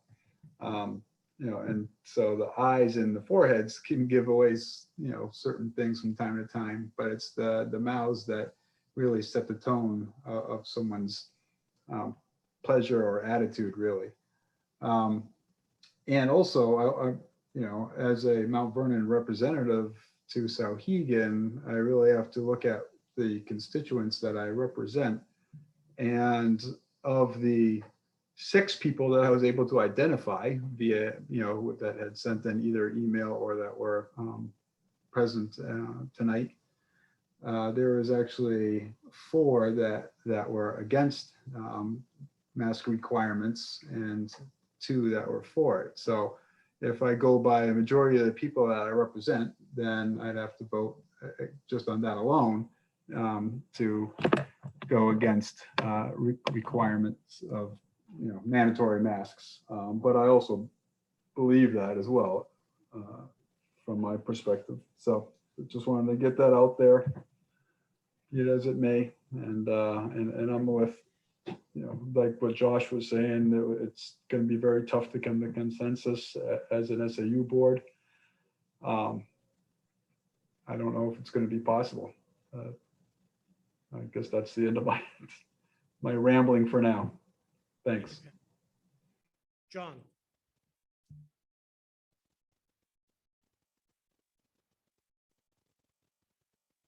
John Glover. Okay. I think Tom's motion really calls the issue to the mat, and I appreciate Tom for making it. I think what it's doing is it's taking control of the operation of the schools outside of our superintendent, and I feel very uncomfortable with that.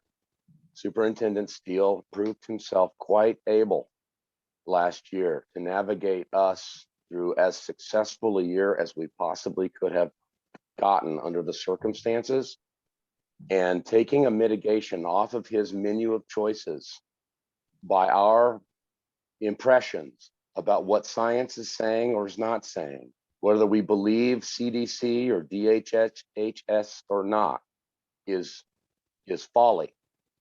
That is not our job to run the school system. Our job is to offer him the menu of options that he can react in real time, or as in real time as humanly possible, to keep our schools open.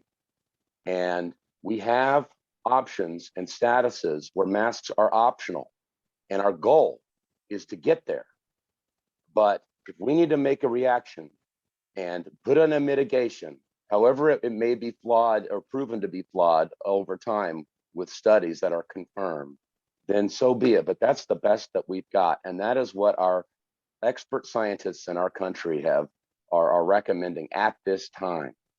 And he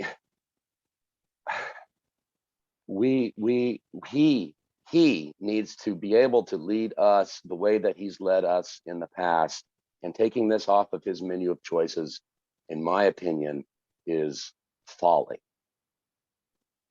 Thank you, John. Any other comments with regards to the motion on the table to rescind masks on all stages of our reopening plan? I have a question. Yep, Ms. Priestley. When we're looking, I know that CDC and DHHS are hotly debated, but I feel as though we need to use some expert guidance outside of our board. And when looking at the concepts for mitigation, DHHS says there is no single intervention that will stop the spread. Educational institutions can protect themselves and others through a multi-layered approach. Should precautions in one area decrease, look to implement additional protection in another area. The list of mitigations that Superintendent Steele went through earlier, we are not doing. We are not including spacing. We are not including our sanitization to the same level that we did last year. We are not keeping our students in cohorts, and we are not doing a screening testing program. The only mitigation that we are discussing that DHHS has supported is masks. I have a hard time saying that our masks can be optional, knowing that our students are going to be in that environment. And we knowingly are not going to have these other mitigations that had been a layered approach last year, not going to have them in place. Thank you. Ms. Taylor? To add that this is the first the board has been presented the draft plan. And this is the first time that we've been able to discuss it as a board. And it may seem a little inefficient. It would have been nice to have it a little earlier, but some information has changed over the summer as well from various state organizations, which I just wanted to add that because I know we look inefficient, but this is our first opportunity to discuss it.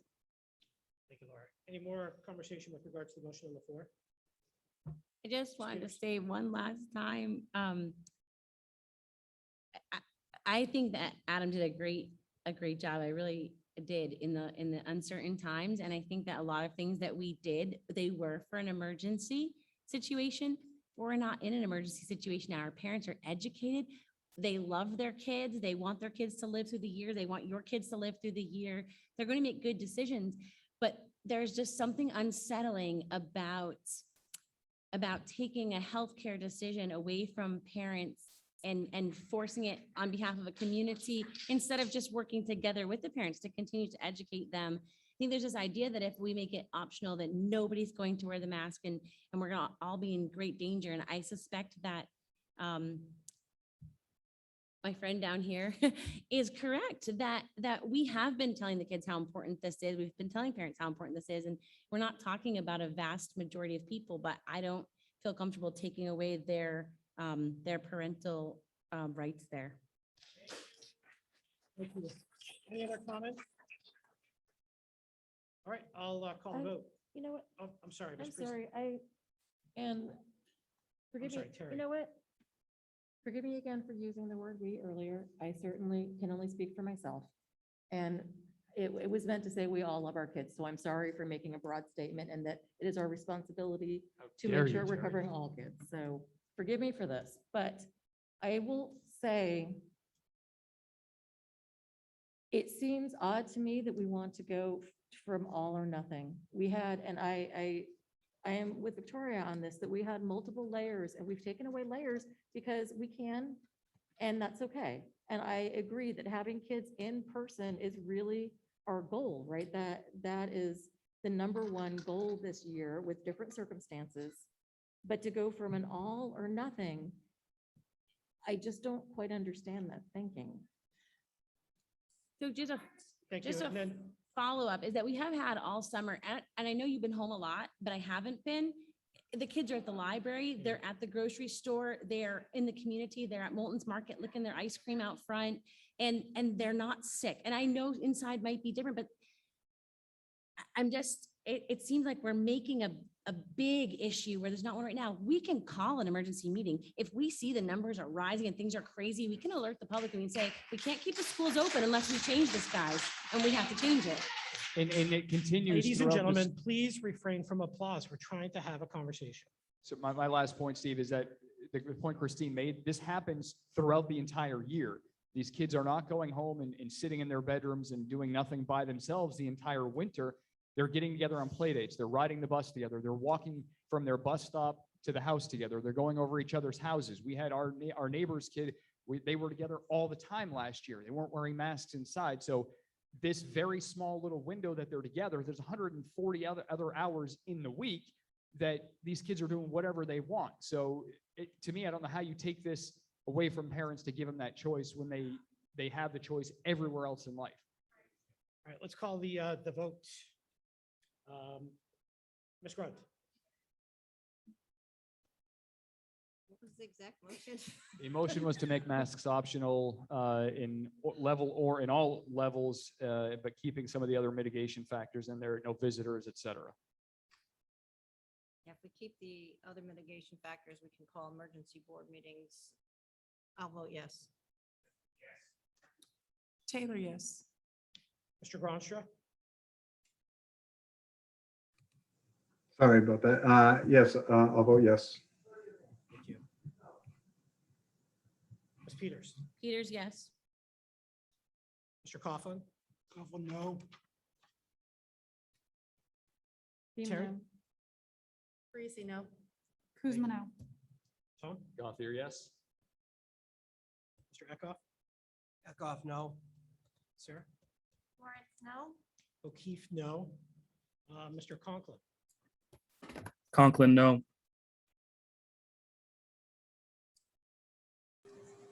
Mr. Torres, Torres, no. and Mr. Glover.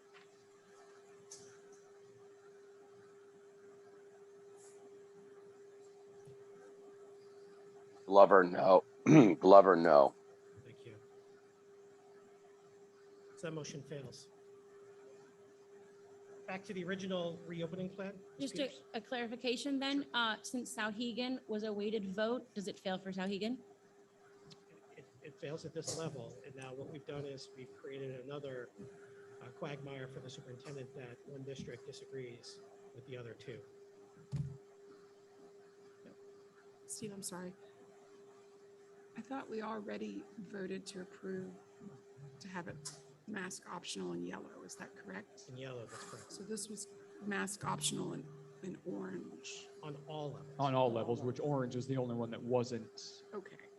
wasn't optional, sorry. So currently, with what we passed, we have mask optional in yellow, green, and blue, That's correct. and only in red where we're closed, and in orange, other mask. Okay, thank you. You're welcome. Ms. Grund, did you want to make your motion to amend the reopening plan for those percentages? Sure. I'll make an amendment to the factors affecting the status level, that rubric for the school cases. To be in green, it needs to be up to 2%. To be in yellow, it's 2 to 8%. In orange, it's 8 to 10%. And red is 10%. Great. And Danae, did you capture that? No, it's the same. Same as before.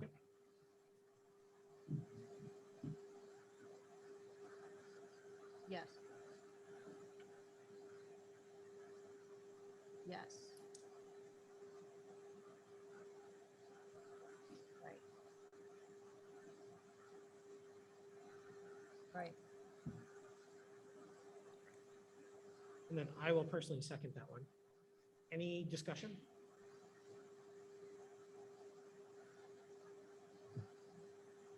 John, George, or Pim, any questions? This is George, no. Thank you. And John, you still have your hand raised, if you could just lower that. All right, seeing no discussion, we'll call the vote. Ms. Grund, Grund, yes. Ms. Taylor, Taylor, yes. Mr. Gronstra, Gronstra, yes. Ms. Peters, Peters, yes. Mr. Coughlin, Coughlin, yes.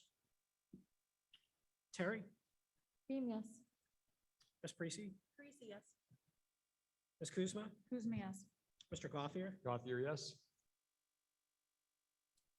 Mr. Eckhoff, Eckhoff, yes. Ms. Lawrence, Lawrence, yes. Mr. Conklin, Conklin, yes. Mr. Torres, Glover, Torres, yes. yes. and Mr. Glover.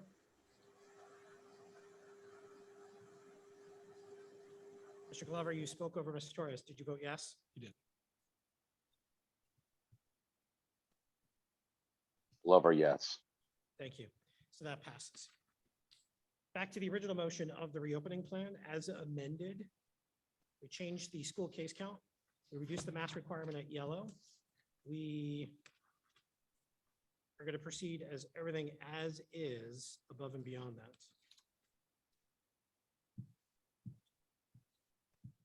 Yes, I'm sorry, in VLAX, the amendment to VLAX to allow that to continue for all students throughout the year.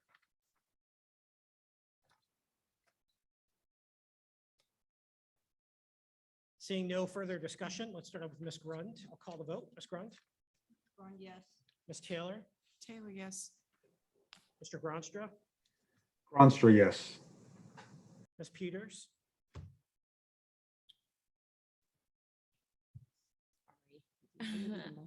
Peters, no. Thank you. Mr. Coughlin? Coughlin, yes. Terry? I'm sorry, but I have to ask a question. Sure. If we vote yes for this, do we still have the ability to modify at a board level? Well, at this point, you guys will have to have a discussion about your implementation of the yellow status, yes.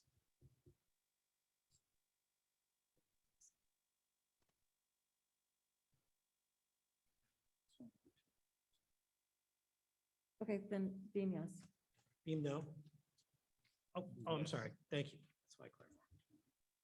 Gracie abstain. Abstain? Yep. Ms. Kuzma? Abstain. Abstention? Mr. Gothier? Gothier, no. Mr. Eckhoff? Eckhoff, yes. Ms. Lawrence? Lawrence, yes. O'Keefe, yes. Mr. Conklin? Conklin, no. Mr. Torres? Lover, yes. Glover, yes. Mr. Torres? Torres, yes. Thank you. That motion passes. We have a reopening plan that is pretty consistent across 2 of our 3 districts, and the other district, Amherst.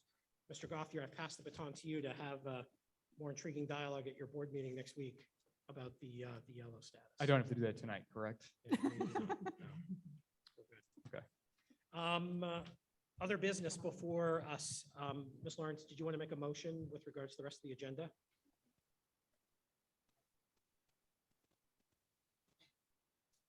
I'd like to make a motion to continue the remaining items, so the consent agenda, the board discussion about the board meeting structure, the FY 2021 goals, superintendent's report, all remaining items, except for the non-public. I'd like to make a motion to continue those items at an upcoming meeting.